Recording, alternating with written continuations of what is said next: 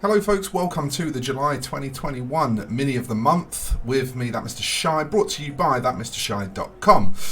We are going to be painting this month, and I'm sure a few of you have seen the spoiler for this by now, this Cyber Bopper, which is a cybernetically enhanced abhuman from the Papsicles Cyberpunk range, which I sell over on thatmrshy.com.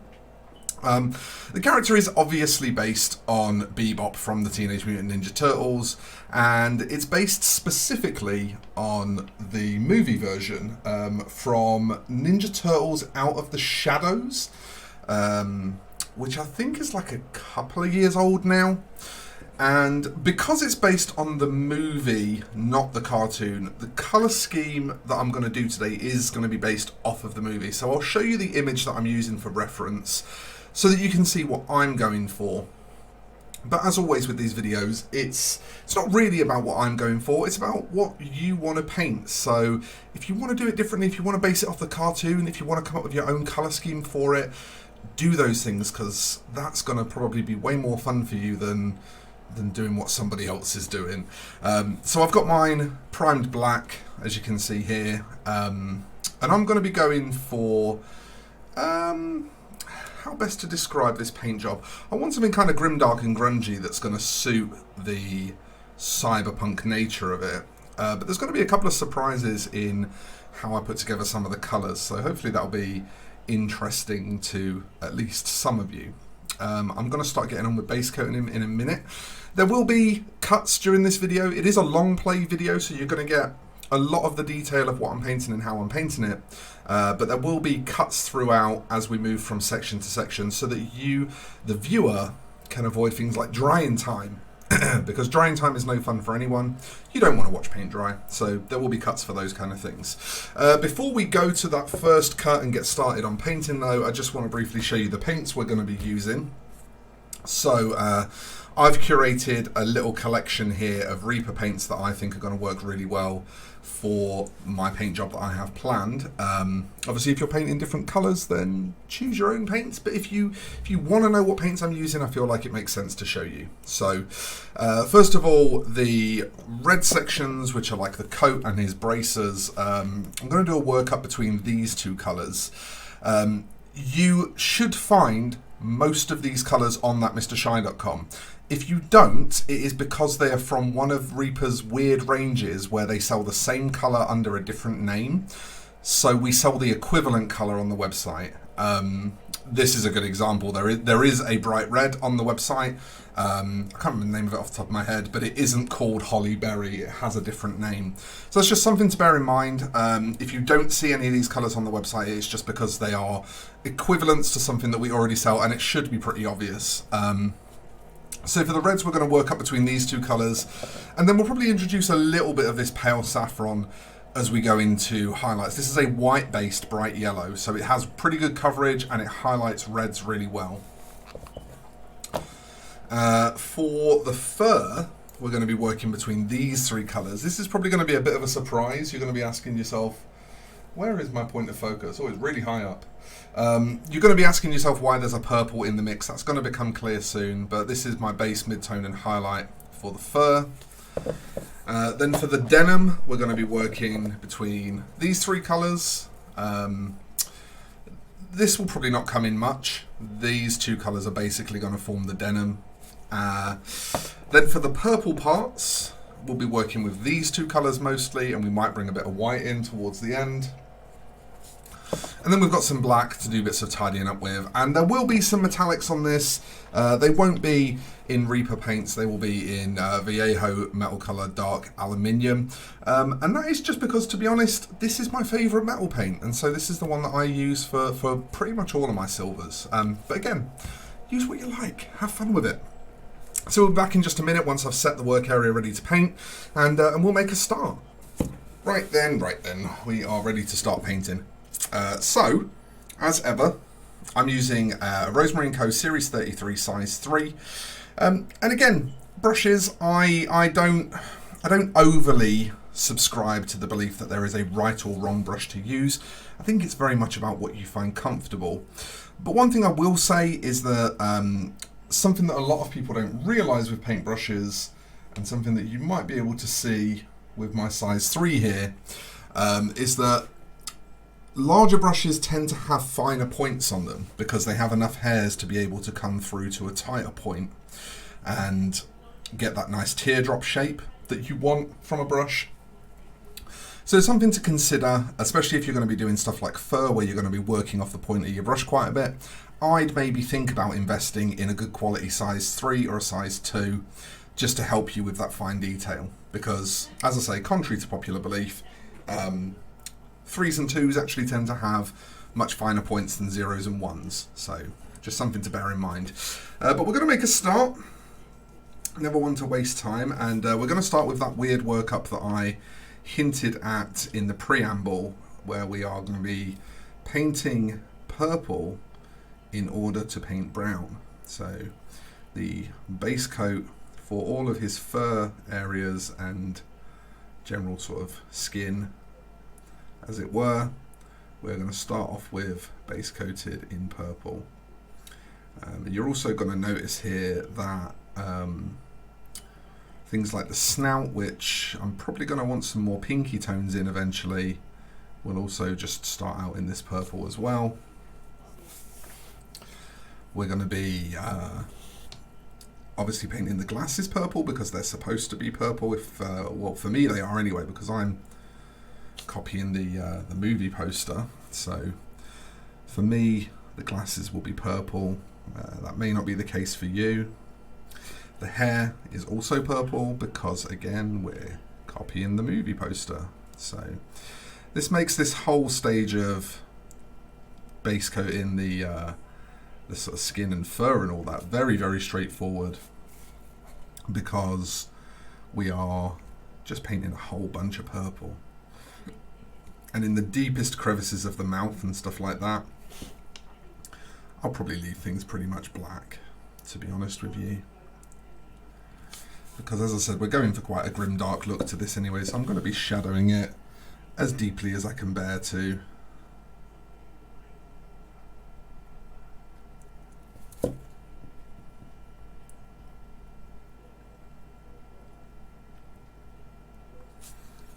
Should be good fun this. I used to watch a lot of Teenage Mutant Ninja Turtles when I was a little boy, and Bebop and Rocksteady were always two of my favourites, just so unintelligent and silly and very ridiculous characters, which is, I guess, a lot of the charm of Turtles, right? I think, for me at least, it was a lot of the charm for that series, was just that it was so over the top and ridiculous and nonsensical, and I think, you know, kids really get a buzz out of that. The real world isn't very interesting to children, is it? They don't care about taxes and jobs and all that kind of junk.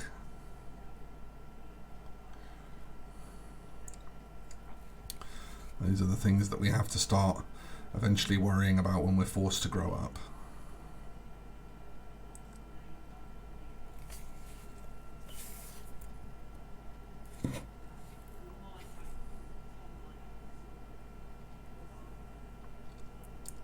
And I tend to give this pre-warning in all of my long play mini of the month videos, because these are long play, they're not edited per se, so they are edited in the sense of, obviously I put cuts in them and I tidy up those cuts, and I usually put transitions between the cuts when I remember to, and that kind of thing. So there's a little bit of editing, but it's very, very minimal. It's really just to make it a little bit more presentable than just a bunch of raw footage glued together. But due to that nature, you know, there will be odd times throughout the videos where you'll notice that I'll go off camera, which is something that, you know, you'll never really see me do much on YouTube. If I do it on YouTube, it's because I couldn't reshoot the footage. It's because I went off camera and couldn't reshoot the footage. But normally for YouTube, I can reshoot if there's a big error like that. But obviously with these, They're essentially, you know, for all intents and purposes, they're kind of like a VOD of a live stream. And much in the same way as if you were watching a VOD of a live stream, you'd skip the parts where paint is drying and nothing interesting is going on. You know, I skip those parts for you. But other than that, the experience both for me making them and hopefully for you watching them is pretty similar to a live stream VOD. And so, as you know, as a result of that, if I go off camera, I can't really just backtrack and reshoot that section because, I mean, I totally could do that, but that would make these videos go from taking me a day to make to probably taking me more like 3 days to make. And, you know, I would not be able to offer Mini of the Month for 10 quid if I had to spend 3 days making it. 3 days making it would be, you can imagine just 3 days of my wages alone would be enough that I'd probably need quite a few people to sign up for it before it even broke even. And so, just due to the nature of how Mini of the Month is made, you will occasionally see me go off camera. I will do my best to get back on camera quickly. I habitually look left to my monitor feed that's showing me what the camera can see. And I am pretty well into the habit of looking over quite regularly, so I don't usually miss it for too long when I'm off screen. But it does happen every now and again, so try to just forgive that. Be patient and just wait for me to notice, because unfortunately, as I say, it is kind of like painting live, where you just will at some points drift off the camera because you're not thinking about it being there. And even the best mini painting live streamers on the internet do it, so it's not something that I really feel too bad about, but it is something that I always try to just pre-warn people of, because it's not something you normally see in recorded videos.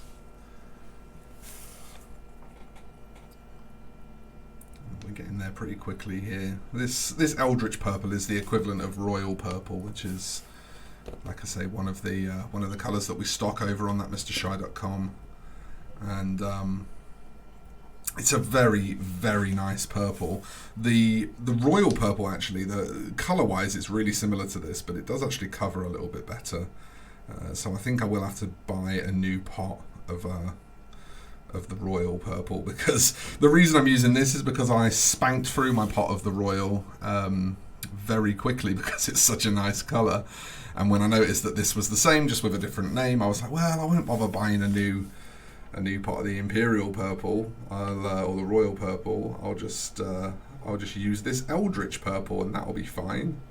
And you know, to a degree it is, but the slightly worse coverage definitely makes a small difference in how long things are taking when I'm using it. So I think I would like to get back to that good stuff fairly soon.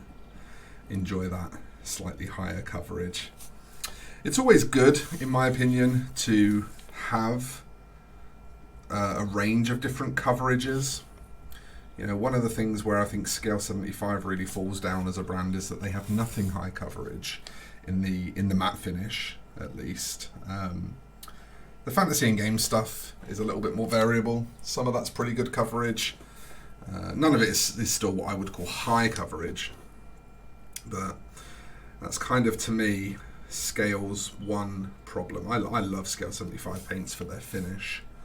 Their finish is wonderful, but in the main Scale color range, there's definitely something left to be desired by the coverage, the availability of high coverage in particular, which is pretty non-existent.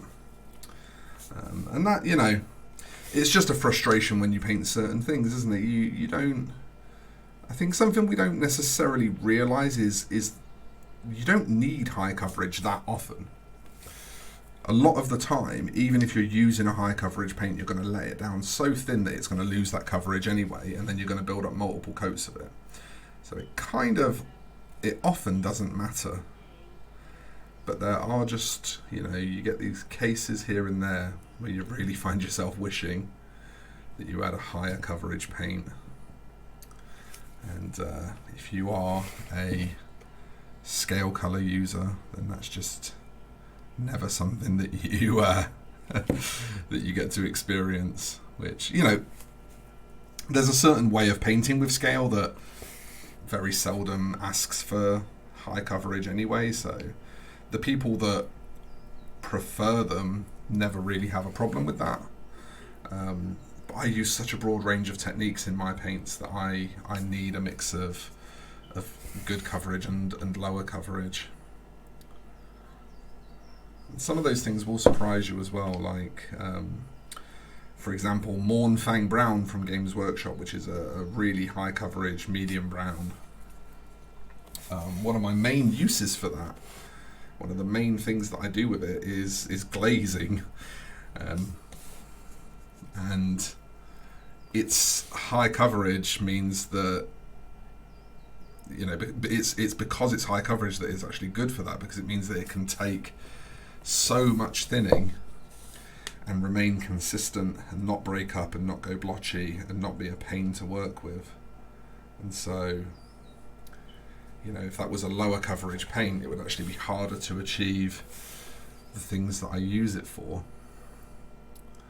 And so it does, you know, it can be surprising sometimes the things that high coverage colours are good for. But I really enjoy being able to sort of flip between lots of different techniques and styles and stuff like that, and so as a result I need a good mixed arsenal of paints at my disposal that do different jobs. And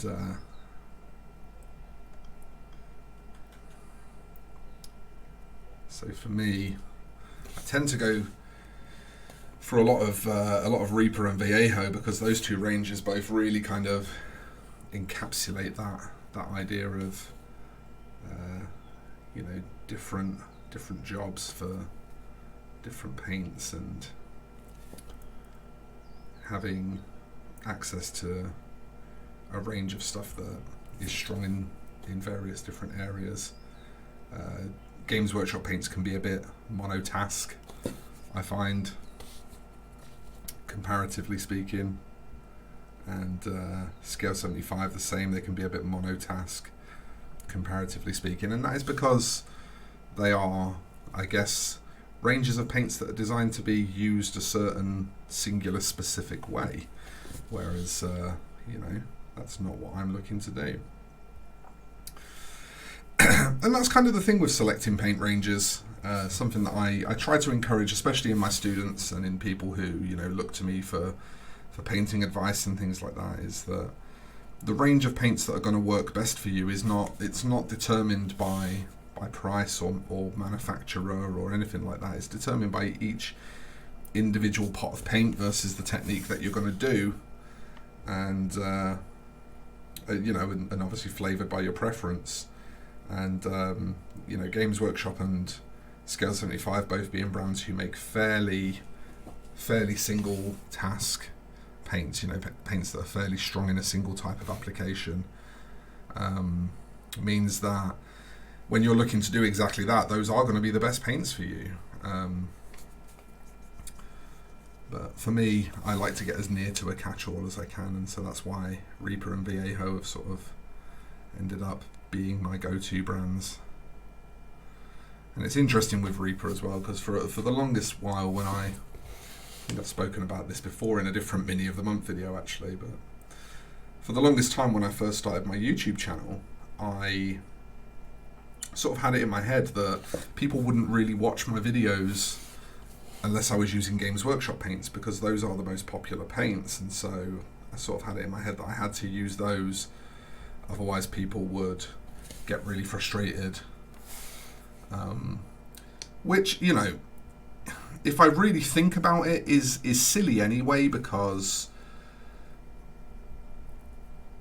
if someone really likes a colour, then they're going to ask if there's an equivalent in other brands anyway.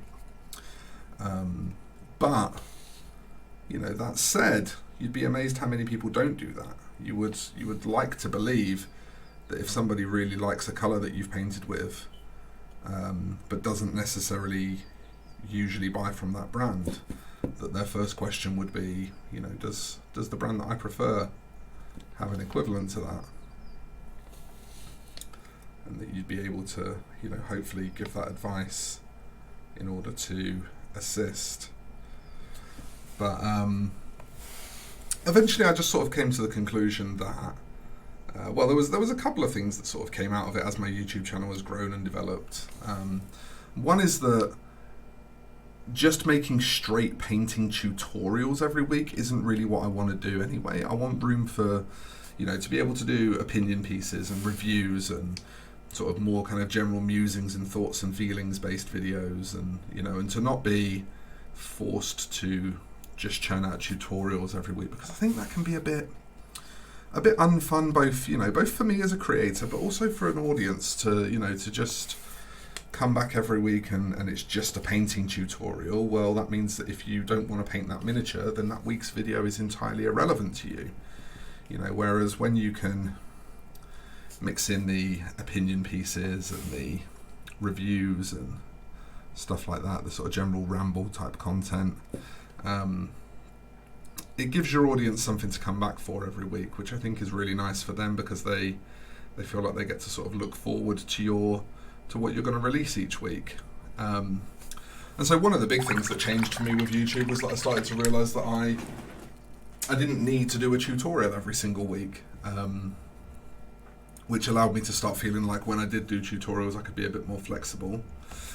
And the second thing is just that you get better results when you paint with the paints that you like, and the truth of the matter is, outside of a handful of specific colours, I don't really like GW's paints that much. So these days I'm using them far less, and the only time I'm really using them now is when they are the, you know, the sort of quote unquote correct thing to use for the job. So either when the customer that I'm painting for has asked me to use them, or when I'm painting a very recognisable colour scheme that sort of relies on them, that kind of thing. So anyway, in about 15 minutes, we've got a few coats of base coat on there now, but I don't want to push it and, you know, slop it on, so I am now just going to cut, let this dry, and then when we come back we'll have some nice flat purple to start working on top of. So I'll see you all soon. Okay, so I'm back. I've got a nice even purple base now to start working on top of, and I want to start building some brown on top now. You may have just decided to base coat this a brown or a grey or a tan or anything like that, and so, you know, this will maybe not be the approach you want to take for it, but I'm going to use, you see here just on my finger, it's not a glaze, but it's not a layer. It's sort of right in between a glaze and a layer. And I'm just going to sort of use this to roughly build up some colour with an element of transparency, but not the same sort of slow, purposeful use of transparency that you would employ with actual glazing. So I'm just building up colour. And what I'm doing here is I'm targeting muscle shapes and building up colour toward the top of them. But I'm also just being careful to make sure that those little sort of track lines between the muscle shapes maintain that nice deep purple, because I want that good high contrast shadow by the time I'm finished with this. This will be one of the slower processes on the miniature, but I do think it's really worth the time investment. If we were to do full fat actual glazing, it would obviously take a lot longer than this, because we'd be probably at about half this transparency level, maybe even a little bit worse. And so as a result, our colour build-ups would take a really long time to take effect. But with this, it's still a little slow. It's, as I say, it's probably going to be one of the longer processes of this entire miniature, but it's certainly decidedly faster than glazing, and that's one of the reasons I favour it, because whilst we do sacrifice a little bit of smoothness, for a start, he's covered in fur, so we shouldn't really, in my head, be aiming for perfect smoothness anyway. But also, that little trade-off in smoothness that we get from not doing a full glaze buys us a hell of a lot in time, which makes this just a bit more fun, you know. One of the least fun things in miniature painting can be when the progress just feels like it's going so slowly and you're getting nowhere. And you never really feel like you're getting nowhere with this technique, you know. You at least feel like paint is going on the miniature and it is changing the way it looks. And that goes a long way toward making it not boring. And so the secret is, much like with glazing, I'm just making sure that I'm always pushing my paint towards the direction I want to build the intensity in. But other than that, I'm just building up these very thin layers of brown over the top of my purple.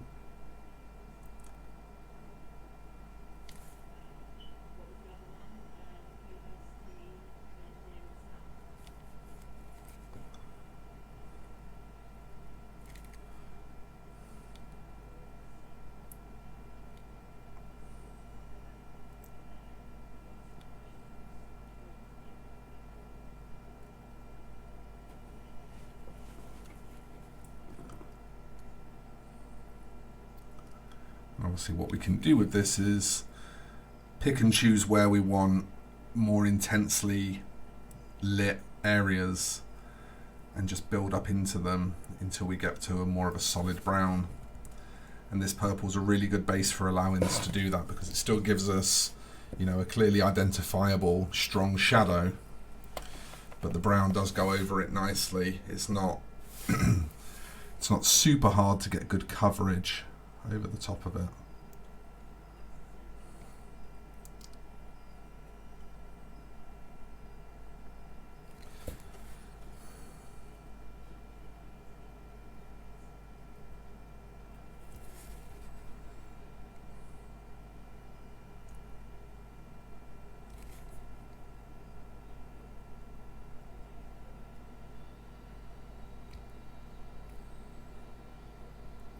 Remember, but this is just building up to a mid-tone, so even a lot of the areas that are on undersides and stuff like that, we can afford to have a bit of this brown present in, because the purple is our shadow, the brown is only our mid-tone, which means we are going to be going lighter than this.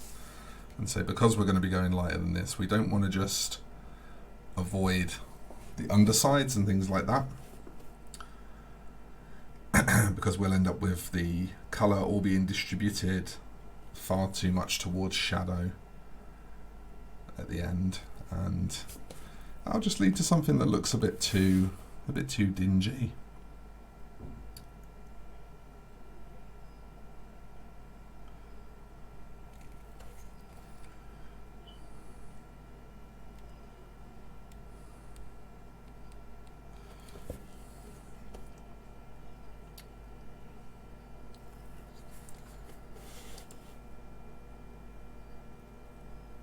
Remember to avoid that Mohican, because that is actually going to be purple. We don't want to add any brown over that.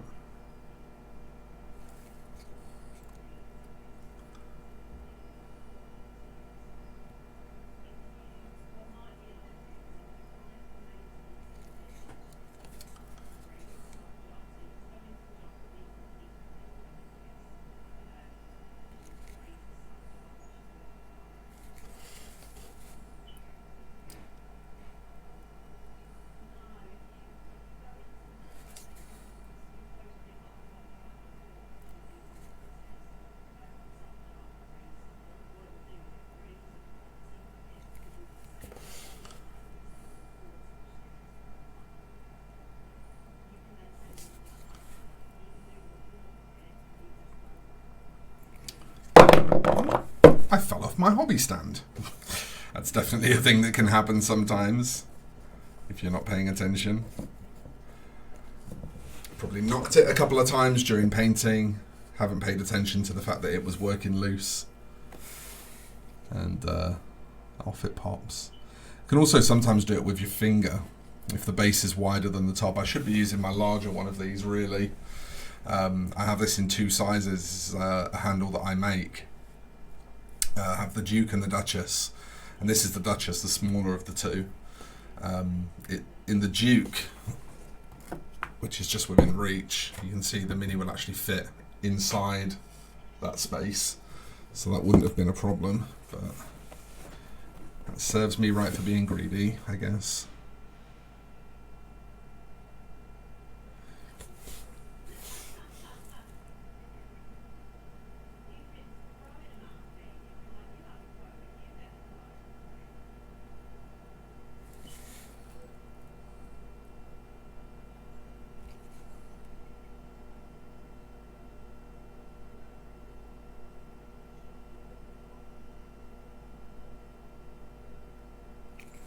Again, remembering that any hair is staying purple, so we've got to pick around his little mutton chops here because they are staying purple.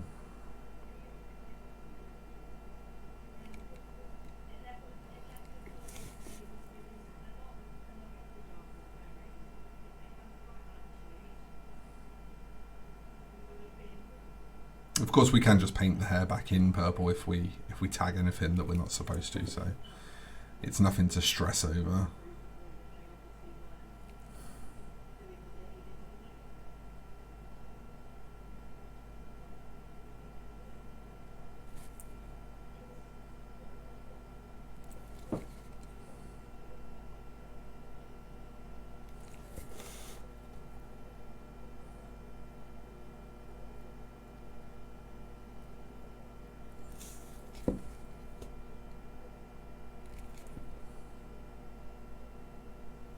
I'm just taking my time really and touring around the miniature. I went for a phase where I used to say that a lot in YouTube videos. Just going to take a tour around the miniature now.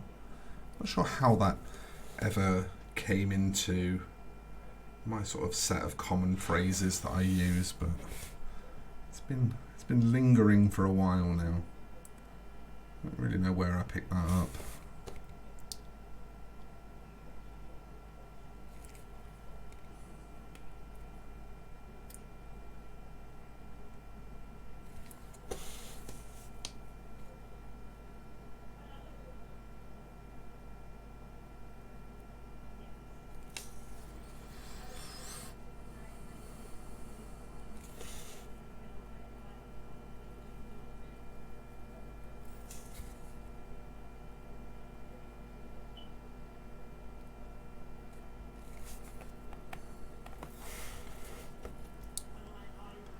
I'm kind of lucky here that there's not really that much of this fur, and that's sort of why it's worth, I think, taking the time to do a bit of a nicer workup on it.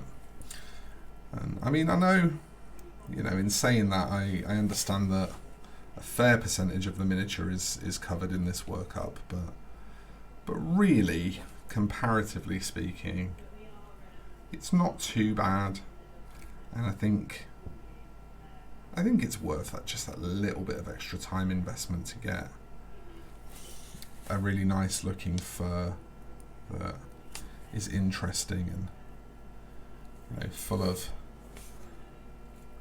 cool colour work. That's always something that really excites me when I paint miniatures, is just the opportunity to do some fun and interesting colour work.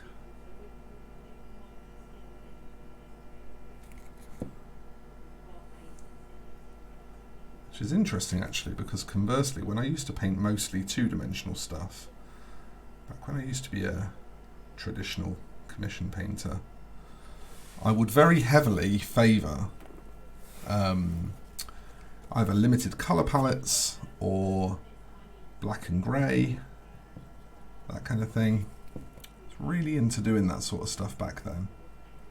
But in miniature painting, I seem to relish the opportunity to really smash through some more complicated, more advanced colour interactions. And I think miniatures present us with a slightly unique opportunity to do that as well, because the individual areas that we're painting are so small that we can afford to do these really rather complicated colour workups and we don't have to commit to so much of it that it becomes a chore. Because in the grand scheme of things, even the largest miniature is, is pretty small compared to a canvas or an artboard.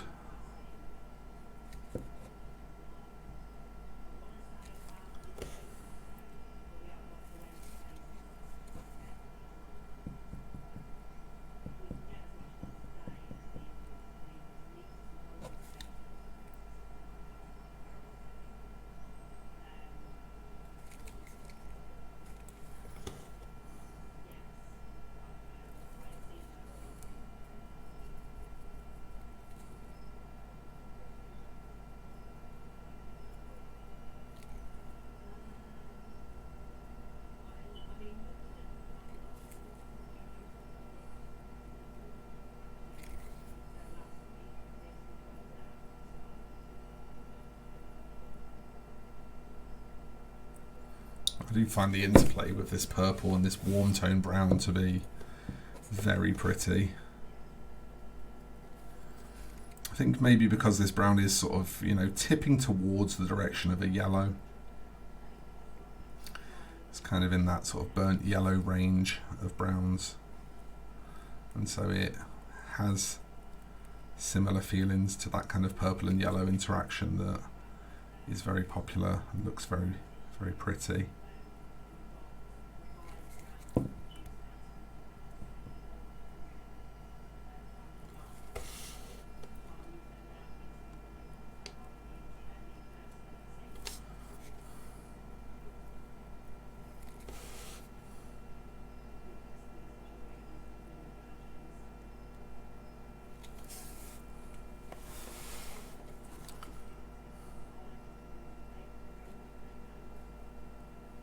You can see that whilst this build-up may have seemed a bit slow at first, we're making pretty good headway. I mean, we've only been laying this on for about 15 minutes, which is about as long as it took us to base coat it. So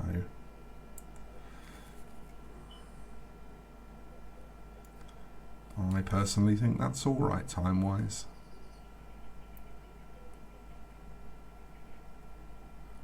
The main gauge for me is always just, am I bored?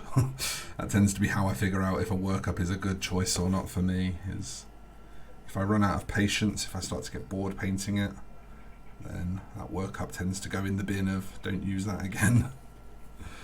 But providing I enjoy it from start to finish, I'm usually pretty happy.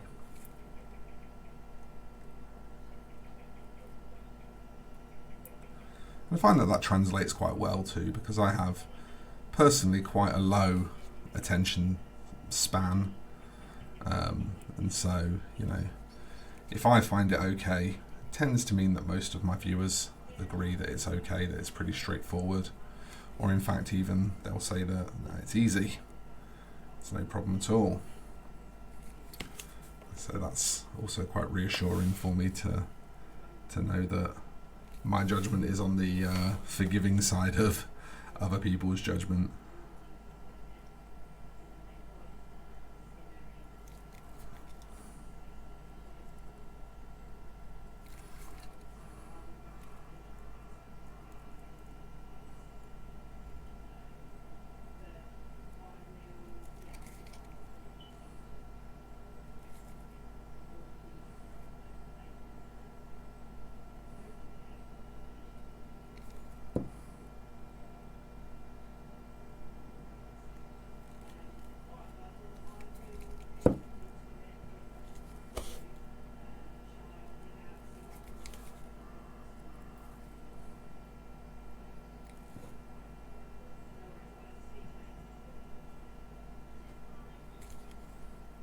Okay, we're pretty close.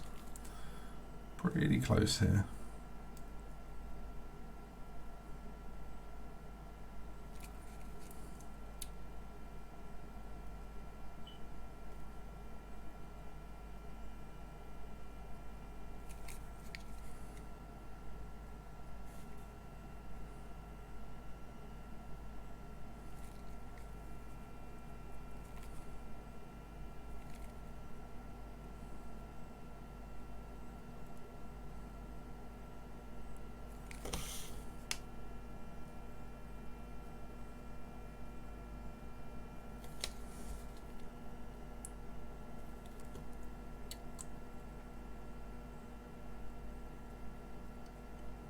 Our aim on this pass is, as I say, just to get these mid-tones established, so we're not far from achieving that goal now.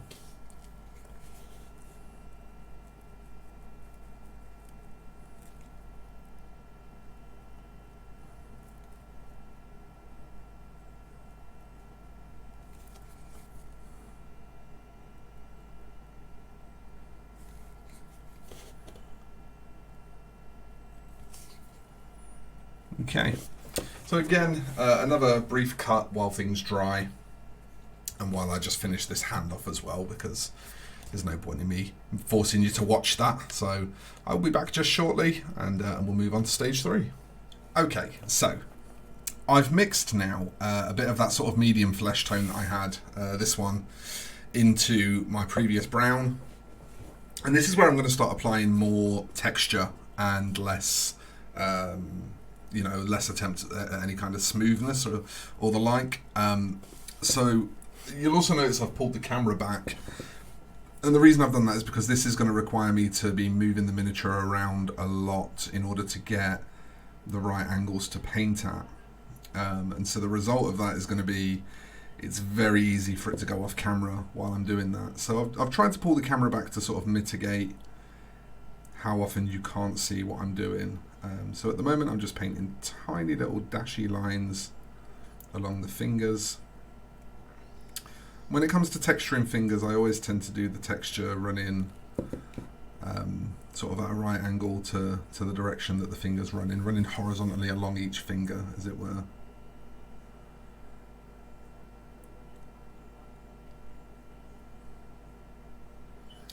This is a pretty straightforward process. It's just lots of using the tip of your brush, which I sort of said at the start would be a bit of a theme for when we get on to painting the fur. It's very much when I'm trying to incorporate texture, it's sort of very much the technique I favour. Right, so first of all we're going to start with the belly, and the texture on the belly is going to be going in a downward direction towards this pile of heavier fur that's already sculpted into the miniature.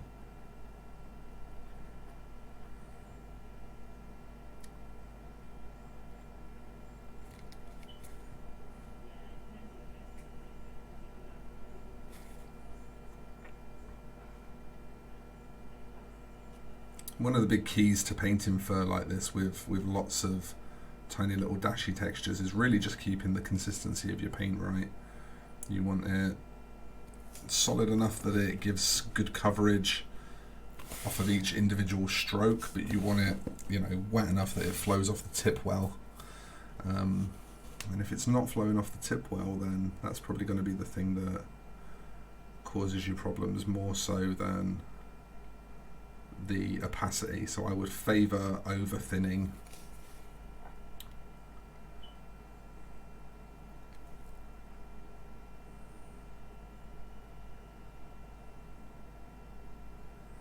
And as you can see, we're just building up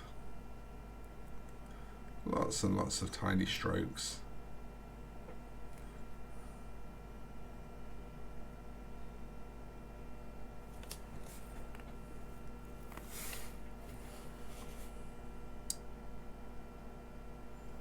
In fact, to tell you what I'll do, I'll just give you a zoom of this quickly just so you can see what I'm doing while I'm on one area, and then I'll pull it back out afterwards. You see we're just laying lots and lots of little stripes in.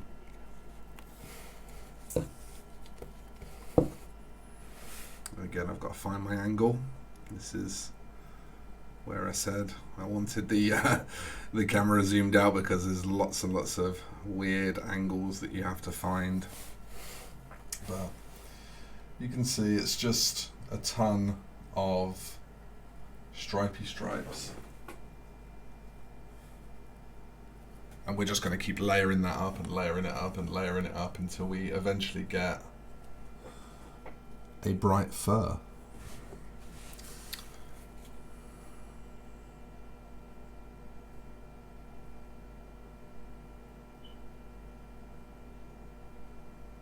It's an interesting thing, working with what I call forced texture. So you have sort of natural texture, which is, you know, the texture of the paint itself, the sort of physical texture that built up paint gets.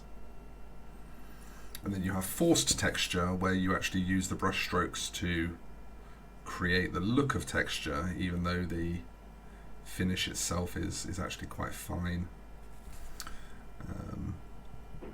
And it's quite an interesting way of painting with forced texture, because you're creating a sort of almost a sense of third dimension on the surface of the miniature that isn't there. And it can be a lot of fun just sort of going through that mental exercise of working out how to do that, learning what looks good. The amount of brush control that you have to learn to do it successfully is always quite good fun. You know, improving brush control is a really rewarding thing, I think, for any painter. When you see your brush control getting better, I think that's always a really good feeling for any painter. And so, you know, one of the best ways to do that is to embrace techniques that encourage you to level up in that area. And so, you know, if you are looking to improve your brush control, then painting like this is a really good way to do that, because what you're going to paint is going to, you know, unless you learn how to place those tiny little lines correctly, it's going to look a mess. And so you will, you know, you'll be forced by wanting a good looking result to really stop and think about how you're placing those brush strokes, which will in turn help you build muscle memory and brush control. And I do genuinely think that that's one of the, you know, one of the more rewarding things that we can develop as painters.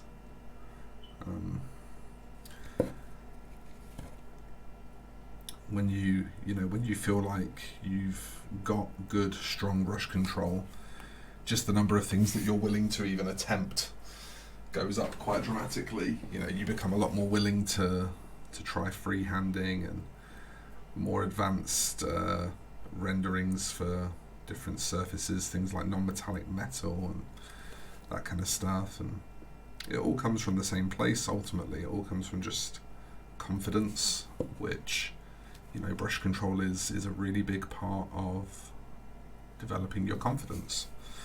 So when I place a lot of emphasis, both in tutorials and even just in casual little paint-alongs like this, when I place a lot of emphasis on techniques like this, generally the reason for that is just because they are good training exercises.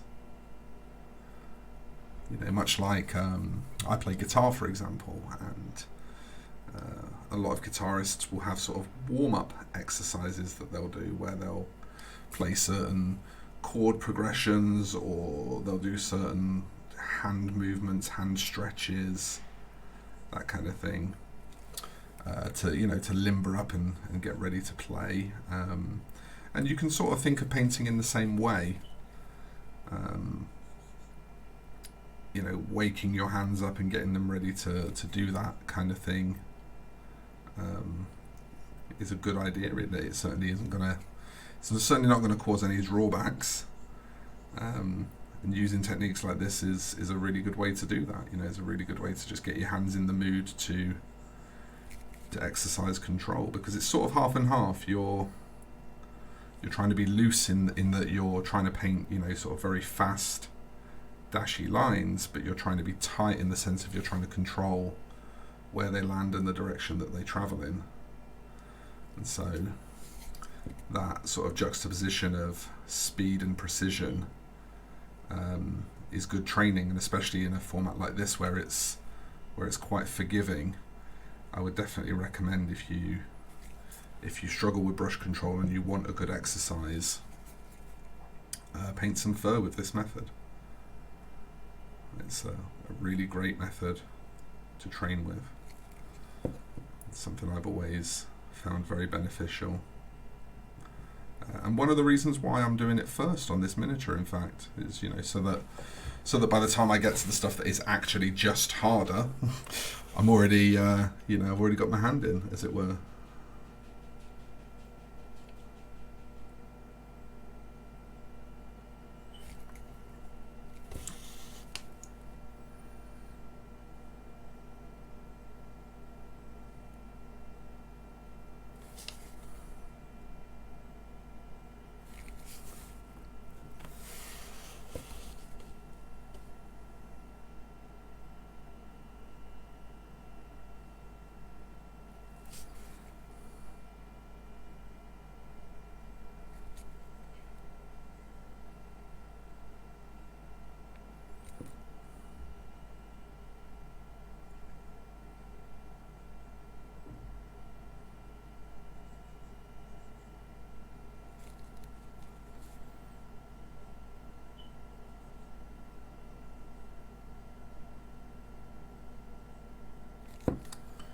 And if you're looking at it and it's sort of not quite making sense to you just yet, then my advice would just be to bear with it for a little while, because it will start to become really clear what we're doing here once we've got a few layers of it built up. But the first couple of layers can be a bit subtle. It can be a touch tricky to kind of see what the point is of painting it this way. So if you are struggling to understand what's happening, do just bear with it a little. Maybe skip the video forward to when I've done a bit more, and you'll be able to, you know, by this point you'll be able to fill in the blanks. This is mostly just watching repetition now. It's not really, I'm no longer really doing anything that I haven't done yet on the miniature previously. So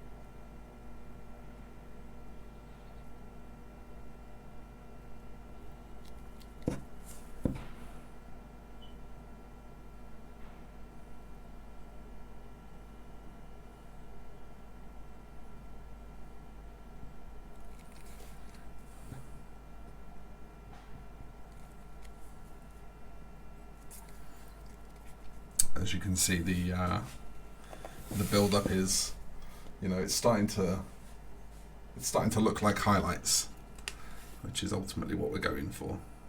We're using a build-up of texture to create a scheme of highlights.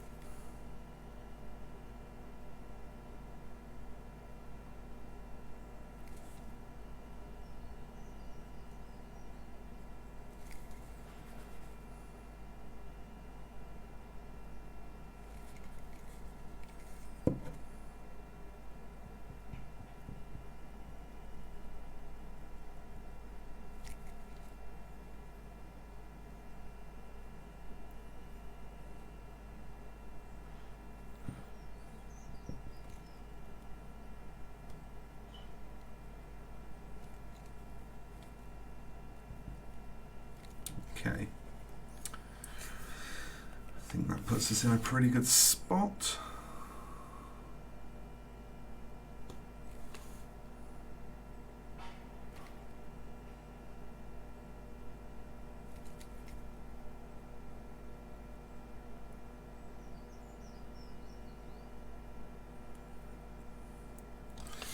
So again, there'll be a quick cut while I mix the next colour, which is just going to be the addition of some more of that flesh tone, and while I tidy up a touch. And then when we come back, we'll carry on. Okay, so we're coming back in on our little friend here now to do more of the same with a brighter colour. And obviously one of the main advantages that we have now is because we're getting onto a brighter colour, The amount of coverage we need to do is lessened. Every time we get brighter, the area that we're covering also shrinks. So whilst the first couple of layers might be a bit tedious, you know, at sort of 15 minutes each, it can seem a bit much. But as we get into it with the later layers, they become far less involved. There's also just a couple of short tusks in his mouth that I'm now getting some paint onto.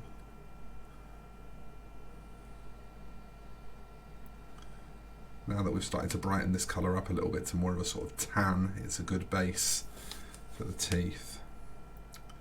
So we can also just block those in.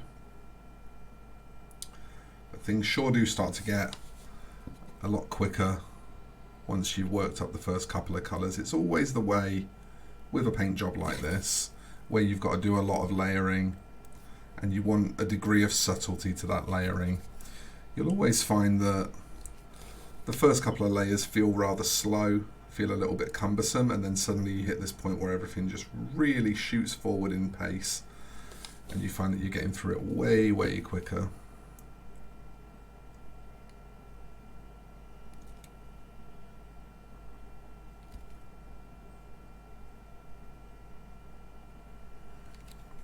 And of course the advantage of that is that it makes the whole thing, you know, you just sort of start to get to that point in the workup where you're like, oh, this is getting a bit tedious now. And then you notice how much faster it suddenly starts going, and it just re-energizes you. It takes away that feeling of, oh God, this is going to take forever, and replaces it with a, well, that was worth it. And I think that's kind of priceless in painting, you know, when you're trying to get through something and you want it to look fairly nice. I mean, we're not going for a competition winning piece here, or at least I'm not. You might be on yours, but I'm certainly not on mine. I just want, you know, a pretty nice looking miniature at the end of it, something that I'll be happy to put on the Stargrave board, maybe as a bad guy, or maybe even as a crew member. So for me personally, I don't want to expend mountains of effort on it, because it's not the end purpose of the miniature. You know, the miniature's not being painted for the purpose of blowing the socks off anyone who looks at it. It's being painted for the purpose of giving me a nice looking game piece for my table, and as long as I've got a nice looking game piece for my table, it's mission accomplished. And so when I'm planning out the type of workups I want to use on a miniature like this and the type of effects I want to achieve, I'm always thinking about that. And I think you should be too. I think that's a really helpful thing to do as a mini painter, is think about what the miniature's for, what its purpose is, and base the complexity of how you paint it on that purpose. And you'll find that what happens when you do that is that you end up in fewer situations where you've maybe put in more than you were actually willing to put in. You know, there's often times as painters where we just want to get something painted and we don't want it to look crap. You know, we want something pretty nice, but we end up getting a bit too obsessed with the it not looking crap part, and we sort of over egg it a bit, and before you know it, you've piled, you know, 3 or 4 days into one miniature and it's still not finished, and you're looking at it, you're like, oh God, I just want to see the back of it, I just want it done. And you never want to end up there when you're painting miniatures, you know, for the gaming table. That kind of stress is something for competition painters to deal with. It shouldn't be something that we have to deal with just to do a hobby. And it's the reason why I don't do competition painting. I don't want to put myself under that kind of pressure. I want to paint at this sort of level. And that might seem like a bit of a strange thing to say. You know, I don't want to paint my best.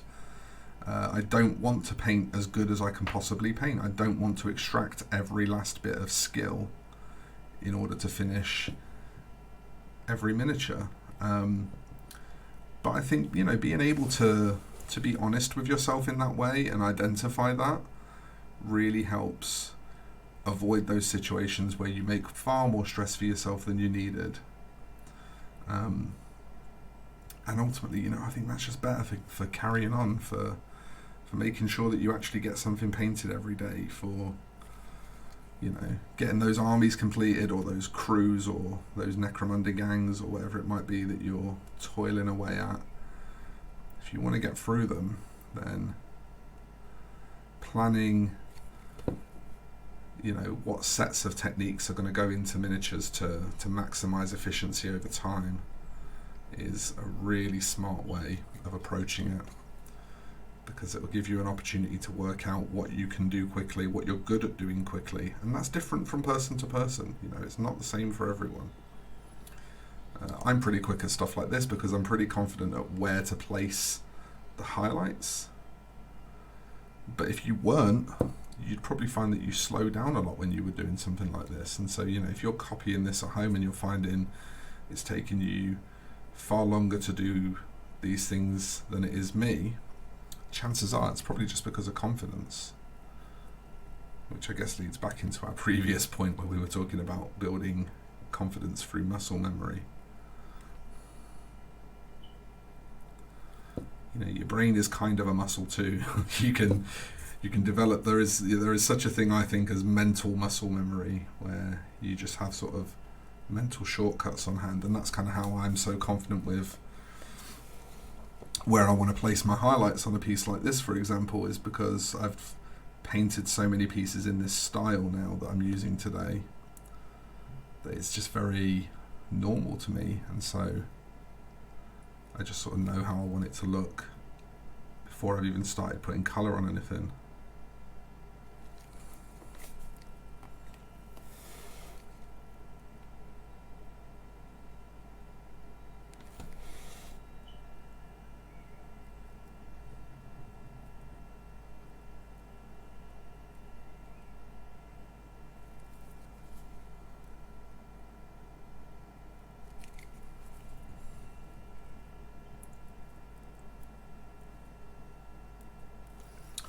These are the kind of things that I tell all of my students is, working on improving your painting is generally only about 10% working on improving your painting. The vast majority of it is working on improving how you're learning and how you're applying what you learn. A lot of us get super bogged down and dedicate loads of time and energy to learning things that we're never actually really going to use. Like, for example, I'm lucky enough that I've been painting for a very long time, so I can do an alright OSL and I can do an alright NMM. But OSL is one of those things that, I almost never paint it, and that's why I can only do an alright OSL, because I've not really practiced it much. Even though I've been painting for 30 years, the number of miniatures that come up where you actually need to paint OSL are so few and far between that even if you wanted to be good at it, you'd have to be cherry picking specific miniatures to paint all the time just to actually have a need to do it. And so, it makes me realize that something like painting OSL, or object source lighting if you're not familiar with the abbreviation, it's painting objects to look like they're emitting light. Is that really something that you want to punish yourself over and, really knuckle down with and have to work super hard on for a really long time?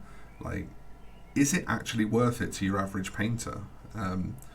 Because to me as a professional painter, it's barely worth it. The time that I have spent sort of working on improving my OSL is barely worth it to me, because I very, very rarely will be commissioned to paint anything that has a necessity for OSL in the sculpt, and I'm certainly not going to voluntarily do it. That's kind of one of the sad side effects of being a professional painter, or at least for some people, is that if something is just a bit of a pain to paint, you're not really ever going to do it on your own miniatures, because when you paint in your own stuff, you're just going to want to enjoy yourself. You're just going to want to chill and, you know, paint the stuff that comes naturally to you. You can see what I mean about that speed increase though. Like, we're almost finished with the third stage of highlights now after 10 minutes, whereas the previous stage was 15. You know, and I've actually technically done a little bit more on this round because I've added the tusks and stuff now. So you can see what I mean about each pass is a little bit faster than the one before it. And the next one will probably be less than 10 minutes. At least I hope it will. Right, this round is probably where we're going to start to be getting quite fine now. I think we'll probably only do one more round of highlights after this. So this is going to be lots of really little strokes now, just towards the top of these muscle sections. And as such, because it's sort of the smallest strokes and the smallest area of coverage, it should be nice and quick.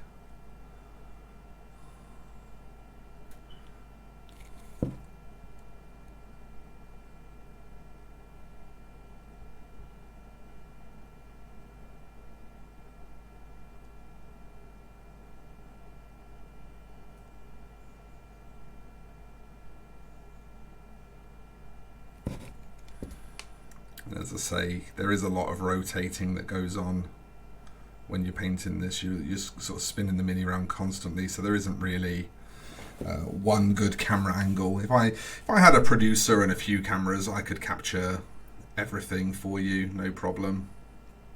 But you would probably need sort of 3 cameras really on the miniature to be able to capture everything. So I do once more apologise for any bits where we drift off the camera for a few seconds. I will endeavour to get back in shot as quickly as possible.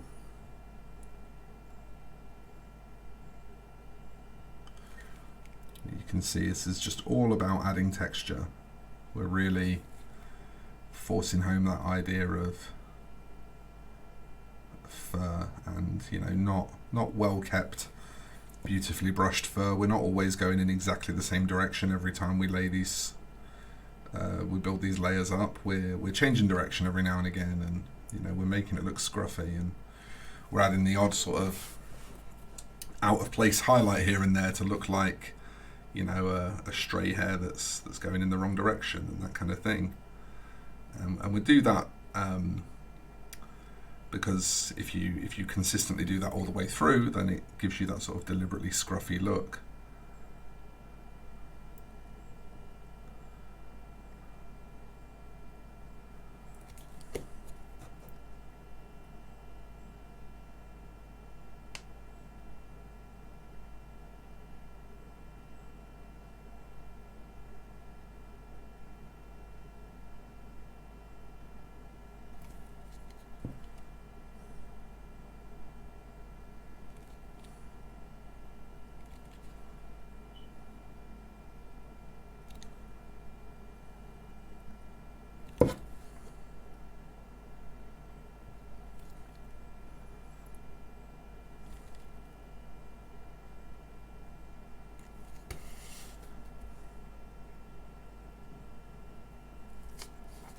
You can see it's starting to get pretty easy now. You know, we're not having to spend very long in each area at all to get a nice dramatic looking highlight.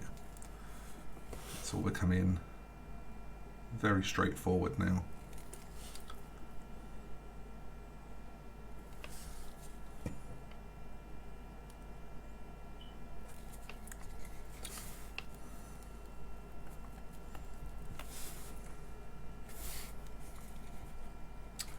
Things like the head, the sort of midsection of the head, we'll stop highlighting, but we will still put a bit of highlight on the top of the head.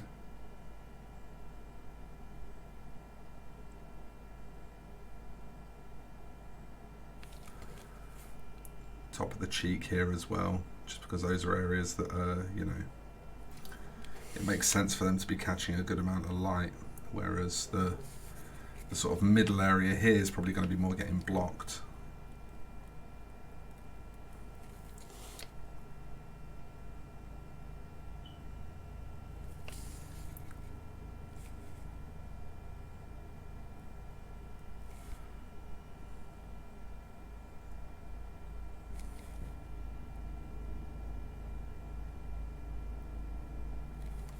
Apologies if you can hear the helicopter going overhead.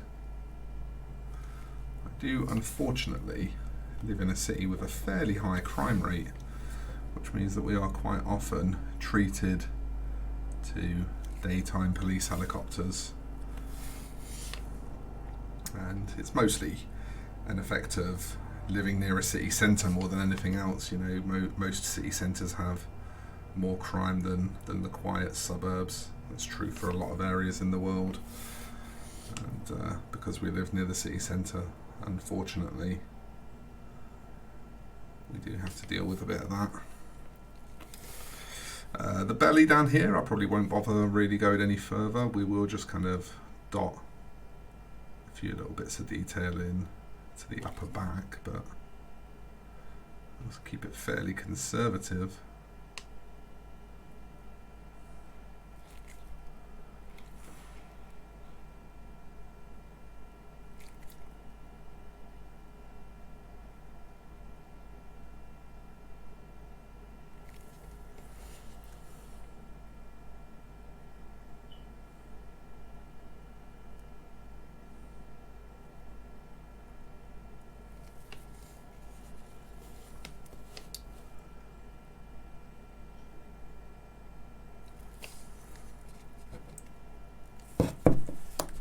Sure that we're actually on the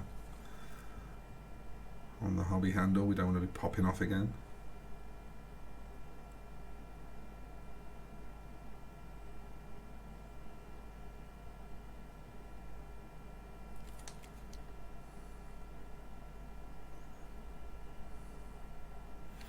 And again, the bits of textured fur here I will continue to highlight anyway, because they are amongst the textured area, and so those highlights will look nicer applied to that texture. You wouldn't want the sculptor to go to all the trouble. Mark, the guy that sculpts these, he's a very talented gentleman. I've had a couple of little chats with him, and we share a lot of the same sort of visual influences and stuff like that, so I really do support his work, and that's why I sell his miniatures. He is by far my most expensive commercial license, but he's worth every penny in my opinion, because he's just such a great sculptor. He comes up with ideas that really, you know, appeal to my millennial nostalgia, and he's very good at capturing these sort of iconic visual cues of the cyberpunk style in particular, which is something I am deeply, deeply fond of.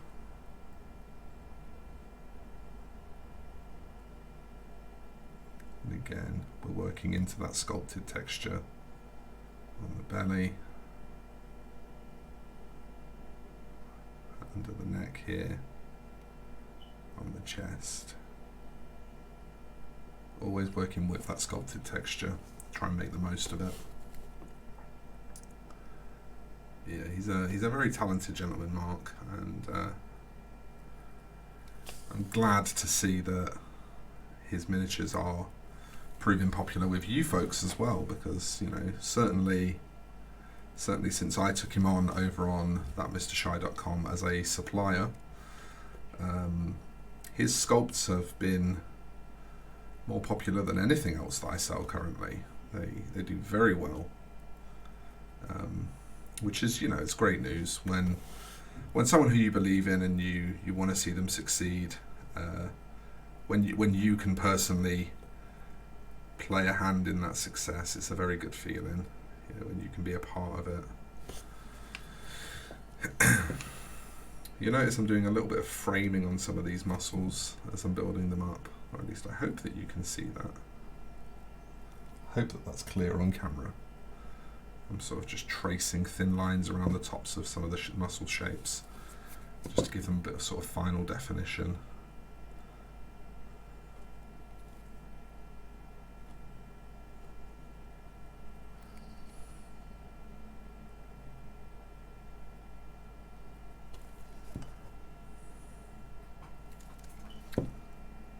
we are.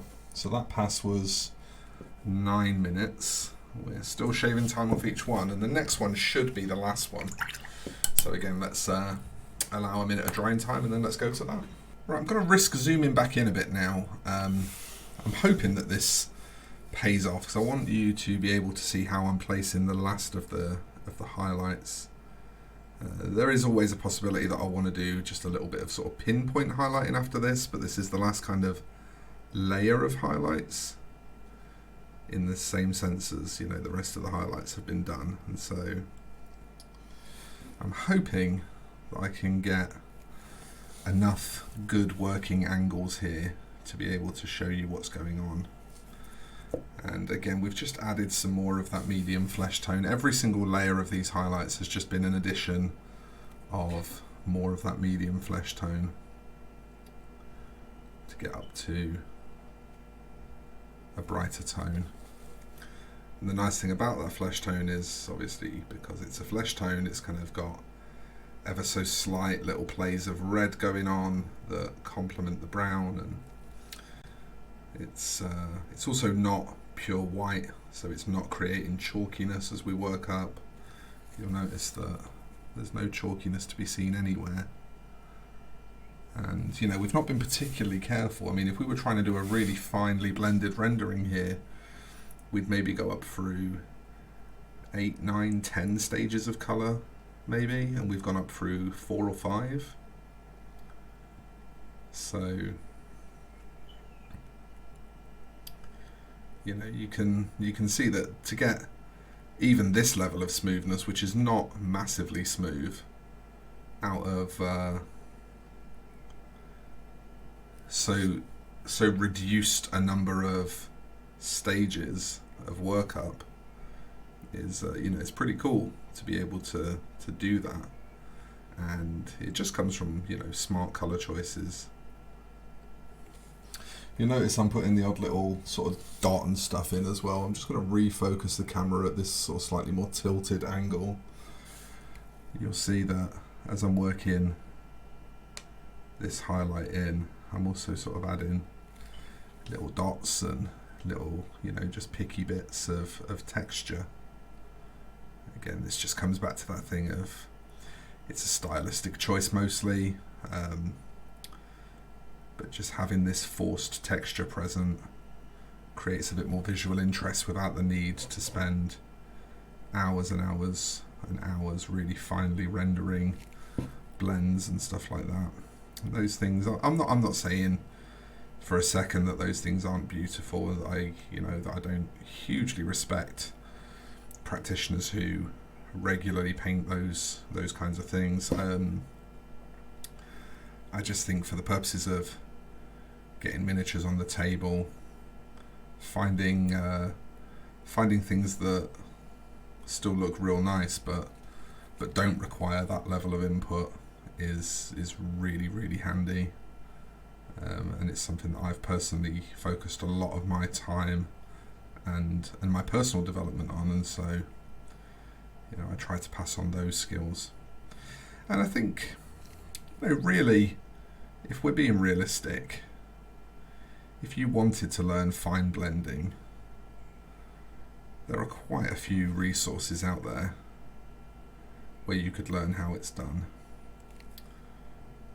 But if you wanted to learn, you know, faster methods for still getting sort of a pretty high quality look to your pieces, but not having to put in that amount of time, I feel like there's a bit of a scarcity of resources of that nature. So, you know, even as I say, in these more sort of chill things that aren't really tutorials, you know, there's absolutely nothing to say that you're painting this even remotely like how I'm painting it.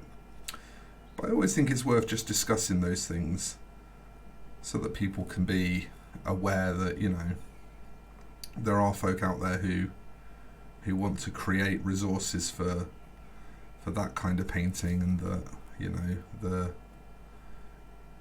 the sort of competition level of painting is not it's not the only way to skin a cat, as it were. Is that the saying? To skin a cat? I don't really want to skin a cat. I love cats. I have two of the little arseholes. And they are magnificent creatures.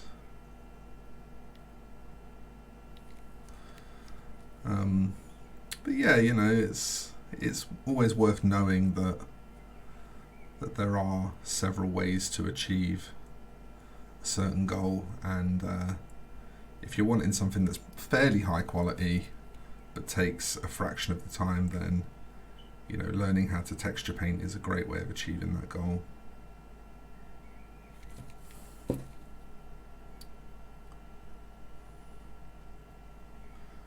And with all that time you save, you can you know, then grab certain select miniatures in your collection that you really do want to push the highest possible level on, and you've got a bit more time to dedicate to learning how to do that, because you've saved so much time on the rest of your miniatures by using a method that is a nice middle ground.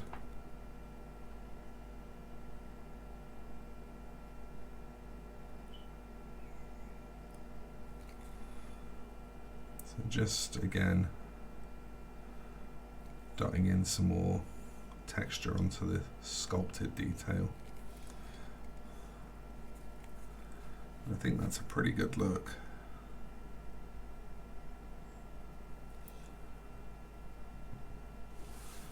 And so what we're going to do now, I'm not even going to put a cut in here, because this is just one final piece of finesse. We're just going to go back to that original purple and drop it all the way down to a glaze.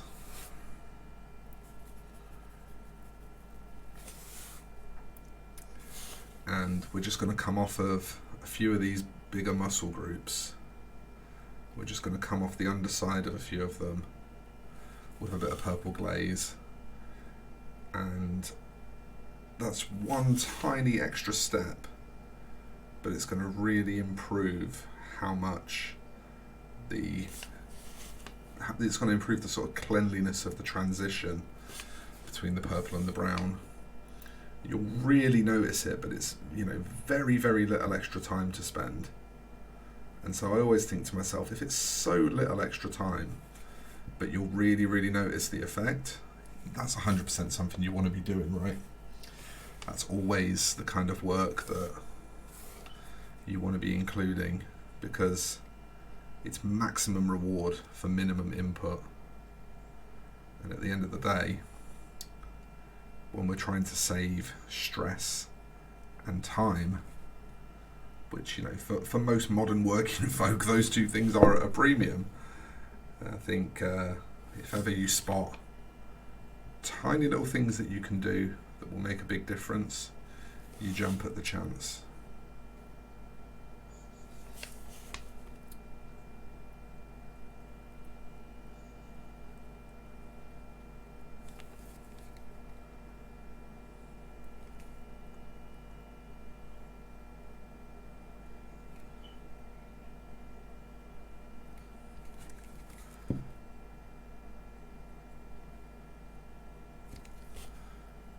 Even up here in the head, you see, we can just smoothen off some of those transitions really, really simply with a little touch of purple glaze.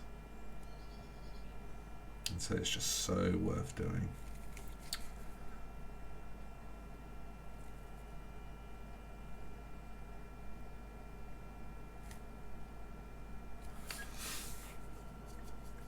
And just grab a little touch of full thickness purple and just tidy up any misshapen bits here and there. Now that we've got that glaze there, it's a little bit easier to do that because we've got a transition going through. There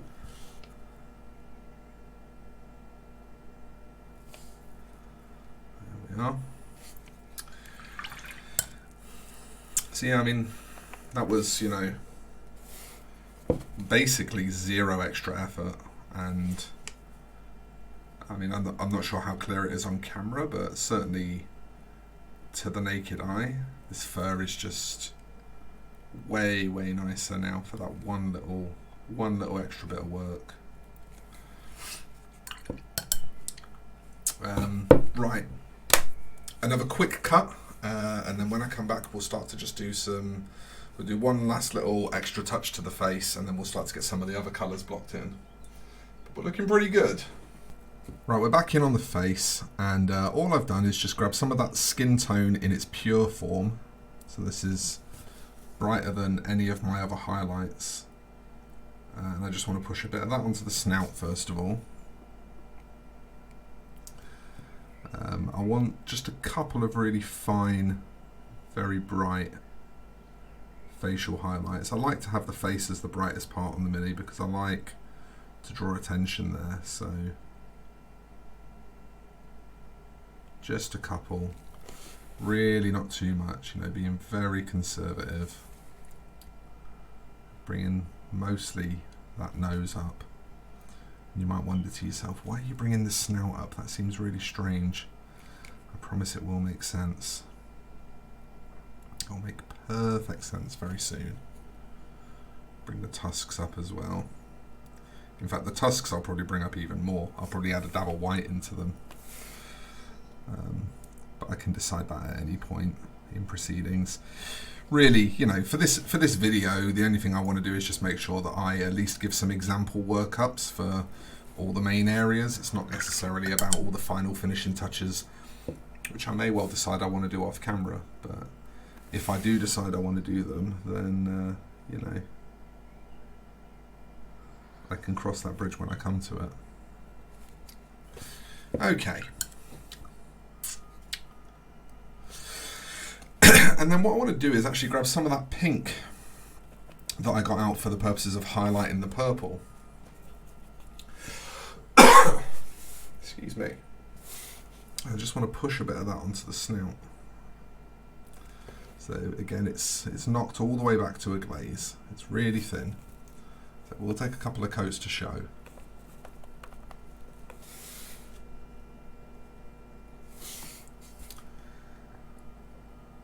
We're just pushing it onto the tip of the snout. And I mean, if you wanted to, you could push a bit onto the ears as well. That certainly wouldn't hurt. Ears would definitely show a bit of redness. But the snout is very noticeable, and so I think it's really worth just a little touch of extra effort. And what's going to happen is, it's really subtle at first, but it's going to start to take on this kind of pinkish hue. You probably won't even see it initially. And then maybe after the third coat, you'll go, oh, there it is. And you'll be really happy that you did it. So that's all we're really doing here, is just allowing that to happen with a tiny bit of pink glaze.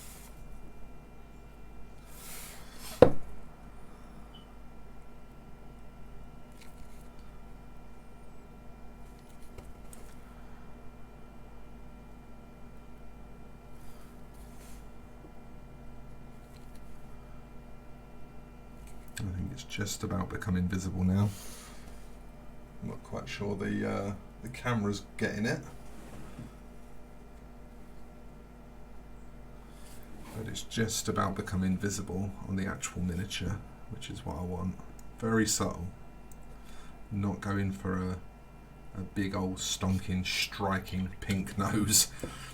Just a nice subtle glow to it, and we can obviously counteract that just by re-pushing the highlights on the very tip.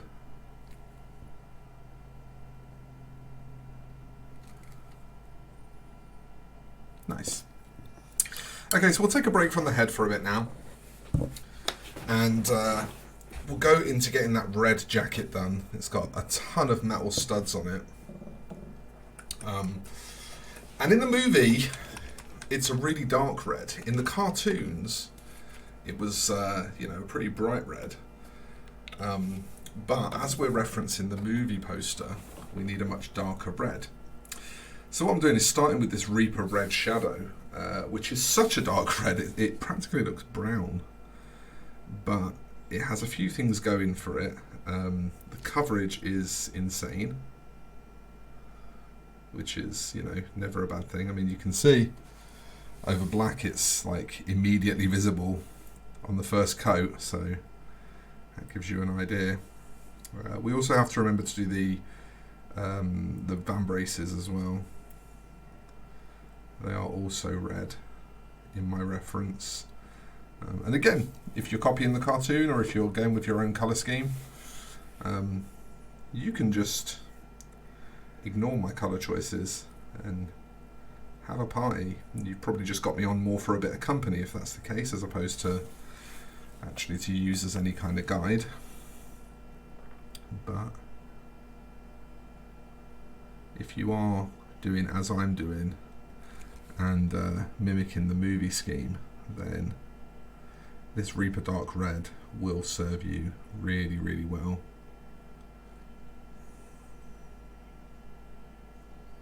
It is quite the impressive paint.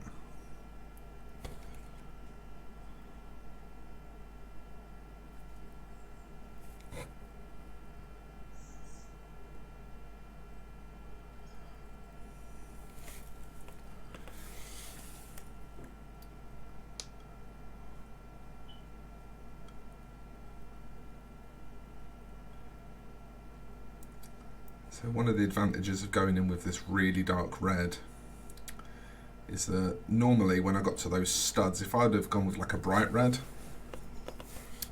then when I got to those studs I'd have had to make sure that I applied a deep shade around them so that they contrasted away after I painted them metal. But with this deep red I won't have to do that. It'll be dark enough that the studs will still be contrasted nicely once the metal goes on. So this colour selection is a couple of things. You know, it's right for the movie poster, which is what I'm copying. It's a paint I like, it's an easy paint to use, it covers well, and it's also dark enough to allow us a little bit of a time save by not having to repaint out around those studs in a dark colour before we paint the metallic over them. So it does us a number of good services here.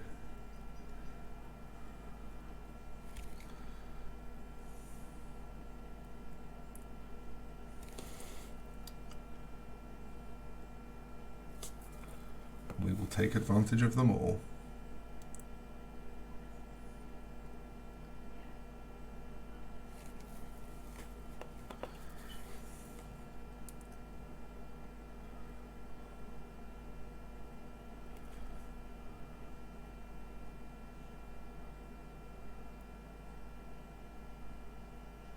Okie dokie.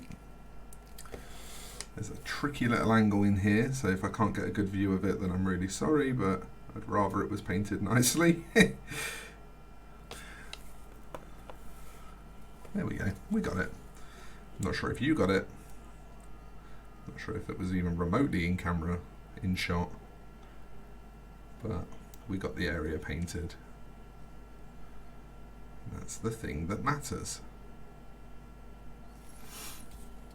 One of the things I really love about this Mini of the Month series, one of the reasons I'm so glad that I decided to bring it to the website, is because as well as encouraging you folks to paint something a bit different every month that you may not have painted otherwise, it encourages me to do that as well. And that's, you know, when I've got all these commissions to chunk through, and as I'm sure you can imagine, it's inevitably a lot of Warhammer because Warhammer's the most popular game, and so it just gives me an opportunity to paint some other stuff as well. You know, it lets me spread my wings a little bit. And so it's really become something that I look forward to towards the end of each month, is, you know, picking a mini for the upcoming month and getting it painted. And the filming's a little tricky, for much the same reason as getting cameras decent for streaming painting is tricky. Yeah, you ask any mini painting streamer and they'll all tell you the getting the camera just how you want it is always the hardest part. But I think if everything else about it is rewarding and worthwhile to you, then it becomes really worth it, right? And I have a great time doing these, so it's definitely worth it for me.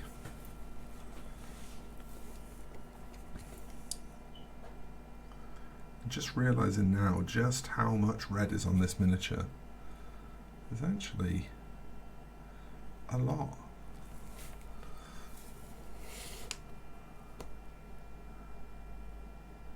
Quite the boatload, in fact.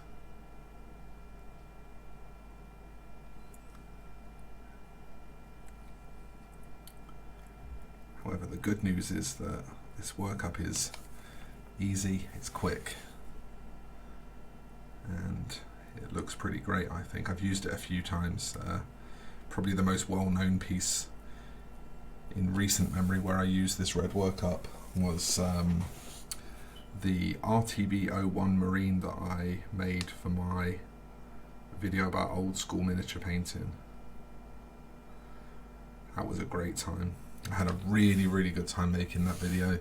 So nice to just sort of cast my memory back to when I first got into the miniature painting hobby when I was a little kid, and you know, I was kind of reminiscing and romanticizing while I was recording it, and it was really enjoyable for me.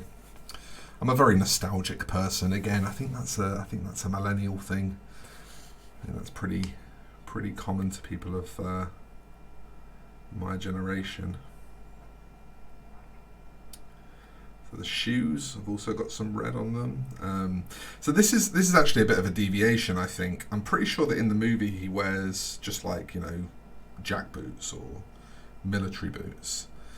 In the cartoon he used to wear sort of red and white chucks, or they looked pretty much like red and white chucks to me. And I don't want to lose that. I think that's such a cool feature. We do not paint enough miniatures wearing trainers, or if you're in America watching this, sneakers. Like, we really don't. And so when opportunities present themselves to paint something sneaker or sneaker adjacent, I am going to take them. I'm going to take them and I'm going to run with them. Because that, to me, is just some good, clean fun.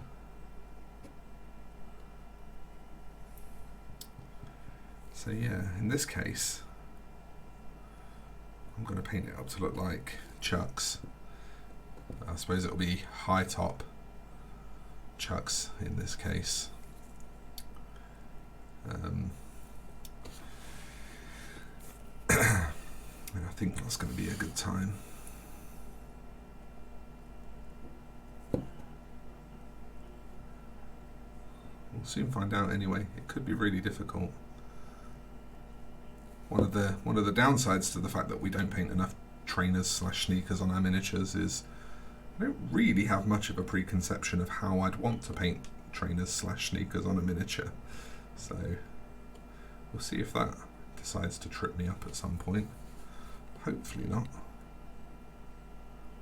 I suppose if I just paint the entire front of the laces red, then all the areas in between them will still be red after I've painted them white, which is what I want.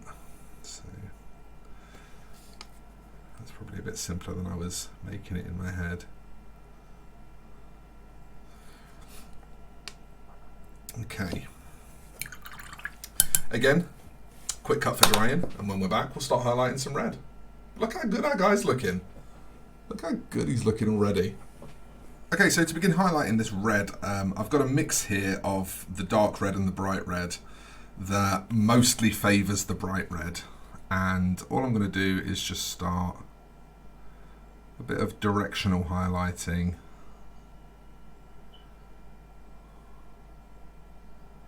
Up towards the tops of surfaces. Now, when Mark sculpted this, he's gone for a sort of fur trim to the coat, which isn't original to the movie poster, I've just noticed. So, I'm not going to ignore that fur trim, but I'm going to leave the dark red as its base, and I'm going to probably just put some sort of browns or creams over it. That won't really matter, that's not going to be an important part of what we're doing, it's going to just be a small detail, so I may well even skip over it off camera. We'll see, we'll see. I like to try and give you as genuine an impression as possible of how long these Mini of the Month minis actually take me to paint, so I do try not to do any actual painting off camera. But invariably what I sometimes do is after I finish them and photograph them and everything, I then carry on painting them a little off camera for my own satisfaction, but that doesn't become sort of part of the published version that the general public sees. It just becomes kind of for my eyes only, as it were.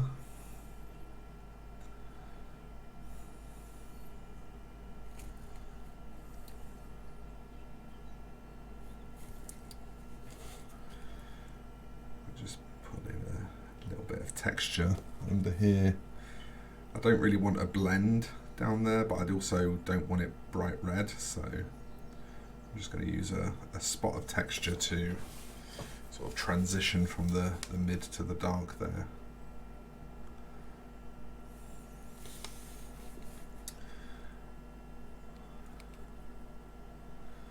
And what this is all about really is, you know, this is a leather jacket, and so in order to give that kind of slight sheen effect that leather has, we need to try and make sure our contrast is quite tight and quite bright. We need to be fairly on the ball with how much contrast we work into this, and make sure that we get those nice little reflective spots. Otherwise it just ain't gonna look leathery. It'll look sort of plasticky, and we don't want him wearing a poncho or a rain mac. We want him wearing a leather jacket, so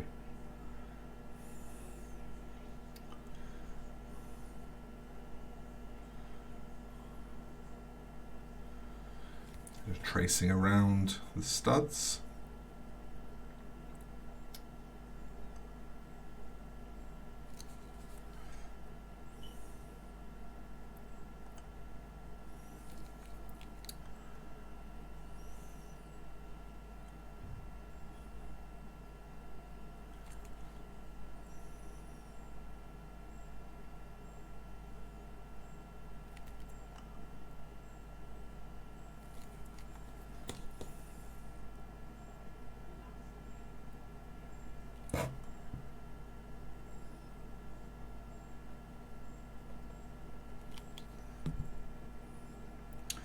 I apologise that my brush keeps clipping the microphone. I'm not sure how loudly that comes over as a click. I'll find out when I start slicing all these cuts together, but I really hope it's not loud and annoying, because one of the tough parts with painting these, and one of the reasons why I sometimes do go back to them afterwards and do a bit extra on them, is I have to have this really crowded setup in order to be able to talk live while I'm painting, because my office is no longer set up for streaming. My office hasn't been set up for streaming for a couple of years now. I'm set up for filming static video, which involves painting without a voiceover and then adding a voiceover afterwards. And so what that means is that when I'm doing my voiceover, I'm actually sat at a different part of my desk altogether, not at my painting area. And so in order to kind of crowd a mic and a camera and the lights and all the necessary stuff into one area, again, much like you'd have if you were doing a stream, it means I'm working in a really sort of cramped little space. And that means that sometimes things happen, like the tail of my brush clips my microphone, or I headbutt my painting lamp because I have to have it so much closer, and stuff like that.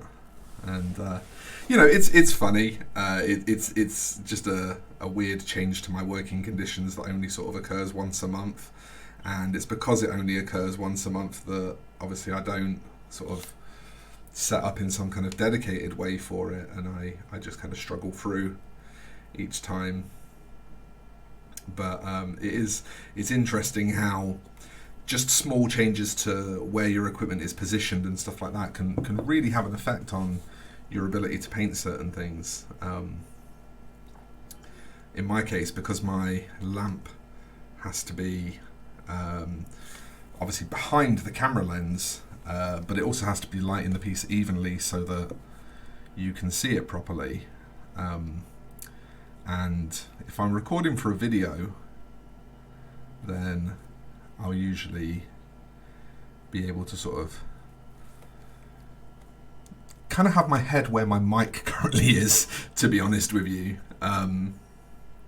which means that my head's kind of got a place to live and I can still get in close.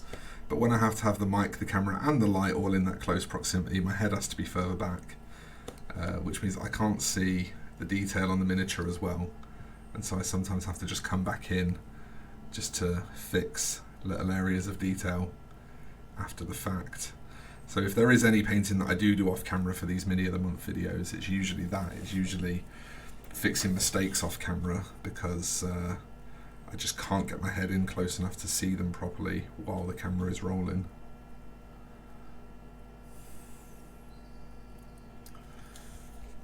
And it's, you know, it's a fun little challenge. It definitely frustrates now and again when you mess up something that you can paint and you know how to paint it, and you sort of went into it with a game plan and you were ready for it, and then you cock it up because you just can't get your fat head in there close enough to do it properly. It can be quite the frustrator, but you soon get over it because at the end of the day, mini painting's just bloody fun, isn't it? It's just a fun hobby.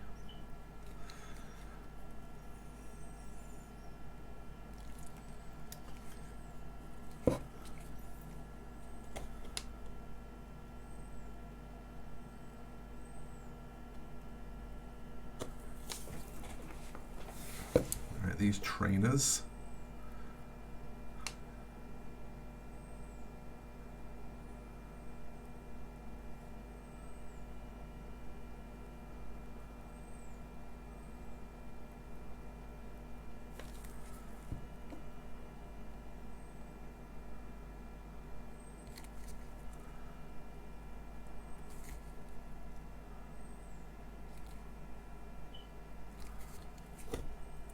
That definitely weren't sculpted to be trainers.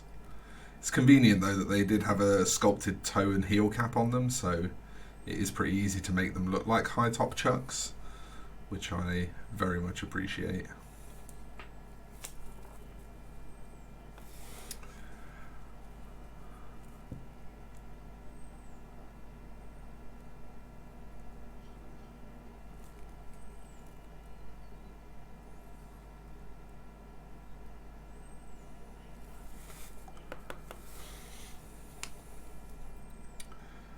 There's a little tricky bit getting into the inside of that foot.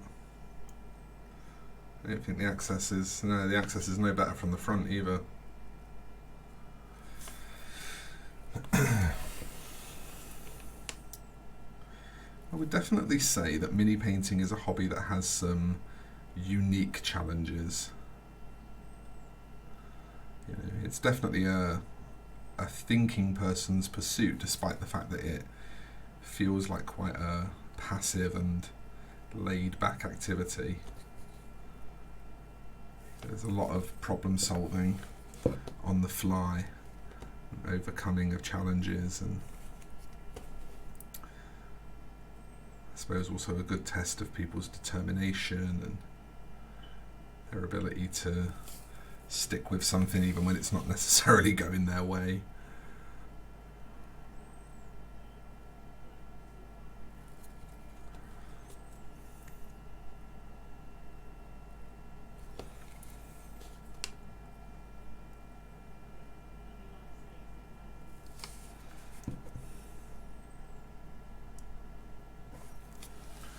Okay, and I won't even cut before we do the next bit of red, because this is just going to be the bright red now on its own.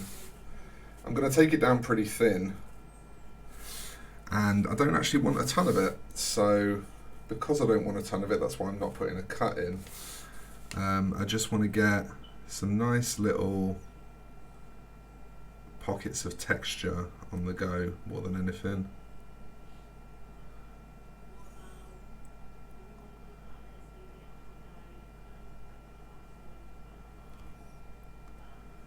So I'm just sneaking in pretty close to edges upward facing edges in particular. And this it doesn't even really highlight it, it just brightens. That's one of the cool things about this red workup, is it gives nice realistic looking reds that aren't full of orange. You do sometimes need a little bit of orange just to sort of put some contrasted little edges and, you know, specular reflections and that sort of thing, but you don't need much orange to make this look right, which means that you get a much more natural looking red.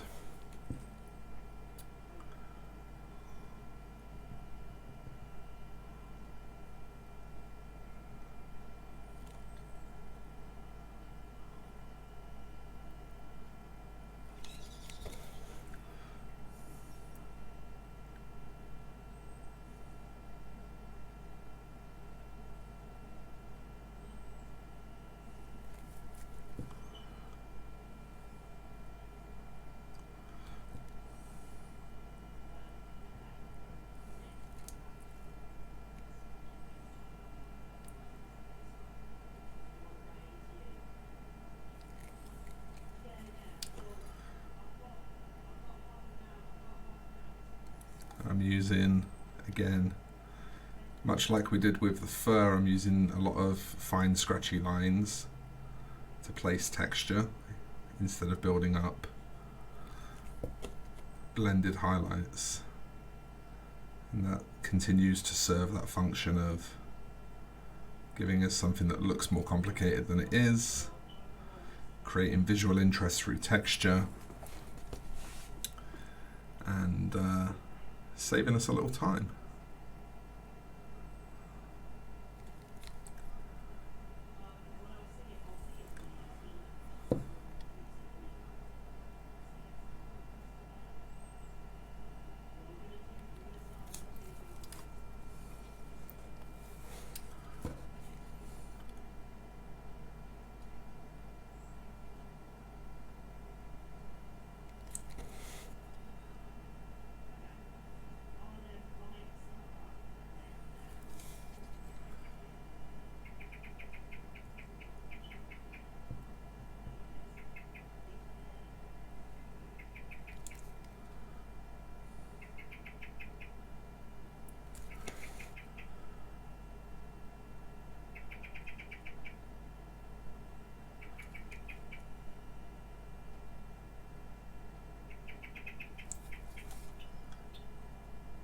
Just keep that build up coming.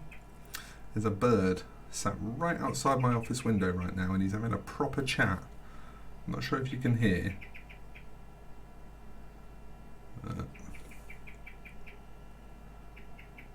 He's really loud. He's having a proper little chat. Creating some ambience while I paint a mutant warthog.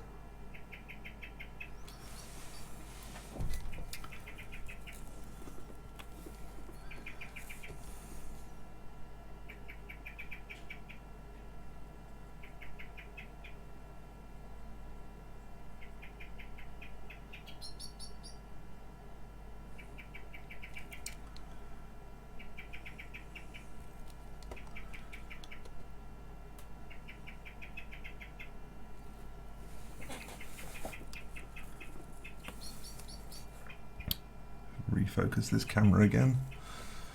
I feel like I'm refocusing the camera a lot today.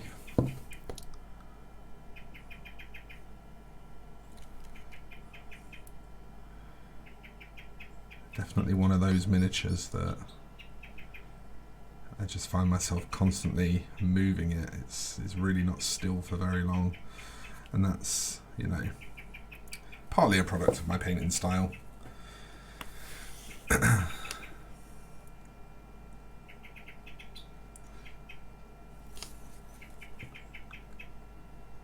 He is starting to look real good. Very, very happy with how he's looking. So there's good news on that front.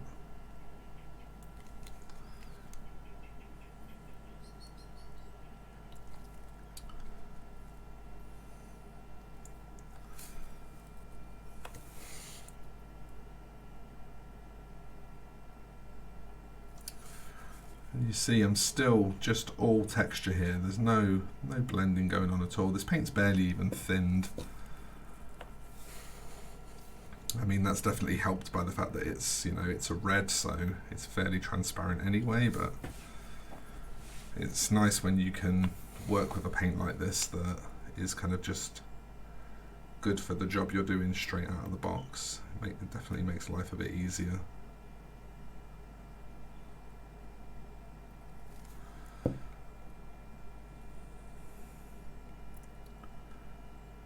Allows me to just get these highlights all mapped in pretty quickly and painlessly and know that they're going to look right.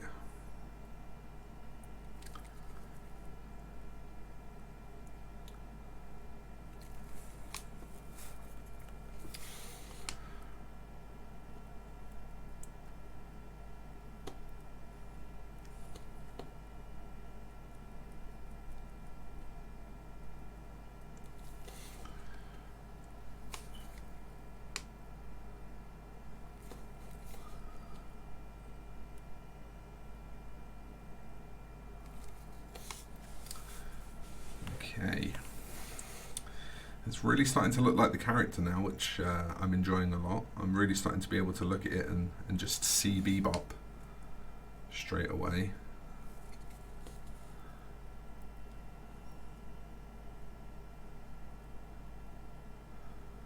The idea of reimagining classic characters through a cyberpunk lens is, again, it's another thing that Papsicles are really into, and I really enjoy it, you know, because it's not just a copy of a character, it's not just a straight lift of a character, which I think is, you know, it's not really what I want to see in the world of miniature painting. It might be what some people want to see, but for me personally, that's not. I think that, you know, people should be able to feel comfortable that their intellectual property is theirs. But being inspired by something and making something new from it, I think, is a beautiful thing.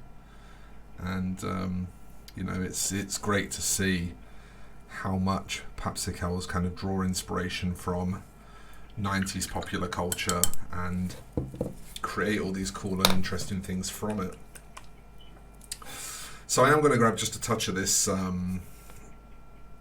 pale saffron now. This is the white-based yellow that I mentioned earlier. And I said, you know, I don't want a ton of these kind of really orangey looking highlights, but I do want texture, and I do want just, you know, really good contrast. So I'm going to make an orange, but because I'm using this pale saffron, it will kind of desaturate it slightly anyway. And what I'm actually going to use this for is just to tap in just some little hints of kind of reflecty, specular highlighting, and just some little cool effects here and there.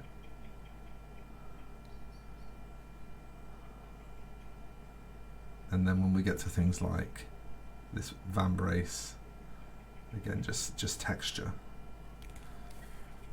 you know, just honest to goodness texture. So we don't end up with this really orangey looking red, but we do end up with good solid contrast, and we do end up with, you know, nice scratch marks and stuff like that, which really complement the look that we've created. And, you know, because it's cyberpunk and because it's all just a bit ramshackle and a bit beaten up, it works. It creates a, you know, a cohesive look that fans of the genre recognize and identify with as being cyberpunk, and we're able to keep that sort of cohesive cyberpunk look throughout the whole miniature. And majority of it just requires us to be consistent, you know, to make sure that we're applying texture to everything and that we are giving that same sort of rough, lived in kind of look to all of our bits and pieces. And as long as we stay consistent with that, we get a really good finished piece, I think. And I do think we're headed for a pretty good finished piece here.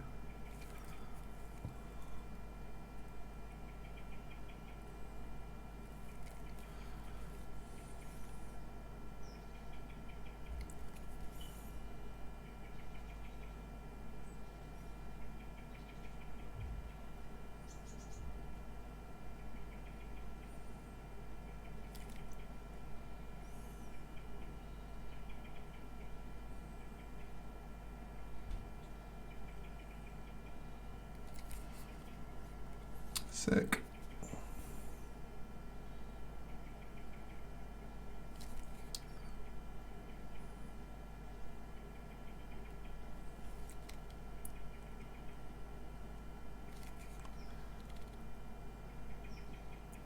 Lots of work off the tip of the brush. You'll, if you've got this far in and you've been doing what I've been doing, you'll be really glad at this point if you did buy yourself a size 3 brush before you started doing this. Just so that you've got that good, strong, fine tip that can, you know, can withstand the abuse of working this hard, but is also fine enough to pick out all those little bits of detail. That would be a big ask for some brushes, for sure. Right, next we need to, I think I want to base coat the jeans next. Because this is probably going to overflow into 2 days in the real world, and I'm getting to the end of the first day now, so I think that's going to be the most effective thing that I can get done in the time left to me. So let's grab Sapphire Blue. Getting a lot of value out of this part, we haven't had a cut in ages. And we're going to use Sapphire Blue here to base coat his jeans. I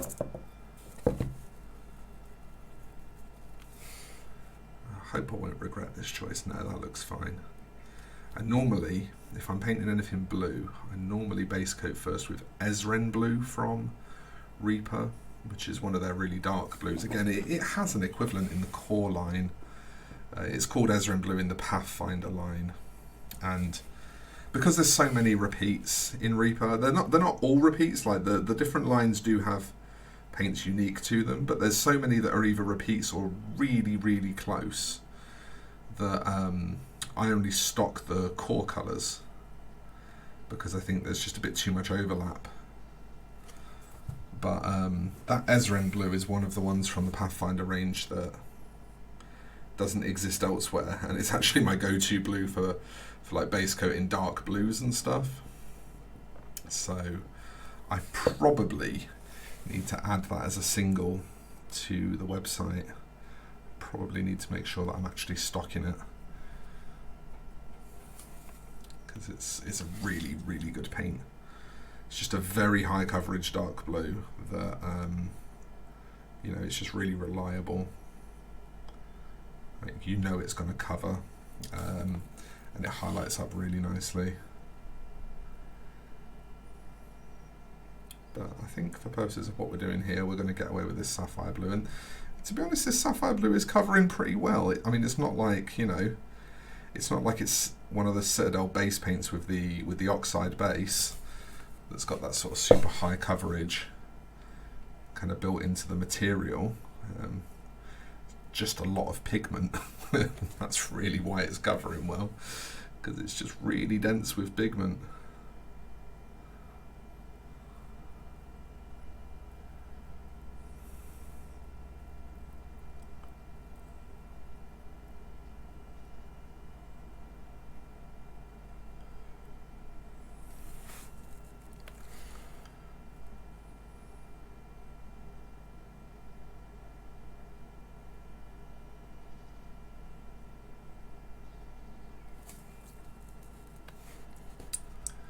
just working my way around, getting a nice even base coat on this.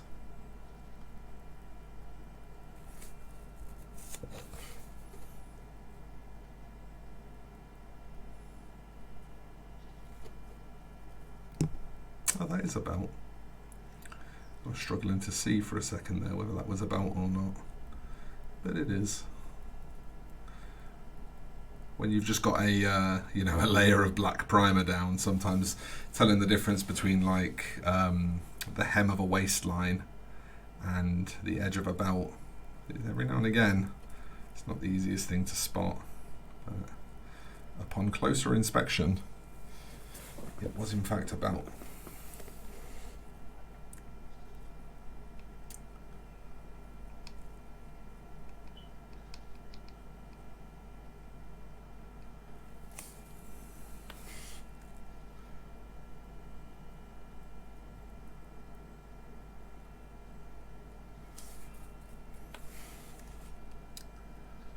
Unfortunately, we've got quite a few studs on these jeans that I might not get away with painting without pre-blacking them out. We'll see. We'll see. I may introduce one more paint into the mix. I might grab some GW Nuln Oil and just paint them silver and then Nuln Oil them and let the Nuln Oil sort of run down to form a little shadow at the base of each one. I'm not the biggest fan of painting studs that way, but it might be the smart way to paint this. Some things, even those of us that do this for a living, we make them up on the fly, you know.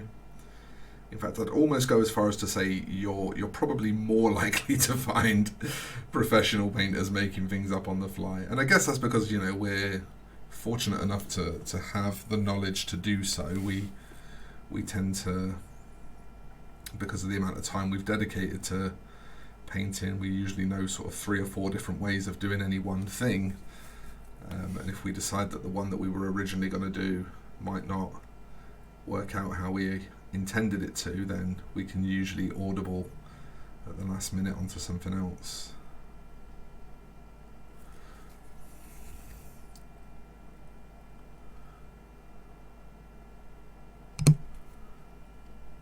That is a belt loop. That is a belt loop. There is actually a really thin line up here that needs to be blue. We can paint the belt back in. Well, in fact, we've got to paint the belt back in because the belt is dark brown. It's got studs on it again, but the belt is dark brown, so we'll be painting it back in either way. But I mean, you can see, you know, we're really starting to get a character that looks like Bebop now, which is one of the main reasons I wanted to do the jeans next, because I felt like it was the sort of final thing that would push this into looking like the reference picture. And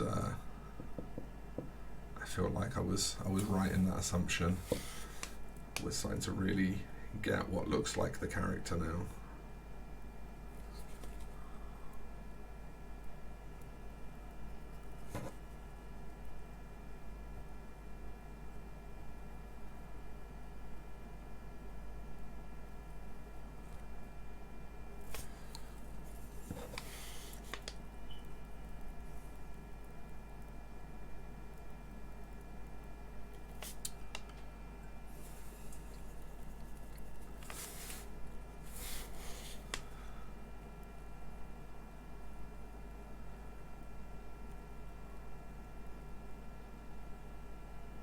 Yeah, I think 2 coats with just a few small touch-ups from this sapphire blue over black, which, you know, for a blue that, I mean, this is pretty much bang on the same colour as GW's Calidor Sky, and Calidor Sky is a base paint, and I would still want 2 colours over black, 2 coats, sorry, over black, 2 colours.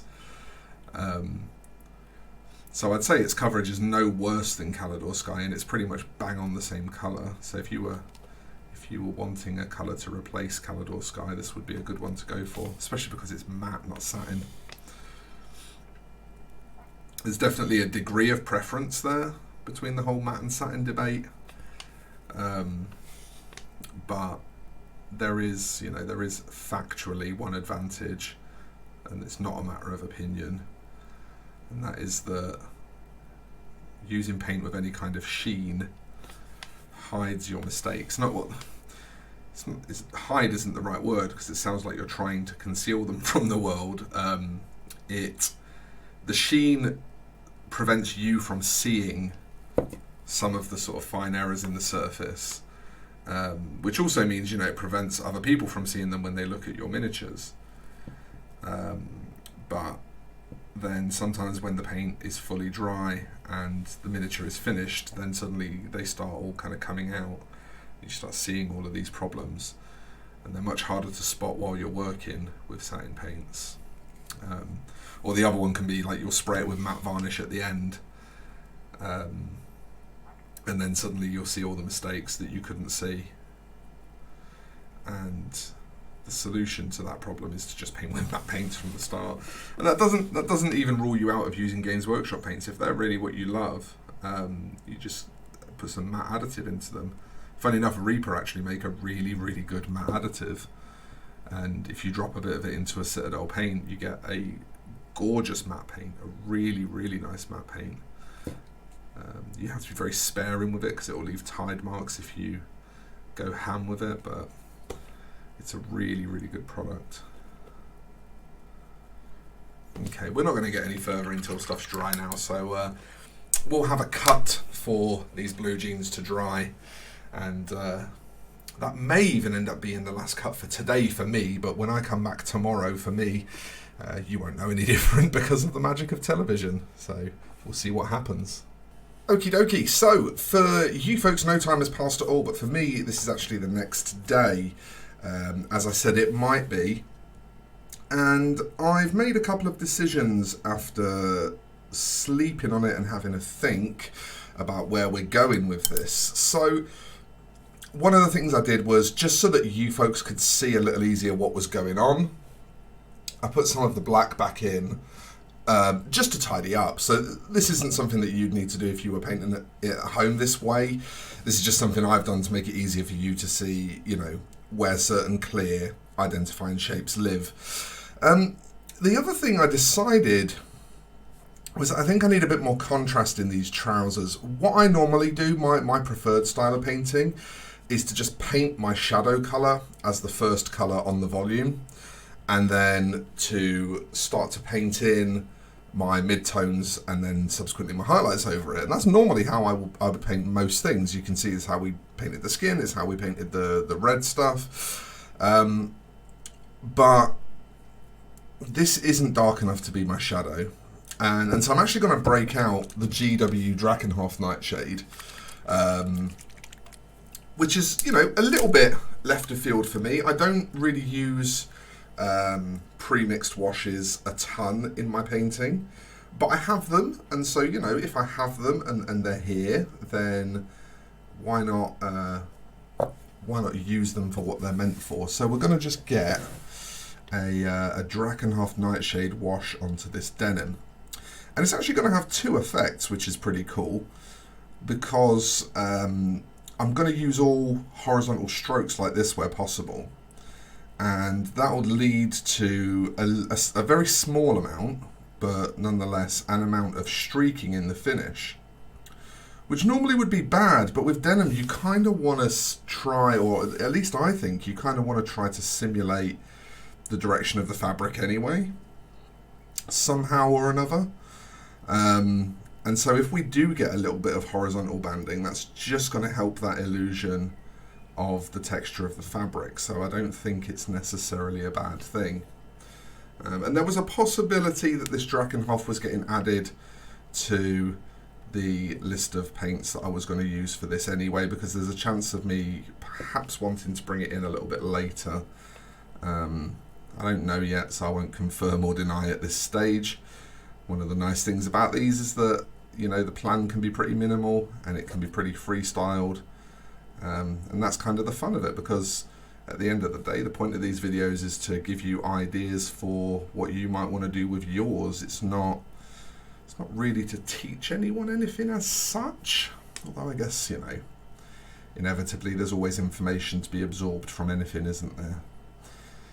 But it does mean that I get to sort of paint on the fly, which is, to be honest, how I prefer to paint. One of the things that I really enjoy in a professional capacity is sort of the problem-solving aspect of picking up a model and just working out how I'm going to do the various things on it and make them look the way that I want them to look. And so, you know, painting stuff kind of on the fly with very minimal planning is pretty pertinent to achieving that goal. But I digress. Just that bit of Drakenhof in there. You see I made a little mistake here, so I'm just going to smudge that away with a wet brush. And it will just fall down into that gap, which is where I wanted it. So there we go. And then obviously the unfortunate part is that we've only just put the camera on, and we're going to have another cut for wash to dry now, because wash takes a while to dry. That's one of the reasons I actually don't use them very often, is because I find they slow me down a lot, because they take such a long time to dry. So you can hair dryer them. That's absolutely an option, and it's an option that I'll use sometimes, but the problem with hair drying them is that the force of the air coming off the hairdryer can actually push them around and make them go into places that you don't want them to be. So I do prefer to let them naturally dry, which is what we'll now do.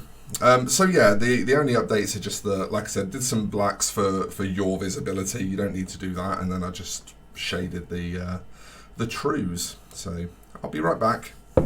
So after that patch of drying time that took way longer than I'd have liked it to, if I'm honest, we are now ready pretty much to get on with doing some denim effect. Although I have just spotted a little mistake back here where I've got some blue on the tail. So let me just briefly fix that.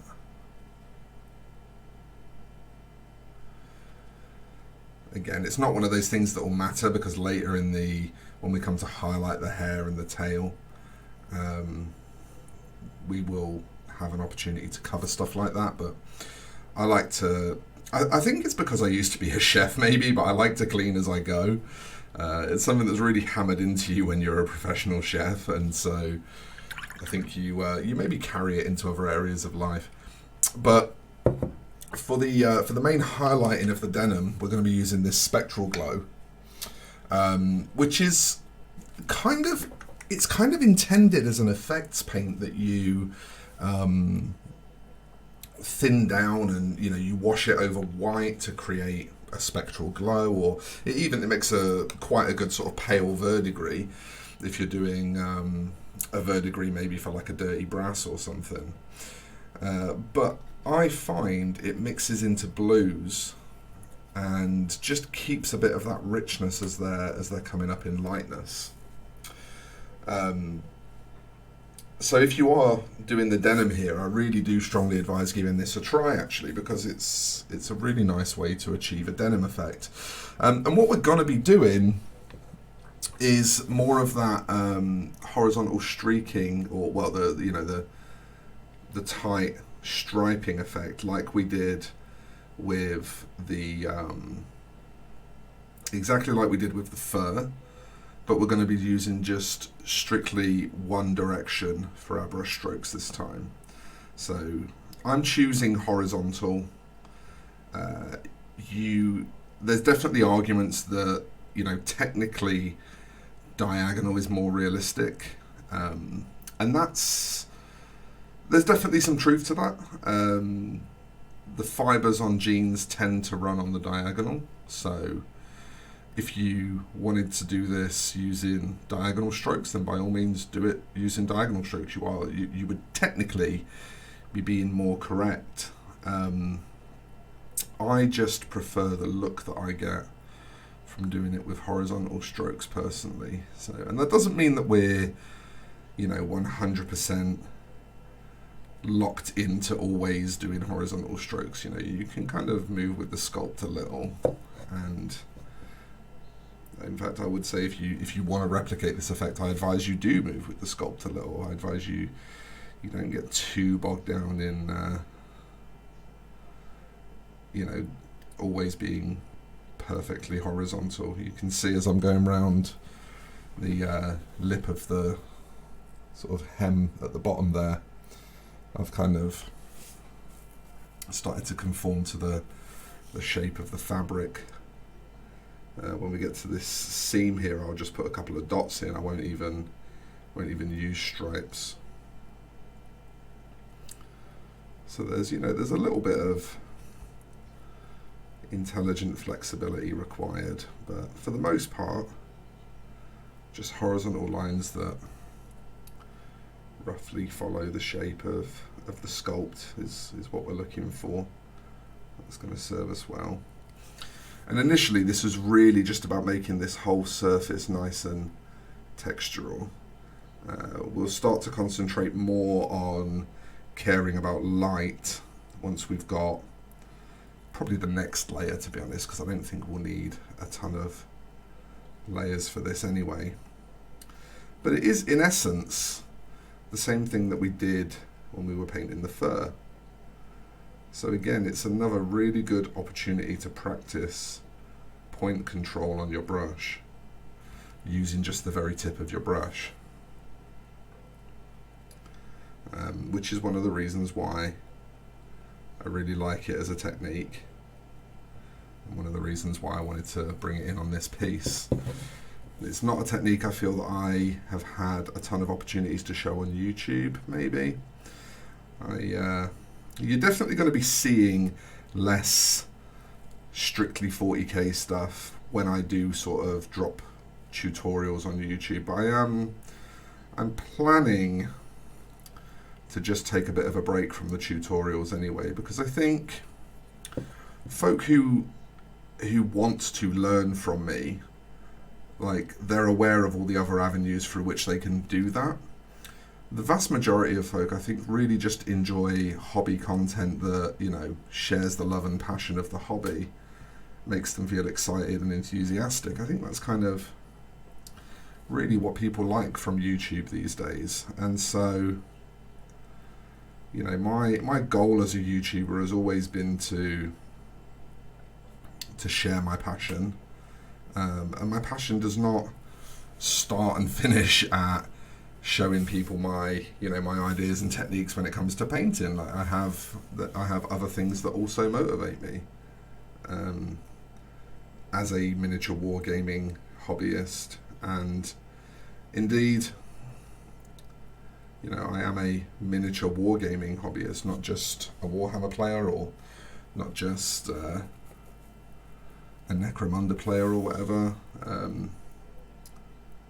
I like miniatures, and so I think something that takes a bit more of a blanket approach is maybe a little bit more representative of who I am as a hobbyist, which is why you're starting to see a little bit less of just those kind of straight up, this is how to paint this kind of tutorials, because I just don't think that they are necessarily the best way that I can communicate my passion for and love of this hobby.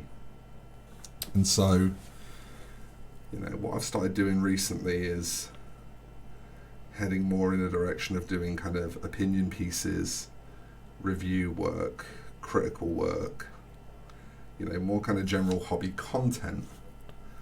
And it's been incredibly fun. It's been really, really fun to make that kind of content. And it seems to be going over well with the audience. But if you've been wondering why there's been less sort of straight up tutorial content, then that's kind of why. And the other thing is just that straight up tutorial content,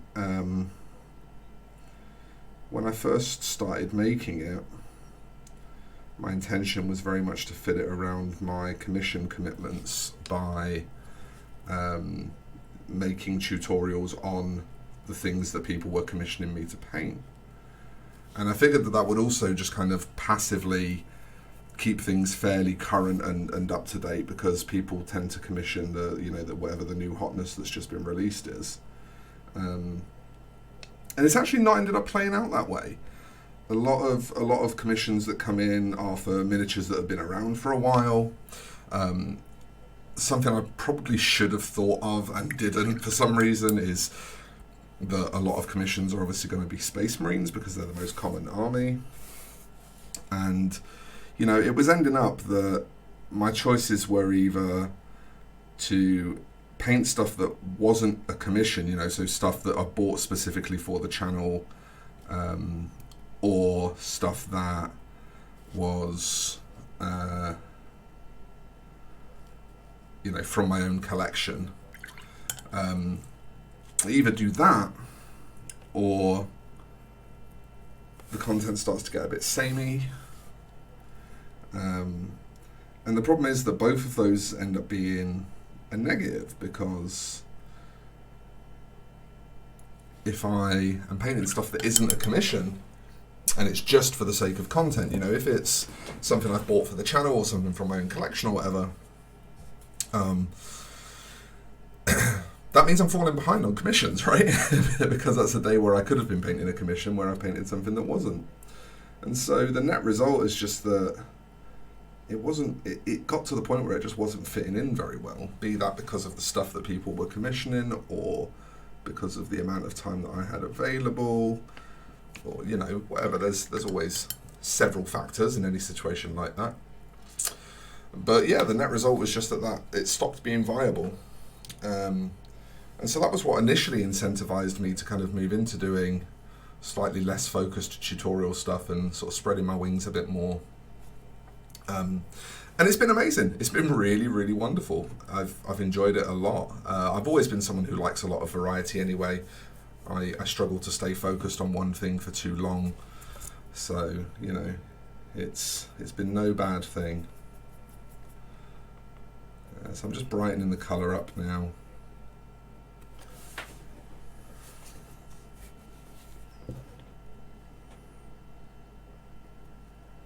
And I'll try to kind of obey the volumetric approach here of, trying to highlight this as if it were a cylinder. So just giving it kind of one strong central highlight and then just gently reinforcing that.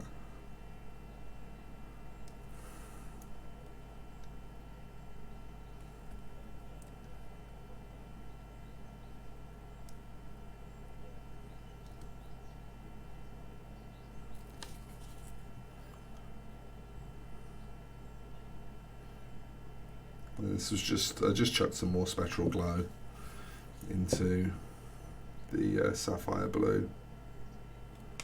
And you can see already, this is getting towards very denim-y colours. It's doing exactly what I wanted it to do. And that's why I tend to use this workup, because it's tried and tested, I know what it does, I know how it looks, and I know that I like it.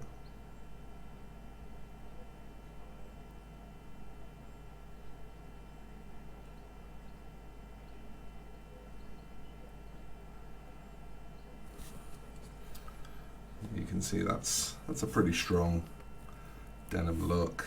I'm going to throw a bit of a curveball at you in a minute though. I'm going to do something that's probably going to catch a few of you by surprise. Just make sure we're focused properly here.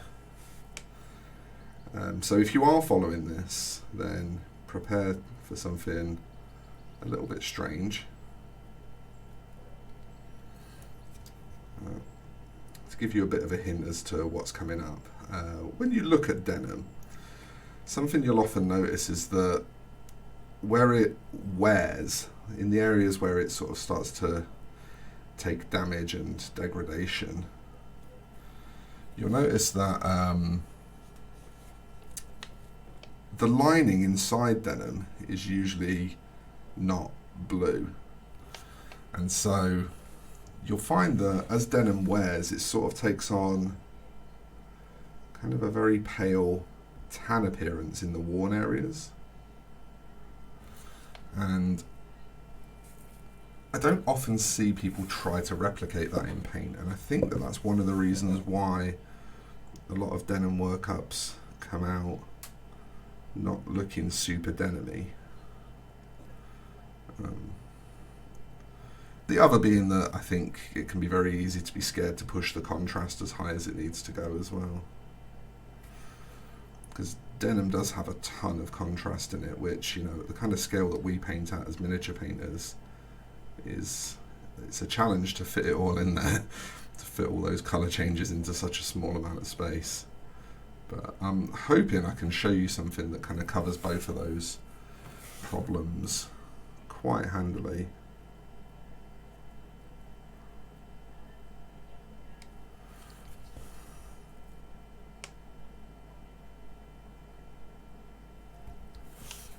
Okay, but I mean, you can see that, you know, that's already starting to look like denim. There is absolutely no dispute that that is starting to look like a pair of jeans. So what I'm going to do next is into that light blue. I'm actually going to mix some of that flesh tone from before, that warrior flesh. And this is going to create a bit of an odd colour. It's like this really desaturated kind of green tinged flesh. What we're going to do is I'm just going to target the knees mainly. Maybe I'll do something on the back as well. But we're going to introduce this very sort of desaturated, fleshy green tone.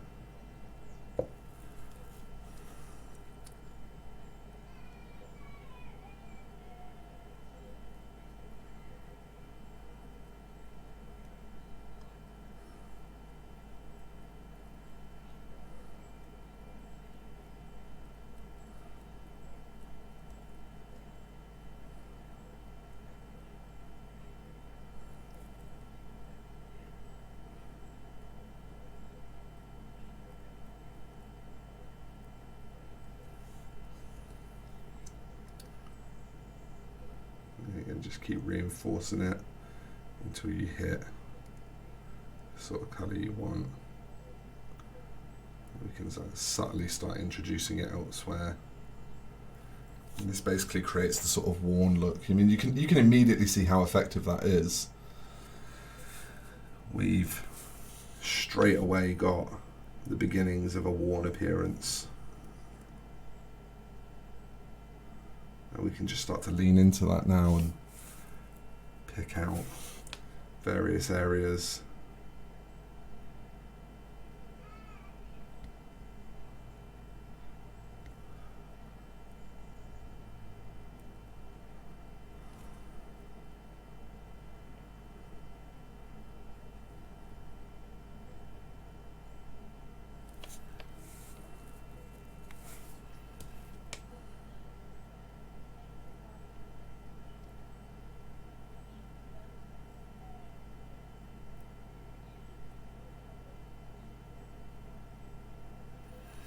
I think it's very easy to sort of think, why would I be introducing flesh tone into my jeans, right? And I think that's why it's quite easy to sort of overlook this worn phase, because the colours, they don't make sense on paper, you know, they only really make sense once you start to lay them down on the miniature. And so I think it can be very easy to overlook, and as such it can be very easy to attempt to paint denim and feel like you've maybe not been successful. So for me, I wanted to do the denim on this workup because I felt like it was a useful thing to show. I felt like it might be handy for some people to see a methodology for denim.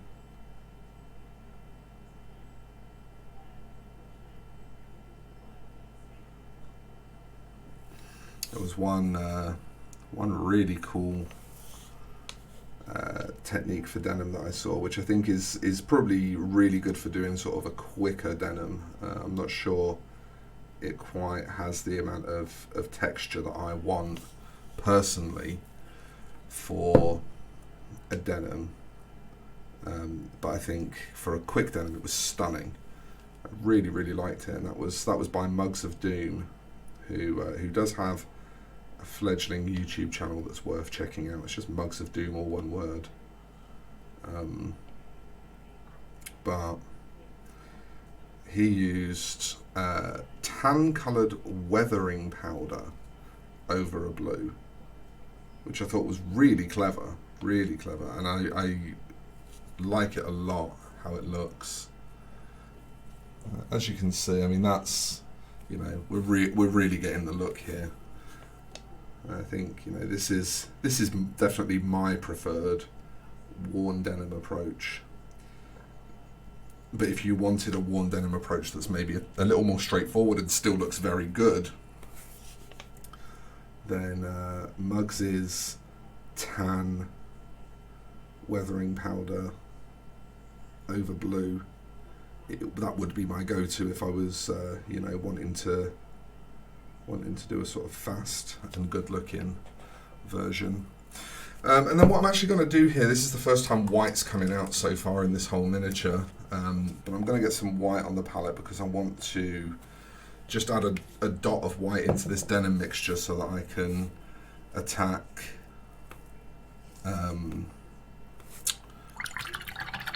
just, you know, some of the finest parts of the job. So this is going to really heavily pull the tan back out, and it, you know, it really is a highlight color at this point. So we do need to be very, very sparing.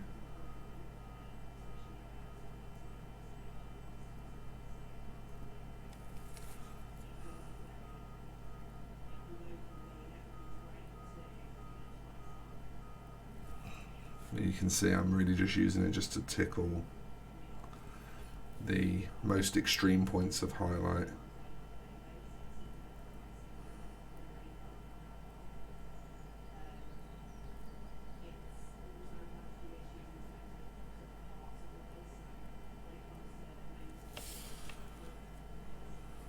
There we go. So that's my denim workup. I don't think it takes particularly long. I think it's pretty time efficient, and I think it looks nice. It fits in with the style of the rest of what we painted, most importantly. I think that's kind of why it's successful. So next we need to move on to the purples. I'm going to have to get this purple out again just to make sure that any areas that need recovering can be recovered. So we'll just dab a touch of purple onto the palette and just check that everything that needs to be painted purple is solidly painted in purple. Things like where the hair meets the head are going to be your most likely places to have problems, because you would have been painting, or certainly if you were doing what I was doing, you'd have been painting very sort of flicky strokes around that transition. And so that's probably the area where it would have been easiest for you to accidentally get the wrong paint in the wrong place. We're going to get this purple done now, so that'll be another thing we don't need to worry about shortly.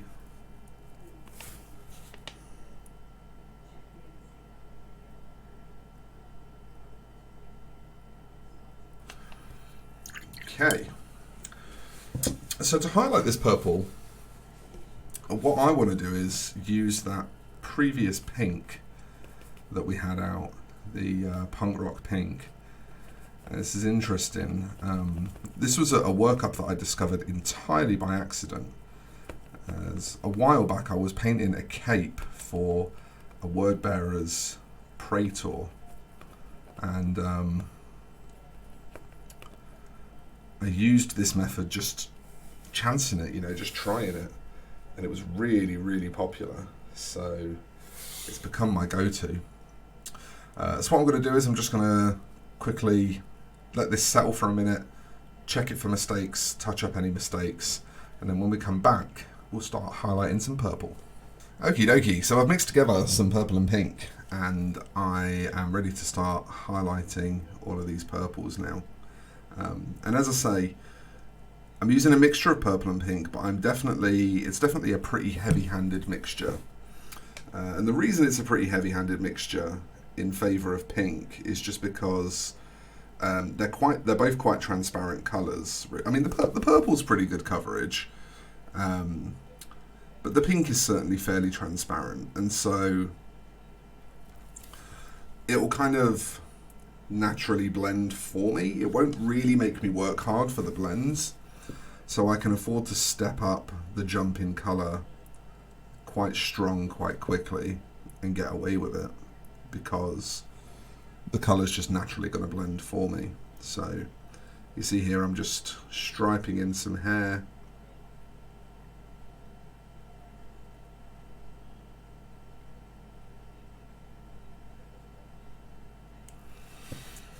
It's pretty simple, straightforward painting at this point.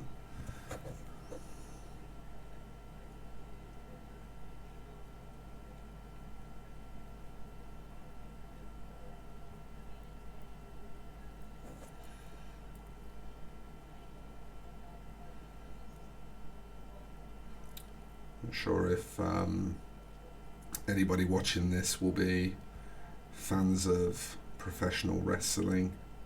I happen to be quite a big fan of professional wrestling, and if you want to Google, if you don't know who they are, this miniature's starting to really remind me of Lance Archer from AEW. Starting to give me real Lance Archer vibes. I think it's, probably because I'm now painting the hair, which is the same hairstyle that Lance Archer has. There's definitely a look there. And it had never occurred to me prior to this that Lance Archer looked like Bebop from the Turtles. So, it's pretty funny.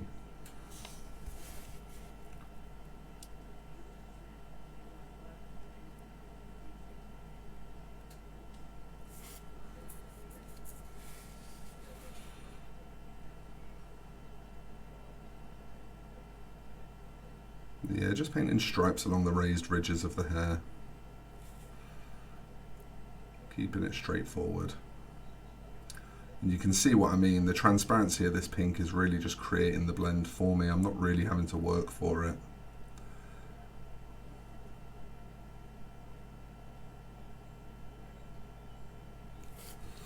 And that's, it's one of the nice things. This is why earlier in the video I was saying, like, I like to have a range of transparencies available in my paints. I don't like all full coverage paints, and I don't like all highly transparent paints. I like to be able to kind of pick and choose and learn which of my paints are good for which applications. And one of the reasons for that is because, when you encounter a job like this, for example, where you've got all of this purple hair that you want to highlight, just knowing that I can mix in that pink and create a color that will be transparent enough to basically manage my blending for me, that's a huge load off of me having to think and plan, and it's a whole bunch of effort that I've just saved myself just through color selection.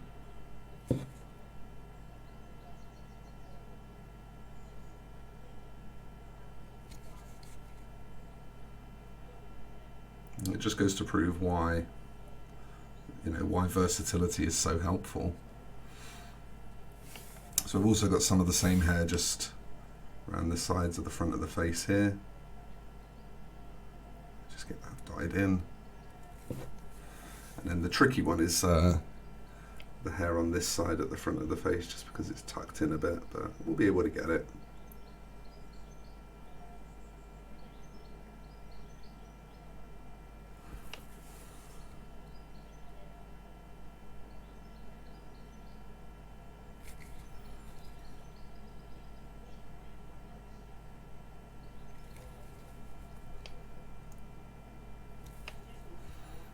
Okay.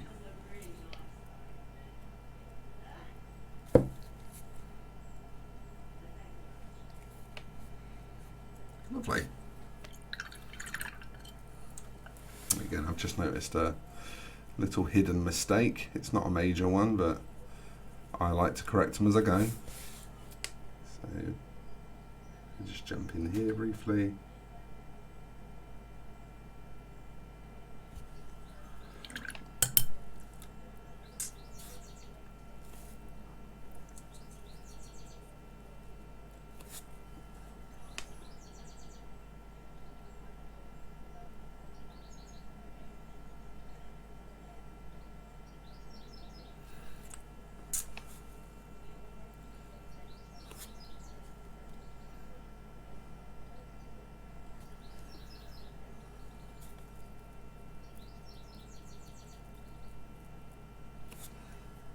Just get that fixed up.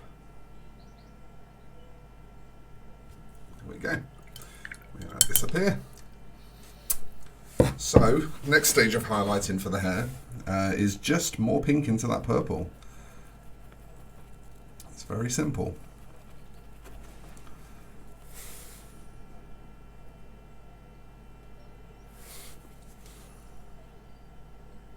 And just repeat.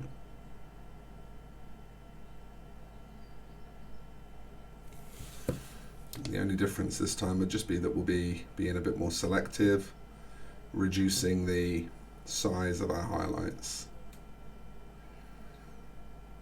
It's always the basic principle for layer-based highlighting is just each time you get brighter in colour, get smaller in area. As long as you remember that, you'll have something that makes sense.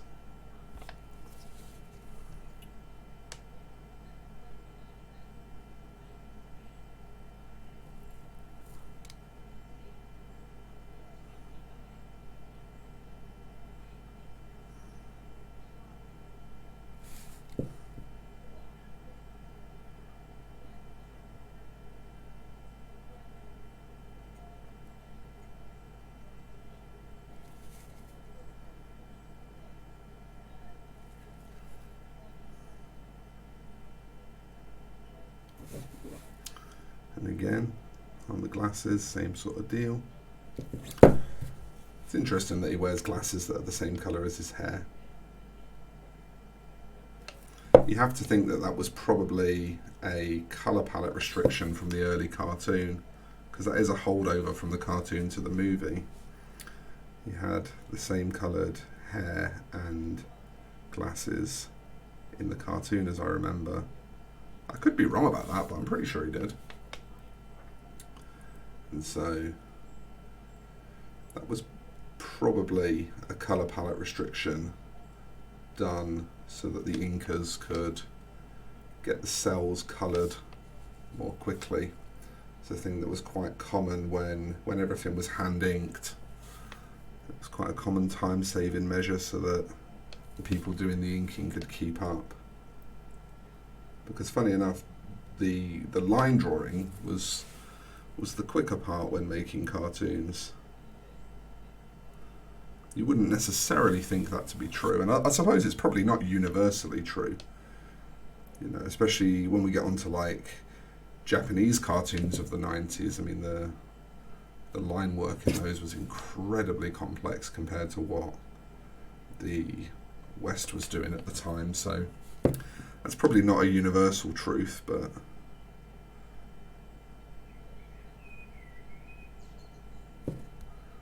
random little interesting things that my head comes up with while I'm painting.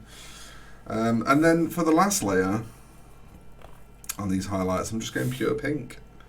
And I'll see what the contrast looks like when I'm done. And if I want a little bit more pop, then I will just add a touch of white to my pink to finish things off. But I suspect the pink alone will be either enough or close to enough. We're just touching in the tips here.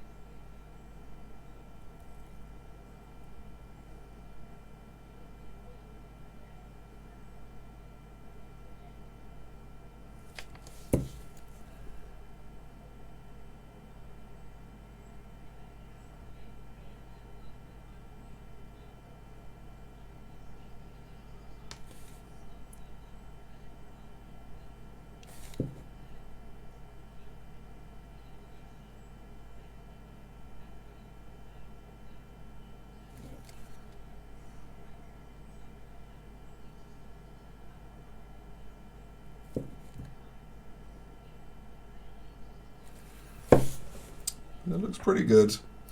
I think I do want just a touch more contrast on the very edges, so I'm just going to introduce a tiny bit of white on my brush. You see I'm actually taking white off my brush at the moment, really small amount. Just introduce it directly into that pink.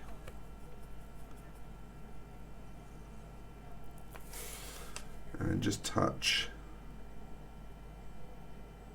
some corners just to boost a bit of extreme contrast. I think maybe a little bit on the facial hair as well, just to make that stand out, and maybe just on the hairs at the front of the mohawk, not the whole mohawk, but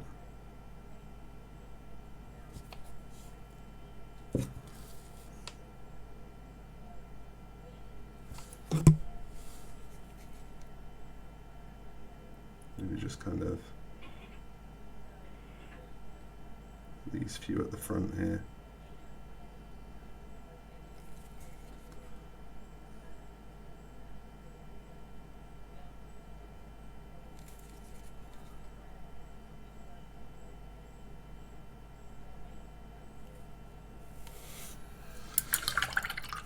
Yeah, I like that. I like that a lot. It's just a little bit on the front hair here that needs catching.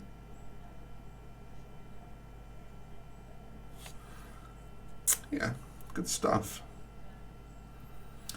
Okay, so I also have to just quickly get the bones painted in on his necklace, and to do that I'm just going to add a touch of white into my flesh tone to give me something closer to a bone, and I want to sort of highlight the tips of his tusks anyway. And so while I'm highlighting the tips of his tusks, I've got a colour mixed that's suitable, so therefore I can also come in and just finish that one section.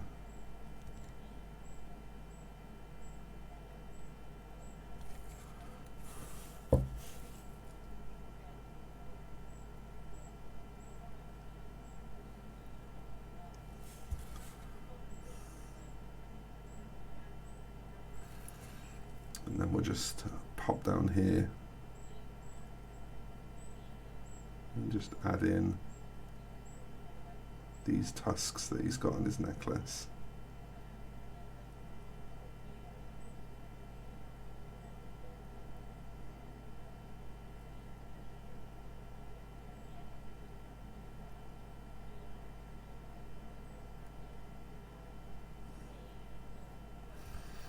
And obviously the skull at the front as well.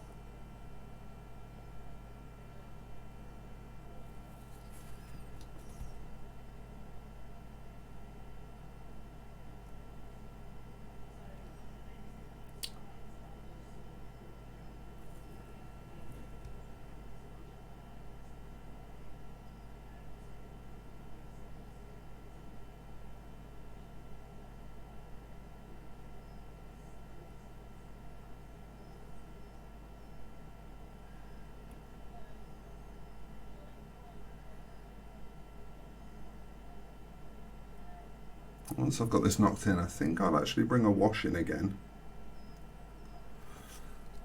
So I'm going to let that dry thoroughly, and then when I come back, I'm going to pop a dark brown wash into here as well, just to help tie it together. So now that I've got that bone colour painted in, I did say I wanted to add a wash over it. And I'm just going with some Agrax Earthshade from Games Workshop here, but obviously if you don't have Agrax Earthshade, just pick your favourite dark brown wash. It's really just a sort of cheaty way to do a very small area.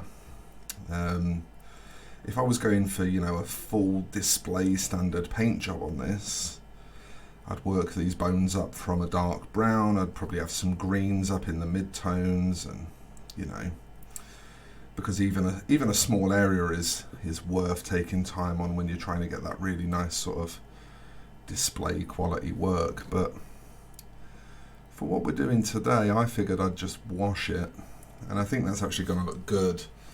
I think just a little bit of re-highlighting on it,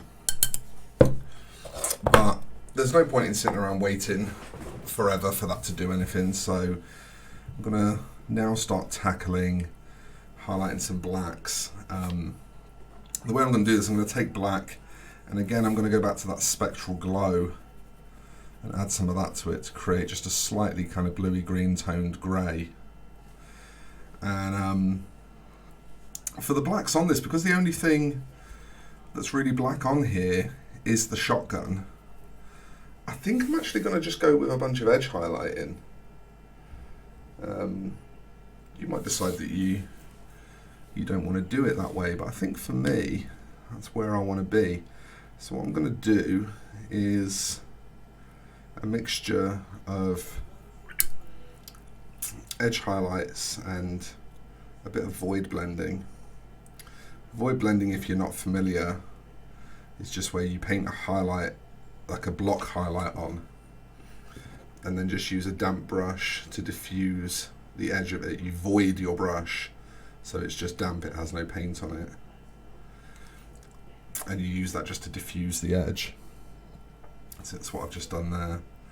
For the bigger volumes, I tend to go with that sort of approach, but then when we get to, you know, smaller, finer areas, we can start to just paint honest to goodness lines, and that works just fine. So I think that's the approach I want to take.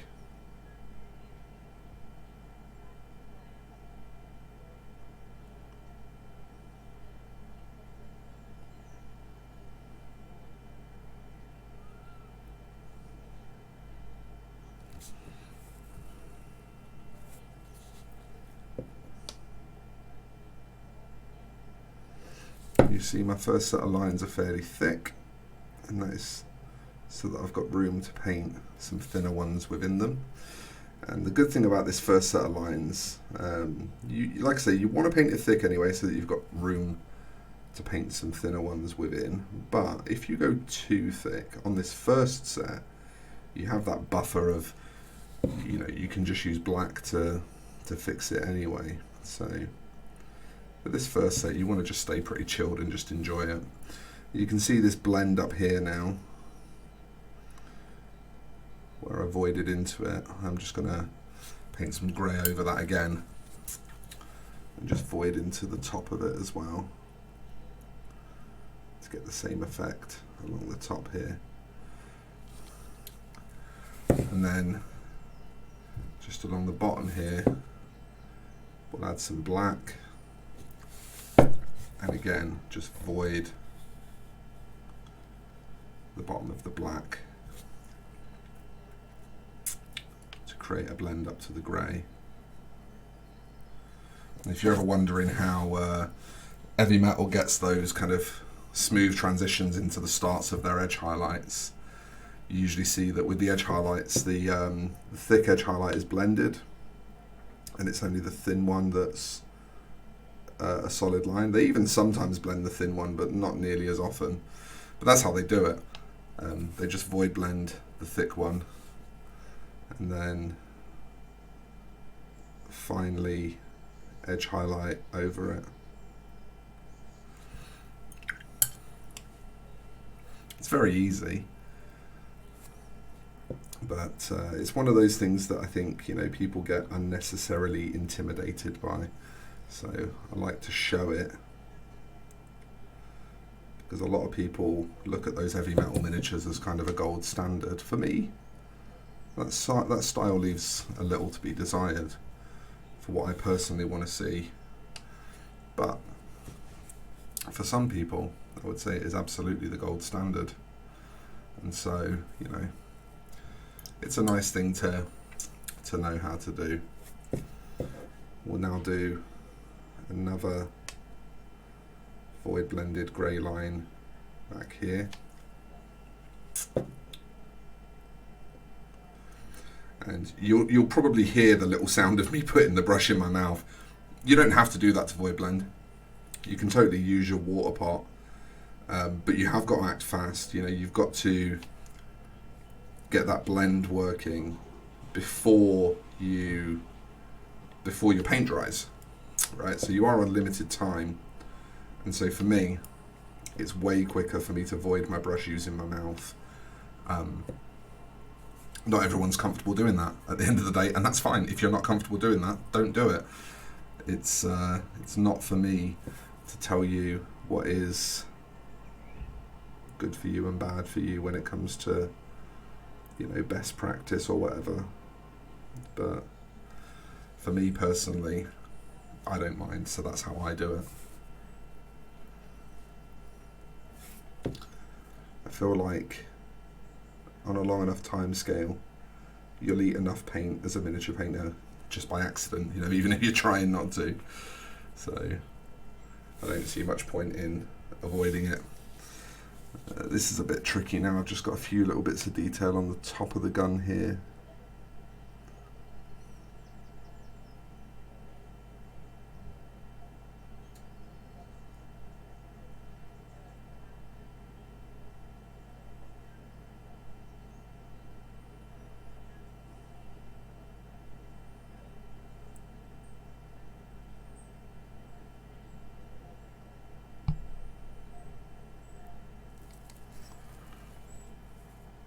Okay, and then the void blend that we did on the back is now dry, so again, just black at the bottom, void blend the top of that upwards.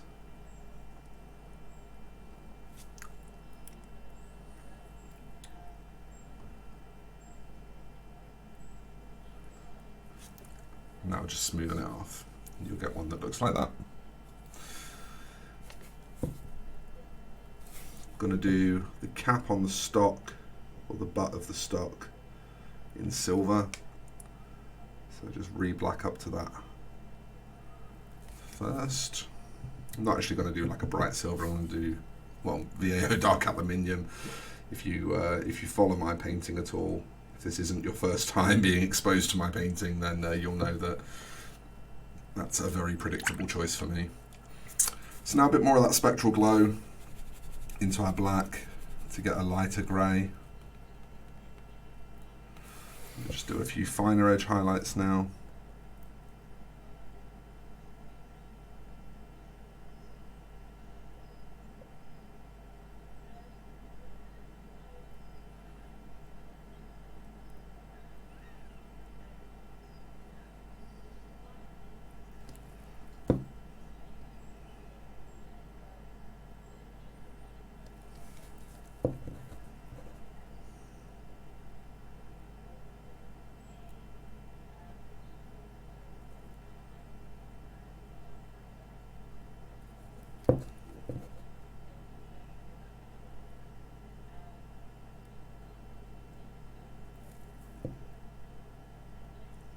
Been a little bit wobbly.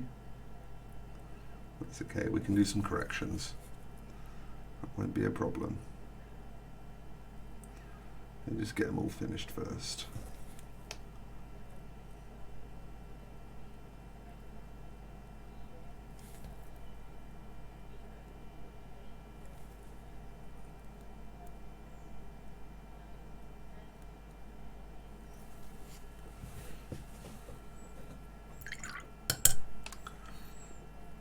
Okay, let's just seek out those wobbles first of all. So we've got one just sort of there.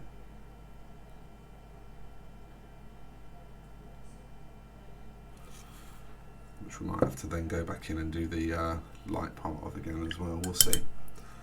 We'll see as that dries. And just a couple of little, just tiny spots there. This line of separation got a bit shot while I was putting that edge highlight in, so we'll fix that.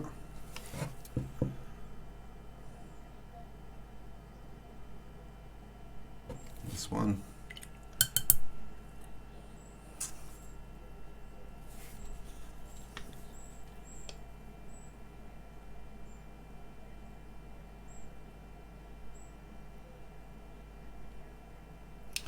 One of the most difficult things, I think, about edge highlighting is just finding hand position sometimes. There are certain highlights that you want to put in that you're absolutely capable of running the line,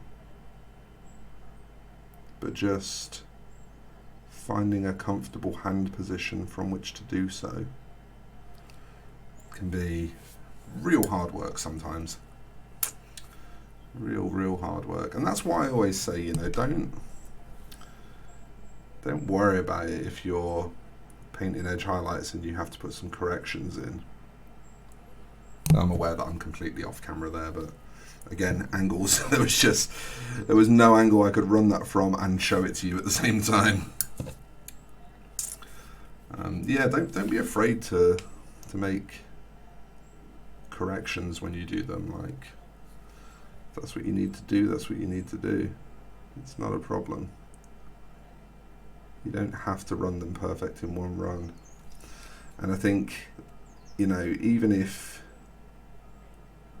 your corrections are visible, I think the fact that you tried to correct it looks better than if you just leave it on, you know, clearly not quite there.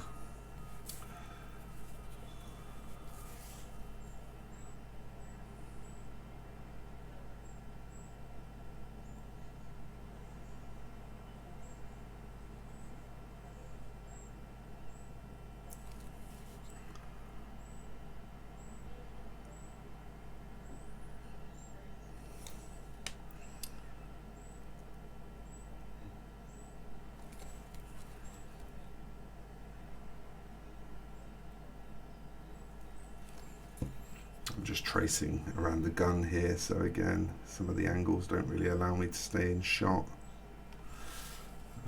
It's just running these finer ones in.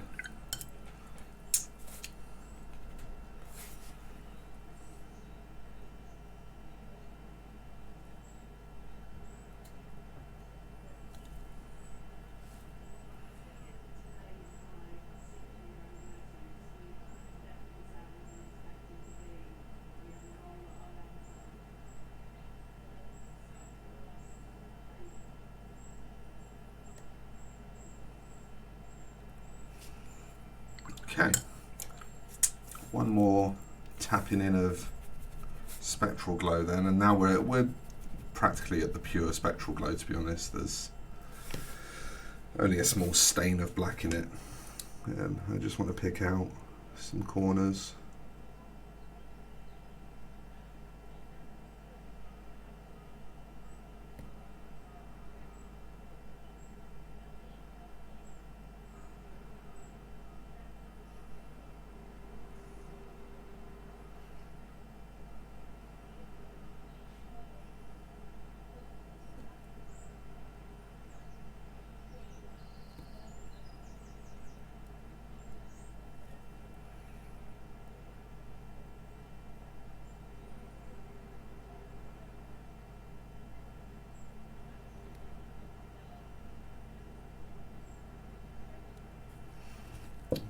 Mistake to correct there.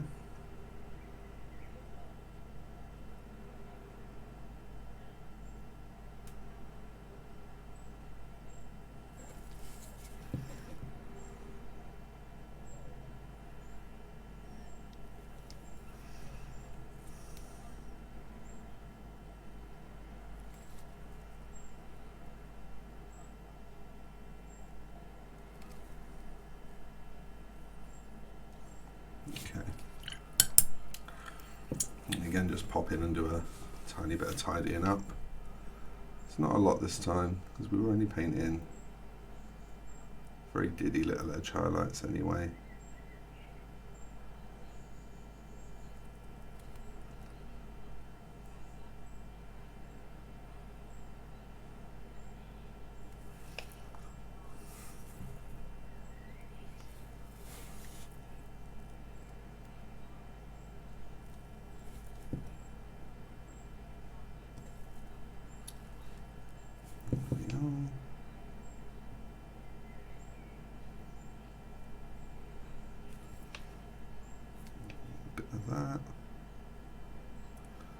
Some of that, one of them, two of the other. There we go. That's a pretty nicely edge highlighted shotgun, I think. That's, you know, it's not unbelievably good. It's, you know, I mean, I'm not unbelievably good at edge highlighting. The only thing I might do here is with a splash of white, just catch there, there, there. Just some pinpointers in some of the corners.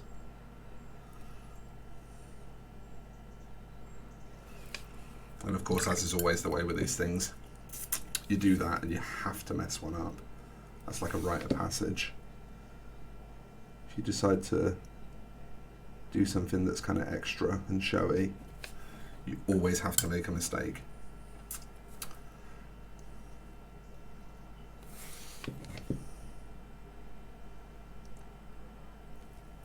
This will just give us a bit of a reflective look.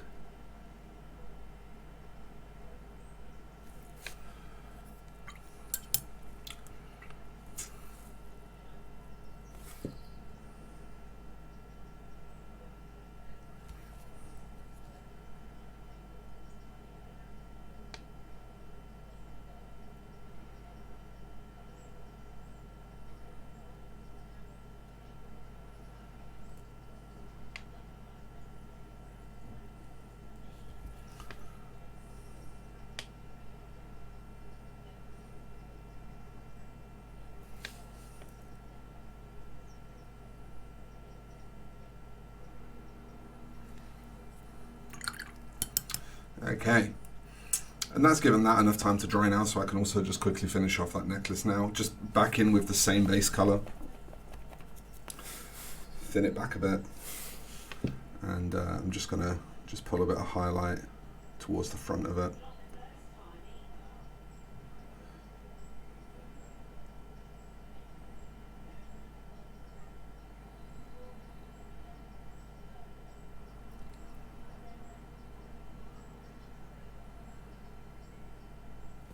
And then once I've got that in, that then allows me to also just make some corrections around it. So like, what's going to be a good angle to attack that from? Just in here.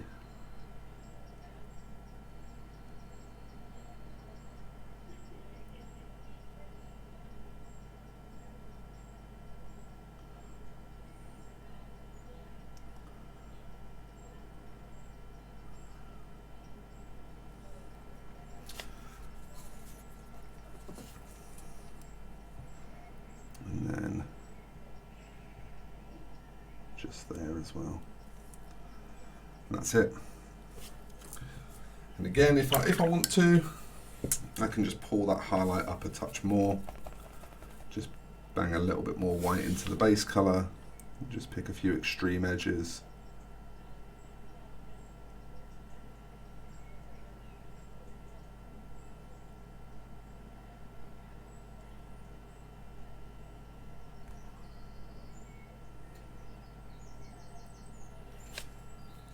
Pull it forward a touch more.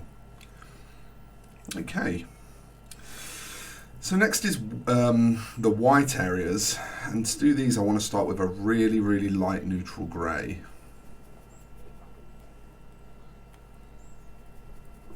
Well, maybe not really, really light, but you know, pretty light. A pretty light neutral grey. Want enough to be able to do 2 steps of highlight. So again, I'm just mixing this. It's like when you're painting white, I'm not even necessarily talking about if you're following what I'm doing today, but when you're painting white in general,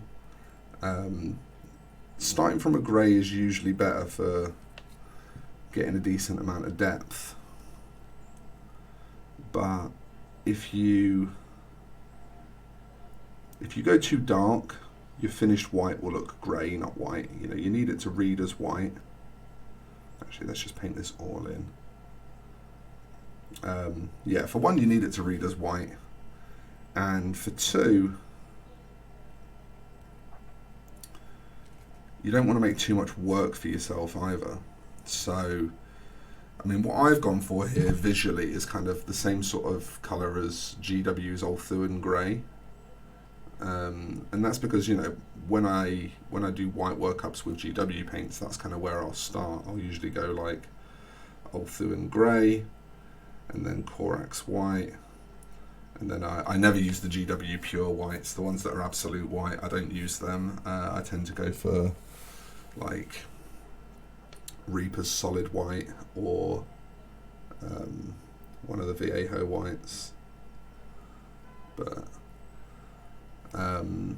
when it comes to the off whites and the pale greys, GW's got, you know, a perfectly good offering, so I tend to start with those. And because I've got so used to working that way now, when I'm doing a piece like this where, you know, there's no point in grabbing out a pot of GW white and a pot of GW black when I've got a white and a black from Reaper already on my palette. And so I just mix to get to the same sort of colour as those GW colours, because that's tried and tested and I know it works for me. And that's the thing that you know, sometimes have to remind yourself of, even if you're not using the paint brand that you normally use. It's not the hardest thing in the world to mix the same colours. You know, you don't need a ton of eye training to be able to do that successfully. So, you know, if that's something that you feel like you want to do, then just do it. It's for me, I personally think that mixing colours is a really important skill, and one that's woefully underutilized in miniature painting these days. Like we seem to really want to avoid mixing colours these days. You know, by we I mean, you know, miniature painters in general.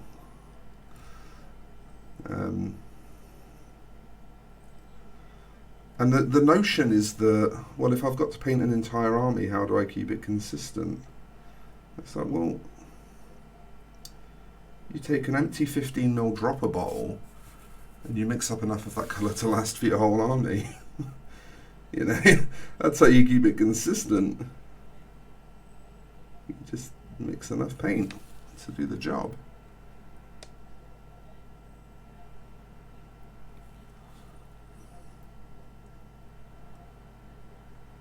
I think it's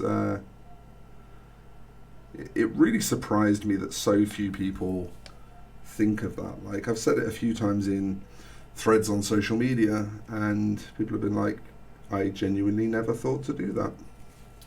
Well, yeah, you can, you know, you can buy empty dropper bottles, they're very cheap, and once you have some in your hobby collection, if you're ever mixing something and you think you're going to need it again, then mix enough.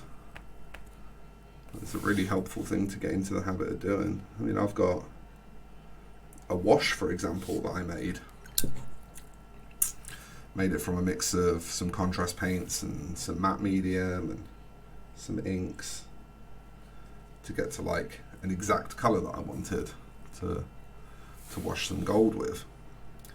And I knew I wasn't going to finish all of the gold in the same session as I mixed the wash, so I mixed way too much of it and I bottled it up into a 15, and now whenever I want to go back to that same wash, it's just there and waiting for me. It's super helpful to do that, and it allows you to paint miniatures that don't look like everyone else's, which is, I think, something that, you know, if we give ourselves a bit of honest self-evaluation, I think a lot of us sometimes struggle with, my minis look the same as everyone else's, and that happens through homogenization, you know, through everyone using the same paints and the same techniques and the same approach and chasing the same outcome. And it's why things like Games Workshop's painting system are not things that I have a problem with, but the reason I sort of move away from them and try to encourage others to as well is because I personally feel like painting systems like that tend to create more problems than they solve. I mean, yeah, it's super cool kind of knowing what something's going to look like before you do it. That's really helpful. But that also means that you never develop the skill of having a painter's eye.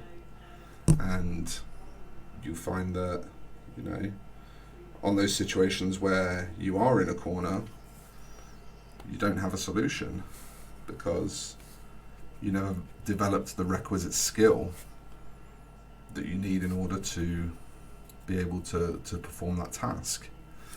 And I don't think that that's something that painters should be blamed for. You know, I think the solution to that problem is to just show people how to develop those skills. And it's the same as, you know, when I was talking earlier about like here is a workup that can help you develop brush control. You know, just show folk ways to solve those problems. What's the old thing from that charity advert? There used to be an Oxfam advert, and it was like, you know, give a man a fish and he'll eat for a day. Give him the means to catch his own fish and he'll eat for the rest of his life. That kind of thing.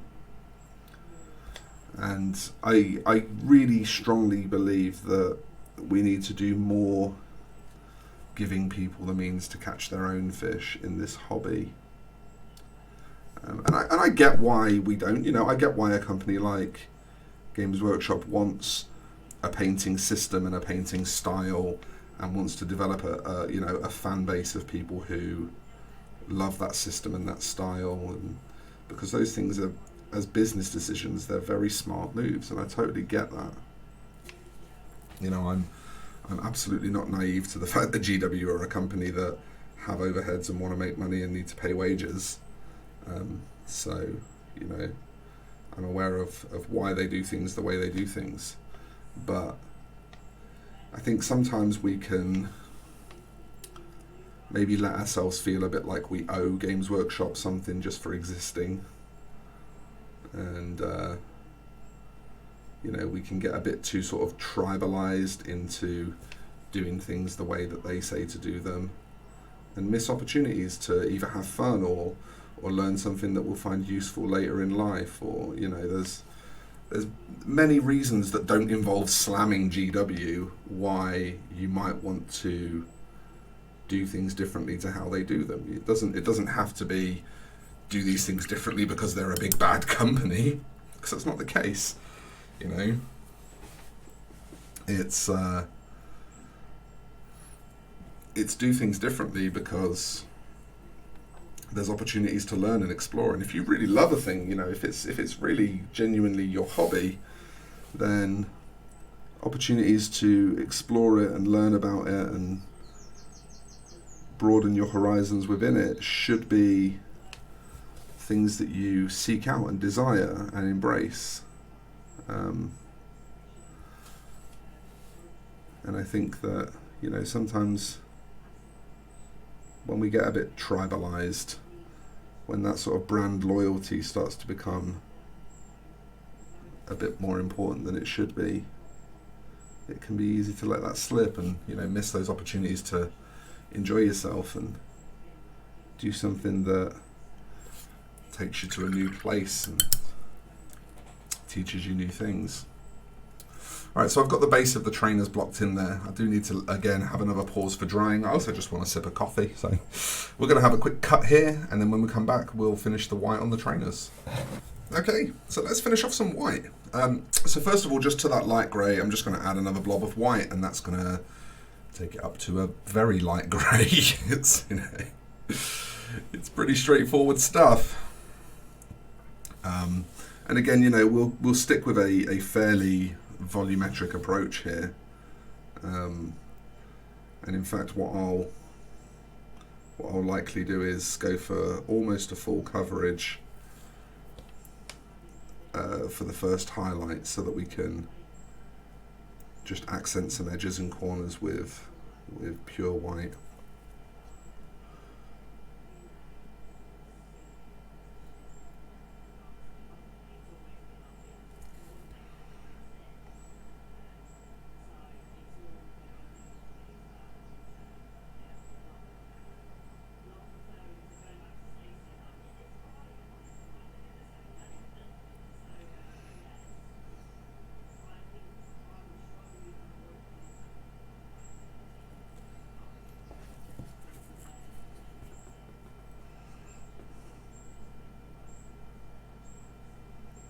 You can see what I'm doing here is, it's very simple. I'm still filling in quite a large portion of each volume. So there's not really much of a need to blend. It's actually, the reason for that is actually because I'm going to, where I do need to blend, I'll blend down, not up. Just because white is, it's not the best colour to blend in an upwards direction. The more white you add to a paint, the rougher trying to get it to blend smoothly is. So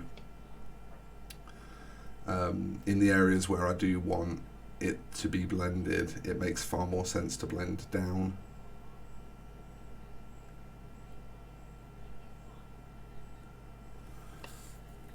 Blending up is just a bit of a fool's errand, so I'm not going to waste my time doing it.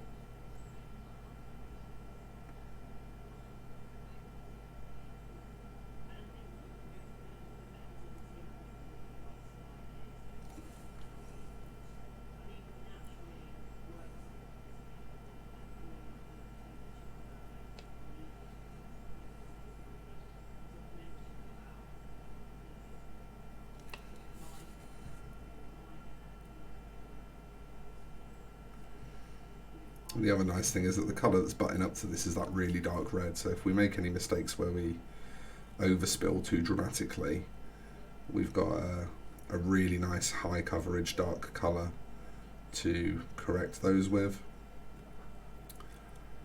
And I try to plan stuff like that. If I'm going to be working with something really light, I'll try to make sure that I place it next to something really dark for reasons like that, because it's much easier to get nice clean paint jobs if you plan things in such a way that your corrections are pretty straightforward and not too difficult to do. If you make things difficult for yourself in terms of fixing errors, then you're more likely to, because at the end of the day, you're going to make an error, right? That's that's the nature of painting. You're going to make mistakes, and if you make those mistakes difficult to correct through your color scheme choices or whatever, then you become a lot more likely to just be like, sod it, I'll just leave it. It doesn't matter. It's only a little mistake, and that's fine. There's nothing wrong with making that decision. You decide how much effort the paint job is worth. That's your decision to make, not anyone else's. But there is another side to that of what is there to lose by planning the paint job in such a way as to make mistakes easier to correct. No harm will come of you planning your painting in such a way that mistakes are not as punishing. And so why not just paint that way, and you're more likely to just correct those errors because it's a 2-second job to do so. And so you just almost passively get nicer looking paint jobs then, because you've set yourself up for success. And to me, that's a lot of what painting is about and should be about, is just setting yourself up for success. Making things as achievable as possible. So we'll throw some more white into this now. We're getting really, really light now.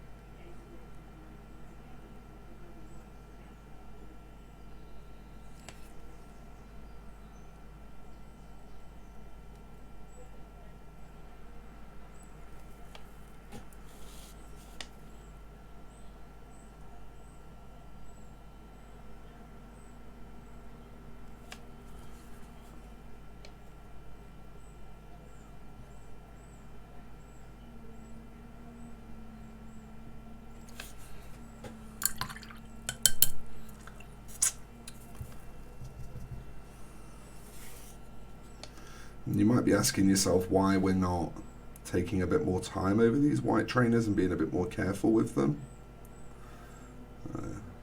That will become apparent, but unfortunately not till the very end of the piece. So there is a reason why I'm just doing, pretty simple and pretty rough work on these. There is a reason why I'm not getting super down into them and really taking my time and being super careful and making them mega pretty. But as with a lot of these things, it doesn't make sense until it makes sense.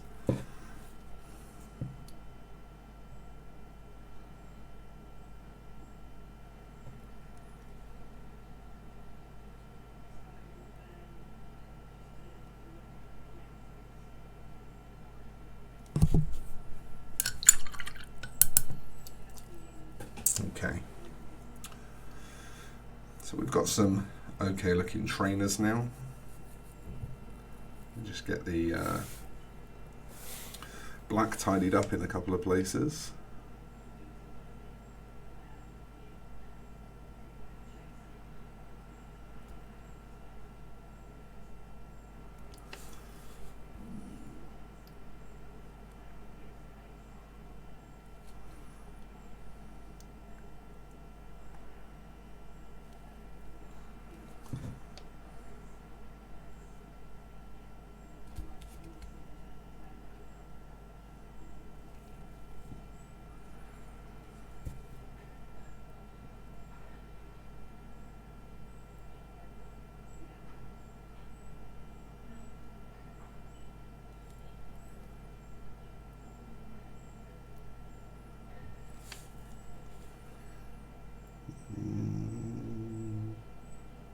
There.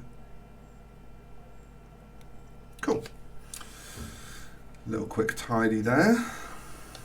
Maybe just a spot of black lining around there. Just to give a really strong sort of terminal point to the white.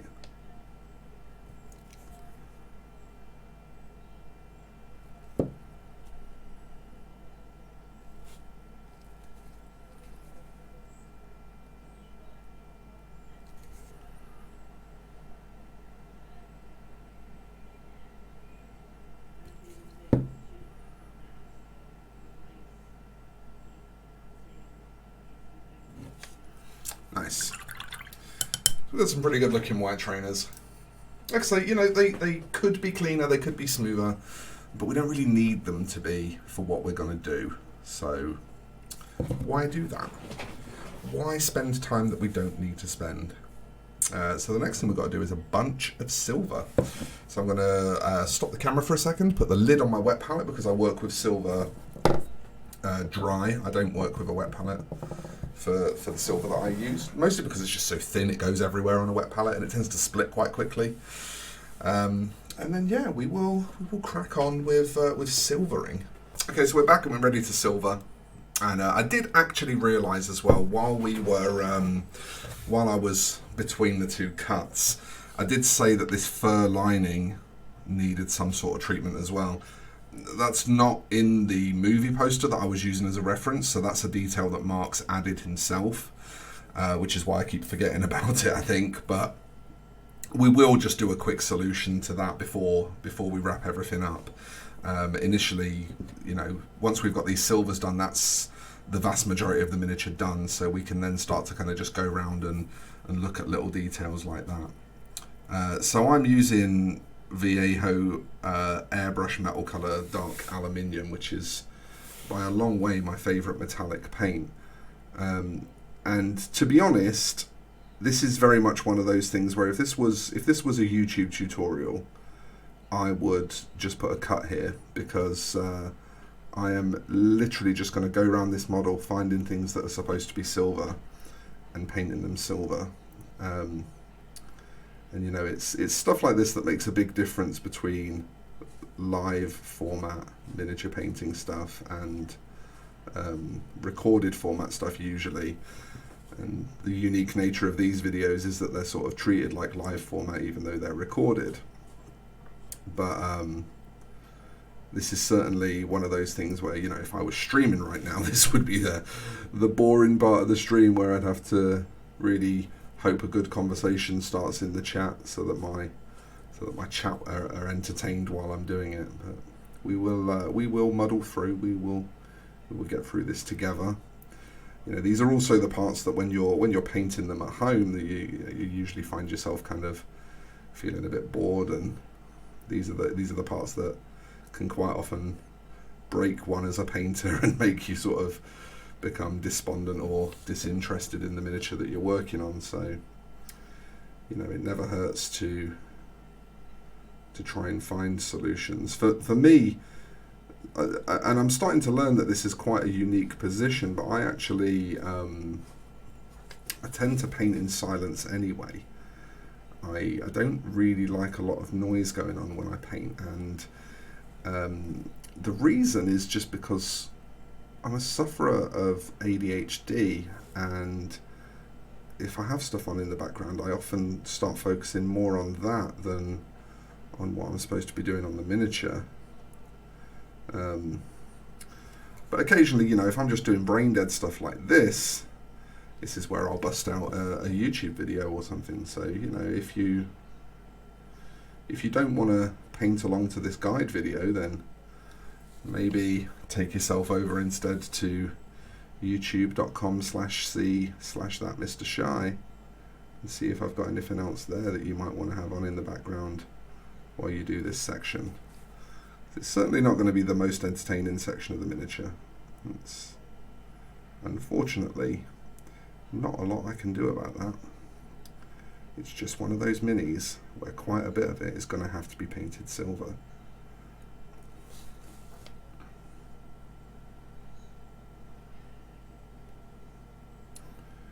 The upshot though is that this Viejo paint does just look really beautiful really quickly. It asks for very little from you as a painter. You know, you just kind of slosh it on, and it's really thin, so it goes on super easily. You do have to be careful not to overload your brush because it will flow like a wash if you do, because it's so thin. But once you sort of figure out how to load it, it really does just become a case of sloshing it on and reaping the rewards. You know, it's a very, very user-friendly product to work with.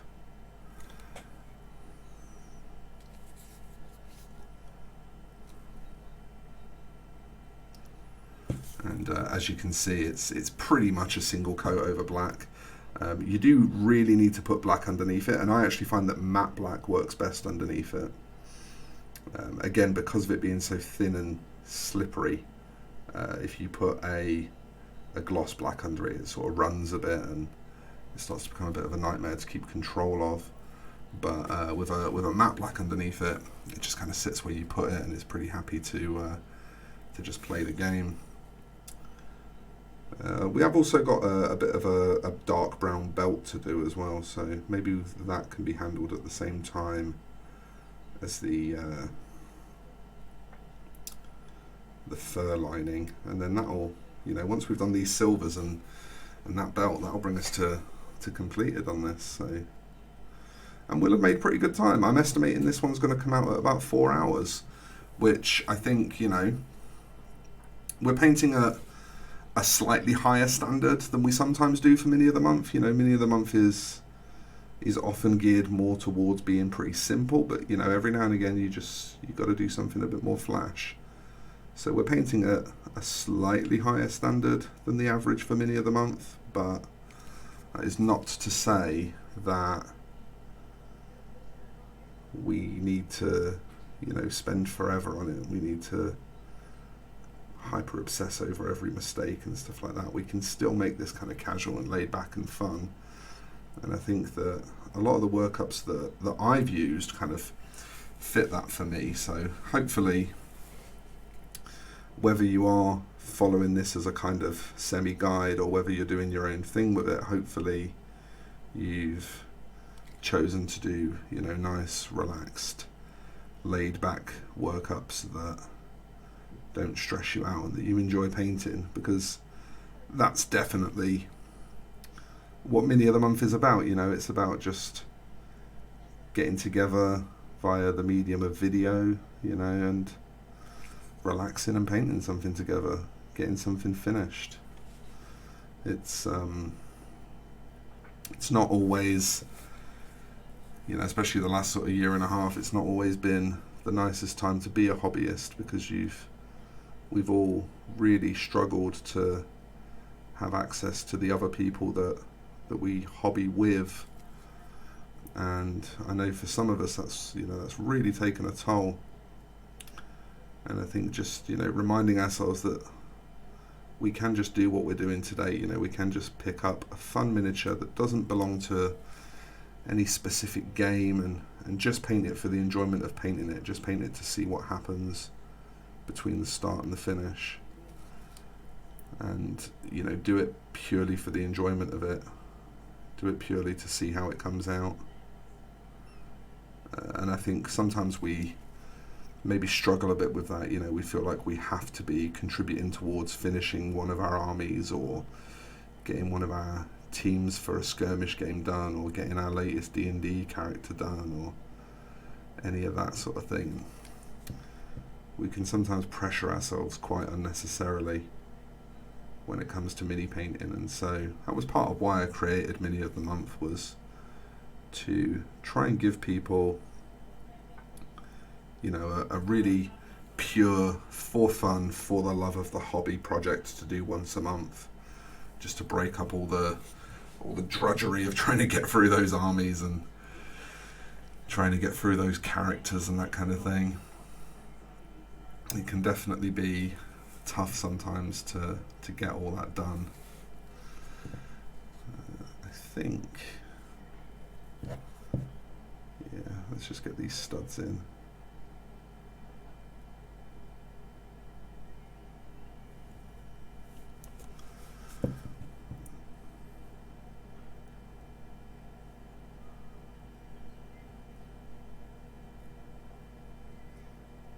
And it's interesting for me as a creator of videos, to create a video that's intended purpose is just to be on in the background, and, you know, to almost be semi-ignored is an interesting challenge, you know, because obviously I need to not use like on-screen reference and stuff like that. I mean, I know before we started painting this, I showed you the reference image I was using.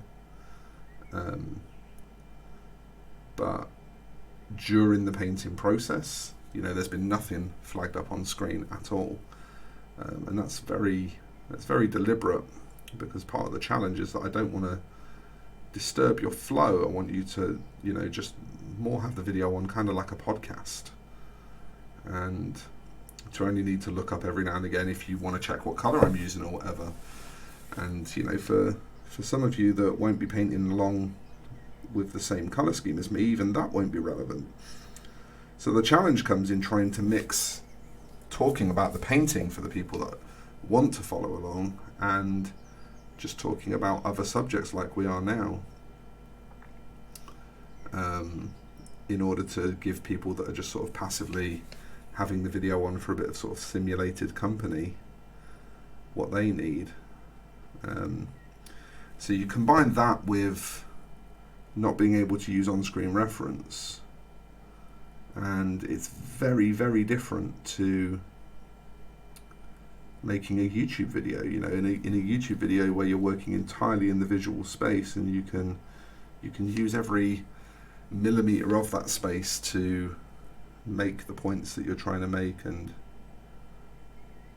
you know, back up or accent the things that you're saying, draw attention to specific points and illustrate them in better detail and that kind of thing. And you have all that power with creating YouTube videos, and you make something like this and you have to relinquish it all, and it creates a brilliant challenge mentally to try and keep this engaging, to try and keep it as something that people want to sit down and paint with, but to also not make it intrusive and therefore fail in part of its mission. You'll notice the sort of energy in my voice is mostly at its sort of lower end. I do occasionally get a bit excited, but that's just who I am. But again, it's a very conscious choice. It's a thing that I have to try and keep the energy low in my voice because I don't want to disturb people's concentration if they're painting along and they've just got me in the background. And so, when you add up all of those factors, it becomes a lot of fun for me to just try and work within those restrictions and still produce something that's more than anything helpful. That's always the main goal, is to help people. It's weird having a job where your main goal is to help people because, well, there's a few things. For one, it always feels strange being paid to help people, because if you're someone who wants a job that involves helping people, then you're probably someone that just wants to help people. People don't become nurses, for example, because they don't want to save lives, right? And so there's a part of you that always feels a bit weird, like you don't do it because you want to earn money, but then at the same time, of course you do it because you want to earn money. You do it because you're good enough at it that people are willing to pay you for it, and so therefore you do it as a point of it feels like a calling. It feels like what you should be doing. And so it's always a bit odd when your job is to help people, because you have to sort of juggle that juxtaposition of not feeling like you should be paid versus needing to obviously make the money that you deserve in order to make a living and provide for your family and that kind of thing. And it's quite an odd, abstract thing. I find that one of the main reasons why I tend to work so many hours and spend so many of those hours kind of trying to engage with others and do what I can for them is almost because I sort of still, even now, even after I've been doing this professionally for quite some time, still almost feel like you sort of owe people one for taking part and for using the services that you create and the products that you create to accompany them and that kind of thing. I say this to my patrons all the time. Like I get terrible guilt when I can't be active in the Discord. Awful guilt. I feel like I've abandoned them and that they deserve better, and I really put myself through the ringer over it. And every time I mention it, oh, I'm so sorry that I wasn't more active this week, or or even today, sometimes the guilt is so bad that it's even like, oh God, I really should have been more active today. And every time I mention it, everyone's like, we really don't expect you to be here 24/7. We really do understand that you have stuff to be doing in life, and that you can't be present with your community every minute of every day. Nobody begrudges it. Nobody has a problem with it. And yet, you still convince yourself that you're letting your community down if you're not there all the time. Especially for me, I find if a really big, deep, interesting conversation kicks off and I wasn't present, I'm like, oh, I've not taken part. I should be taking part. It's interesting the things that you convince yourself of when you're when you're not the most confident person. I definitely envy those people who have that sort of bottomless confidence, the sort of always self-assured that what they're doing is the right thing and how they're doing it is the right way. And it's got to be pretty great to live in a head like that, to never sort of question yourself. I imagine it must be very very stress-free comparatively to being quite an anxious person who sort of questions themselves a lot.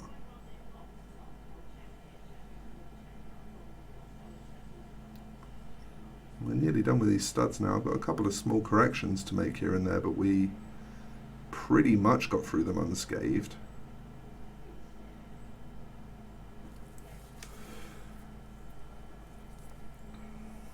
Yeah, that's basically all of them. There will always be a couple of areas where we need to just retouch the metallics just to keep them bright.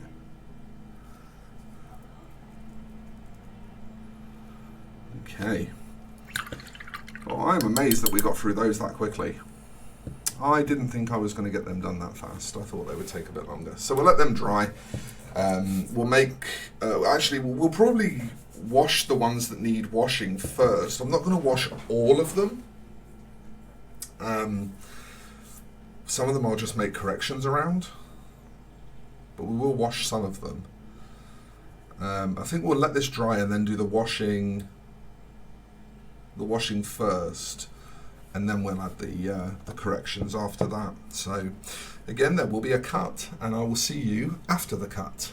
Okay, I also completely forgot to mention painting the top of the base silver as well. Obviously, I'm not really going to go into the basing during this video because you're all going to base it however you're going to base it. But if, like me, you want to do it silver, then I would probably advise that you do it at the time that you, at the time that you do the rest of the silvers on the piece, as it were, because it's just going to be a good time save.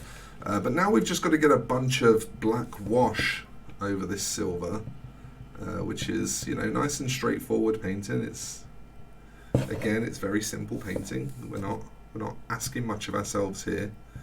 But something to just note, if you want to try this Viejo silver that I'm using, if you decide that you want to give that a go, it's worth just doing a safety drying run with a hairdryer before you put any washes over it, because with it being metallic, it can be quite hard to see when it's wet, and it will just go crazy if you put metallics, if you put wash over it.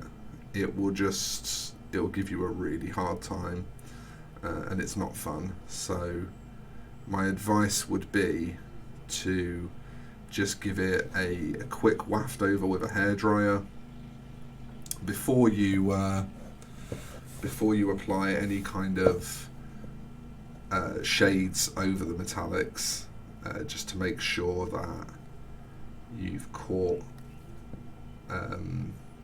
everything, that it's all thoroughly dried through, because it's a pretty bad punish if it catches you out. It will sort of spread into your metallics and then proceed to start bleeding out over the surface of your miniature, and you'll just really not enjoy that. It'll be a very bad time for all involved. You won't be happy, and knowing my luck, you'll blame me for not warning you, and I don't want that. I don't want to be responsible for you having a bad time. I want to be responsible for you having a good time. So better to tell you now. But it is a great paint. It's a paint that I really recommend everyone have in their lineup. I genuinely think it's an actual essential, which is, probably a term that gets bandied about a bit more than it deserves to be, but I personally don't really use it, so I do not feel bad about using it on this occasion. But I genuinely do feel it's an essential, and I do think that it belongs in every hobbyist's collection. It's just a very powerful, quick to work with metallic paint, and I personally, if you've seen my latest YouTube video, which actually is going to come out probably on the same day that this is finished. Certainly not before this is finished anyway. And if you've seen that, you'll know that I have very specific feelings about metallic paints, and that this is probably the only metallic paint, or at least the line that this belongs to, are the only metallic paints that I would dare go as far as to say I actually like. I am actually, in broad terms, you know, ignoring a few specifics, I actually don't really like metallic paints, believe it or not. I don't particularly enjoy I don't particularly enjoy working with them. I don't particularly enjoy how hard they make me work. There's a number of things about them that I'm just not overly keen on. So when I recommend a metallic paint, it is usually, you know, one of the more serious recommendations that I will make, just because there are so few metallic paints that I would recommend. Get into froggy throat stages now, unfortunately. Been recording for a while, and so we're reaching that point where my voice is starting to struggle a little. But that's okay, because we're also reaching that point where we're nearly done. So, you know, if my larynx can just hold out a bit longer, we might just make it to the end of this video.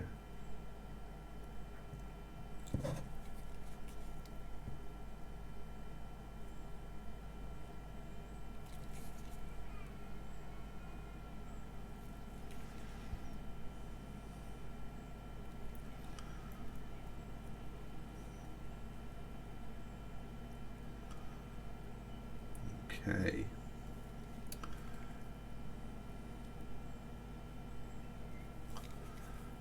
I think that's everything I need from the silvers, and then we'll just dab a bit of it onto the base as well. There's always a few areas that I like to just double darken as well. I don't really know why I do that. I'm not sure what got me into that habit, but whenever I paint my metallic silvers, there tends to be a few areas I like to just add a bit of extra darkness to. For the base, you know, just slop it on. You're honestly just trying to get full coverage on the base. You just want it all over. It's not a precise job by anyone's evaluation. It's just about getting it on there.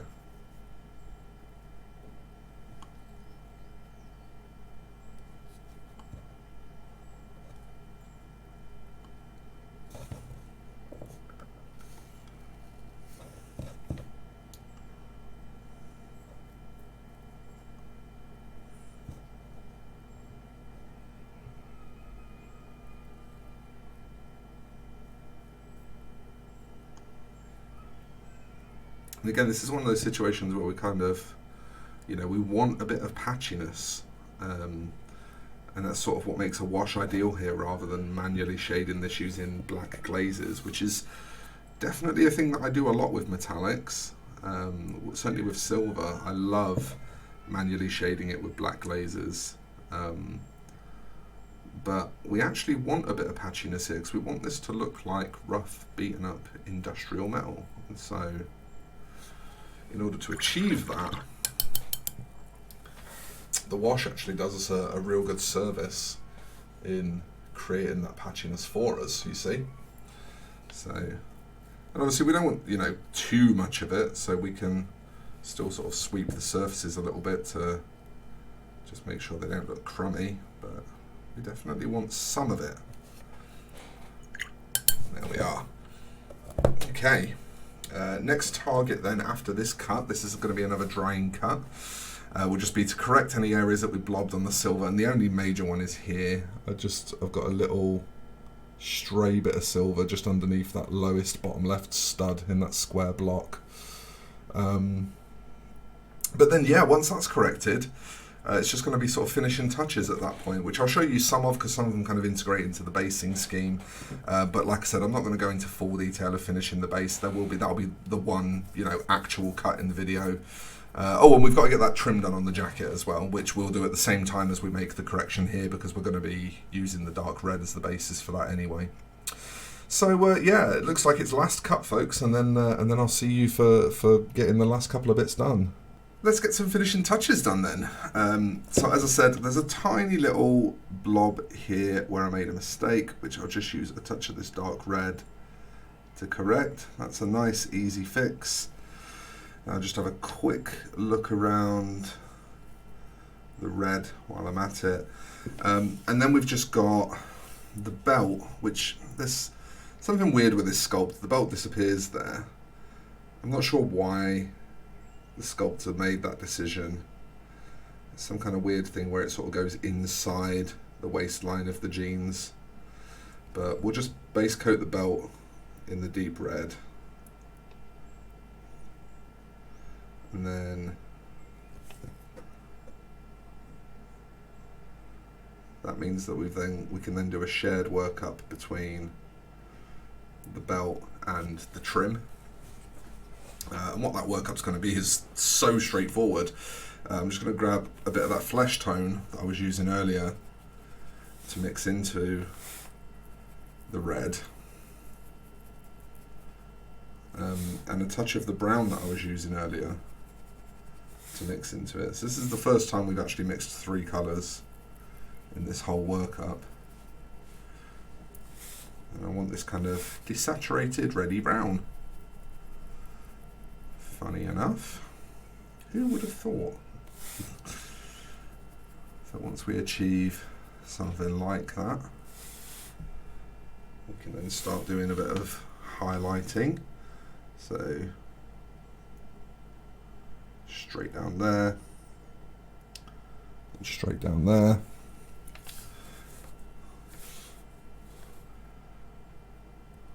Let's get a bit on there as well. And then we'll just start touching some of this fur just to bring a bit of highlight to it.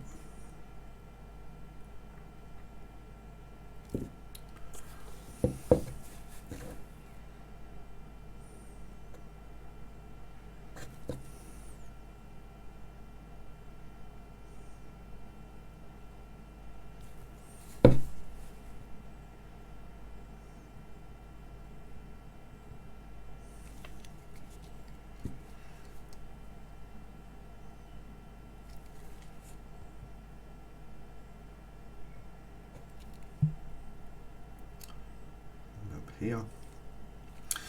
And then on the belt, we'll use the same colour, but we'll just start adding some texture. And that tends to be how I'll highlight pretty much anything made of leather these days. I'll just use texture. Just, you know, very dotty and dashy kind of brush strokes. And then we'll dump in some more of the flesh tone, touch more of the brown.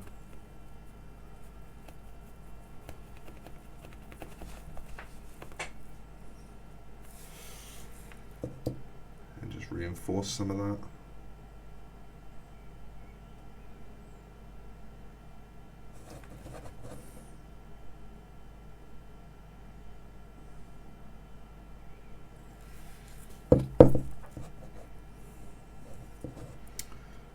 Getting on these fur textures again.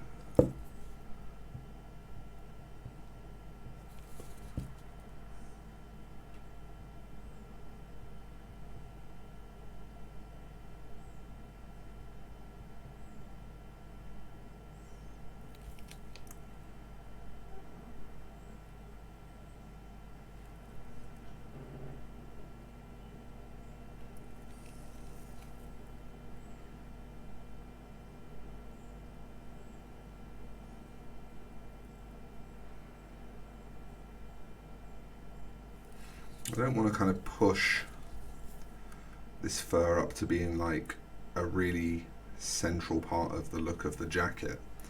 So I'm being fairly subtle here. And the reason I'm choosing to do that, I mean, like, you might decide that you want you might want a really bright fur trim, make it look like a Cockney sheepskin jacket. You know, I don't know what you'll decide you want to do with your copy, but for me, because it's not in the original reference, I'm kind of just letting it be a bit more obscure, letting it not play as big of a role in the paint job. It's 100% a preference thing, you know, it's just a decision.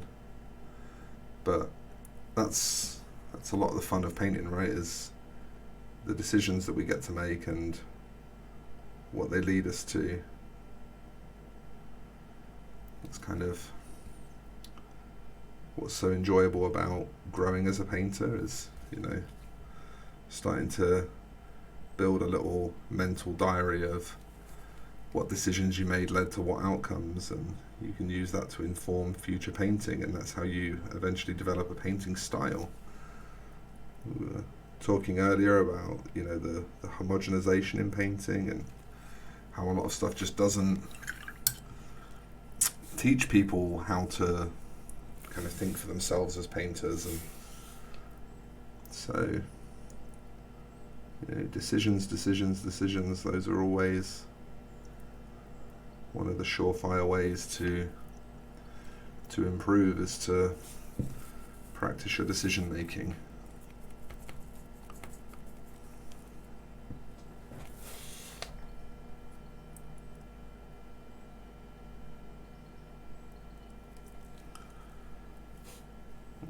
Spot there. Okay.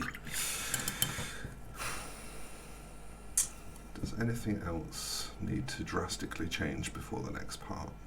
I don't think so. So I need a small amount of orange now. I really do mean a small amount. So what I'm going to do first of all is I'm going to grab some of that woodland brown that we've been using all through the workup. I'm going to thin it back, and I'm going to start placing some of it. And I'm not necessarily strictly just going for rust here. It's going to look like rust, what I'm doing here. But it's more of just a sort of integrated general griminess that I'm looking for. You know, I just want to create a general sort of feeling of this base lives in a part of the world where things are pretty grimy and aren't really maintained. And so whilst, yes, rust is definitely going to be part of that story, so is just, you know, general grime and debris and a overall build-up of badly looked after scenery. And so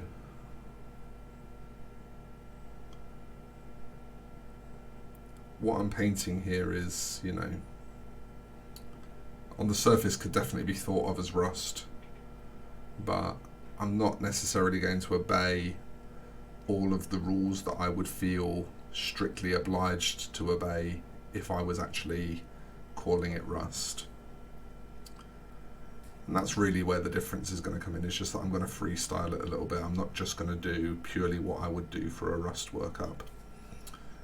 And you'll notice I'm not really being too careful about getting it around the base of his shoes.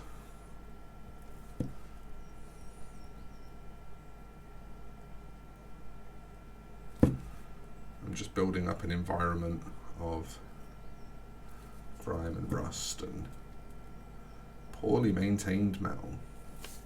That's one of the reasons I really love, I think it's called woodland brown. Are you called wood? Oh, harvest brown. Sorry, it's called harvest brown. But one of the reasons I love this paint, I use it fairly regularly, is it's a bit of a catch-all brown paint. Like it's a good basis for just something you plan to paint brown. But then, like, look what happens when you dump a bunch of water into it and start to, you know, wash it around the place. Like, it starts to look kind of rusty, grimy, and you know, you can just do a lot with it. And I like that versatility. That appeals to me.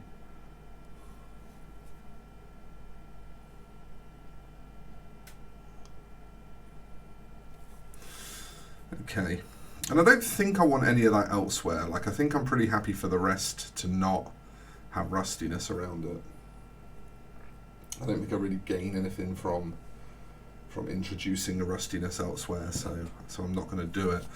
But what I do also want to do is I've also mixed more of a bright orange, more of a deliberate, actually rusty colour. And this is just the bright red that we were using earlier and the pale saffron yellow that we were using. And this I will actually just drop in to places where I feel like rust could gather. And it will sort of serve to reinforce the other stuff that I'm bringing to the table.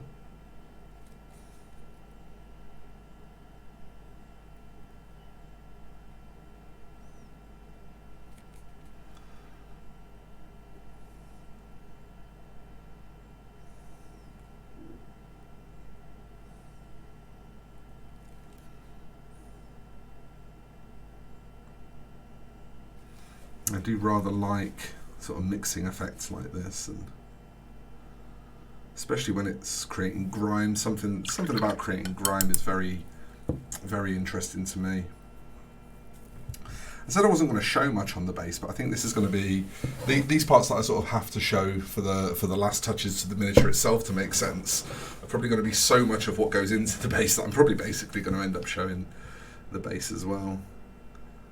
Just going to take these pipes here and just the tops of them I'm going to very roughly re-black. And the reason I'm doing it roughly is because, of course, it's not that the tops are immune to grime, it's just that it wouldn't collect as much on the top. So by being rough, we can sort of leave some of that grime in situ, play in a role, but also not have so much of it there that it looks out of place. Can also take an opportunity here to redo the rim. Had my black a bit too thin there, but it's very quick to correct.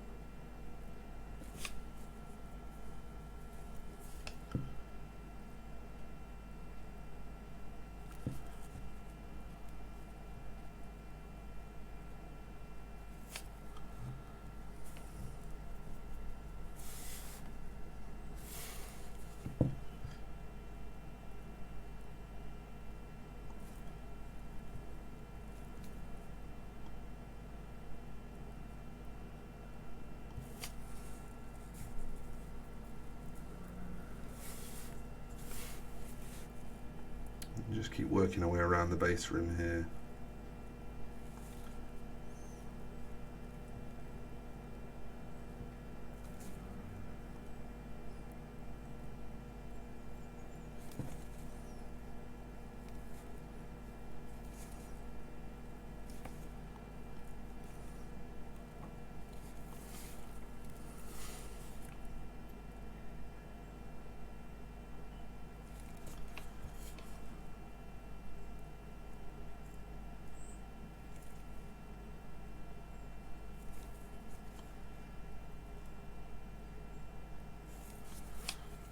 Okay.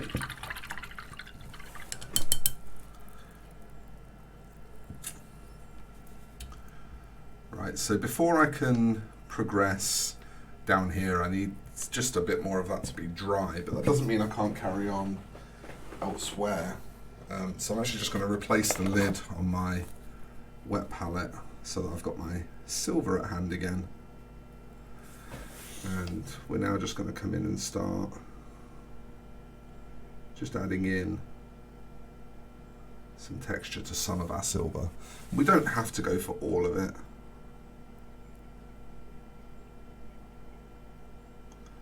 But it definitely doesn't hurt to go for some of it. It'll just bring back some of the reflectiveness that the the Knoll Oil wash doled out of it.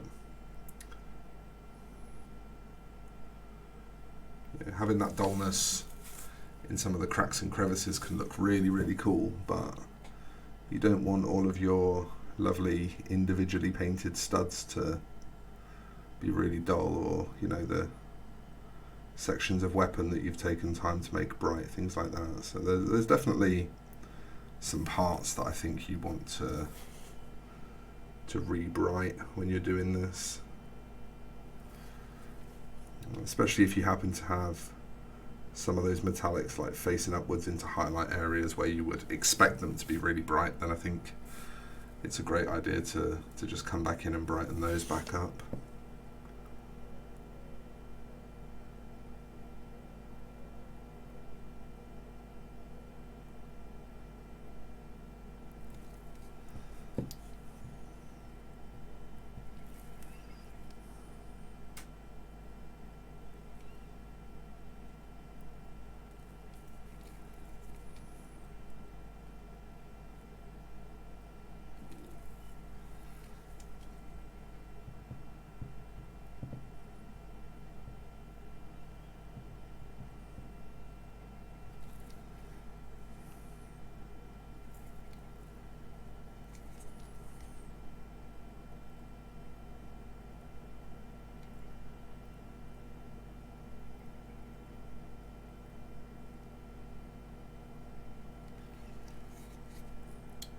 So I'm just kind of picking out targets here and there to brighten back up.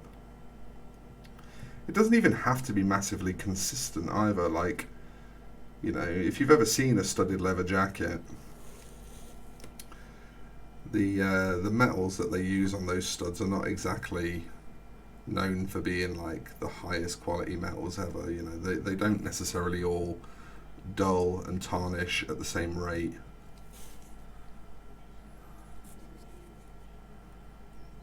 There's nothing to say that you can't have uneven tarnishing and all of that represented on the miniature. If that's how you want to go with it, then you can certainly go that way. And then I want to sort of do a similar thing on the base, but more like rebrighting some of the edges and stuff to kind of pull back some of that rustiness out of it. We can also kind of lay in scratches this way, which you'll see when the light hits them. You see, when the light hits them, they'll kind of shine up like a scratch, but then they'll settle back down into that sort of rusty, damaged up metallic base.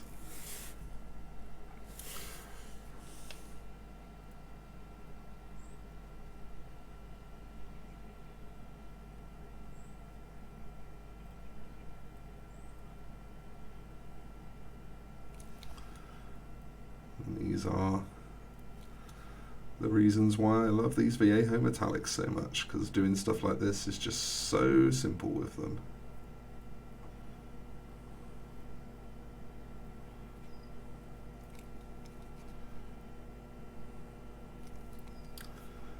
And of course, if we want to, we can push it even further. We can grab they do another one called Chrome, which is much the same deal, only brighter. And I find that on its own, it's not super effective. It struggles to cover a bit. But as soon as you mix it into any of the others, you can see it's just a brighter version of the same thing now, and I can continue to create the same effects that I was creating, just knowing that they'll render a bit brighter with this paint than they did with the other one.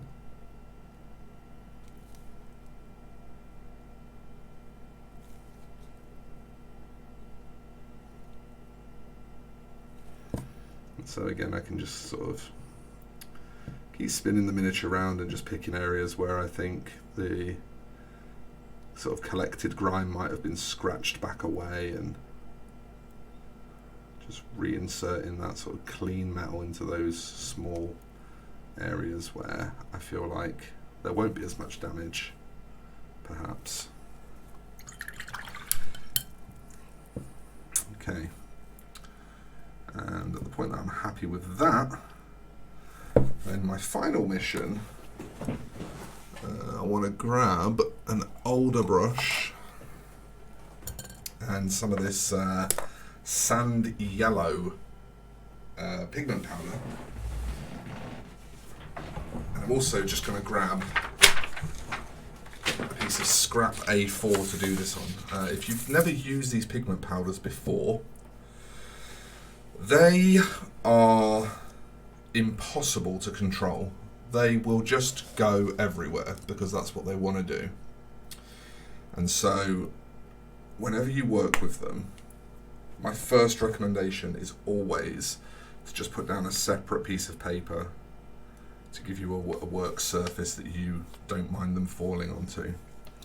And one of the things I really want to do with these is bring up onto the white some of this powderiness, because as we all know, white trainers don't last 5 minutes in the real world. I was never planning to leave these trainers looking white. There was always going to be some of these powder effects coming in. And that's why I said, do you remember when we were painting the white, I said I'm not too bothered about the blending being that great. And that's because when this pigment goes over the top, it sort of not really hides a lot of that, but sort of, it's sort of additive to the blending that's there, and it kind of sits in with it. And like I say, as we all know, you know, white trainers don't last 5 minutes in the real world. So now I'm just going to turn away and blow this off, and then you start to get an idea of what you're actually working with. You can sort of blend it back a bit further just by sort of shuffling around on it like this. You see how realistic it looks in the crevices and stuff, like how it really looks like actual dusty built up dirt.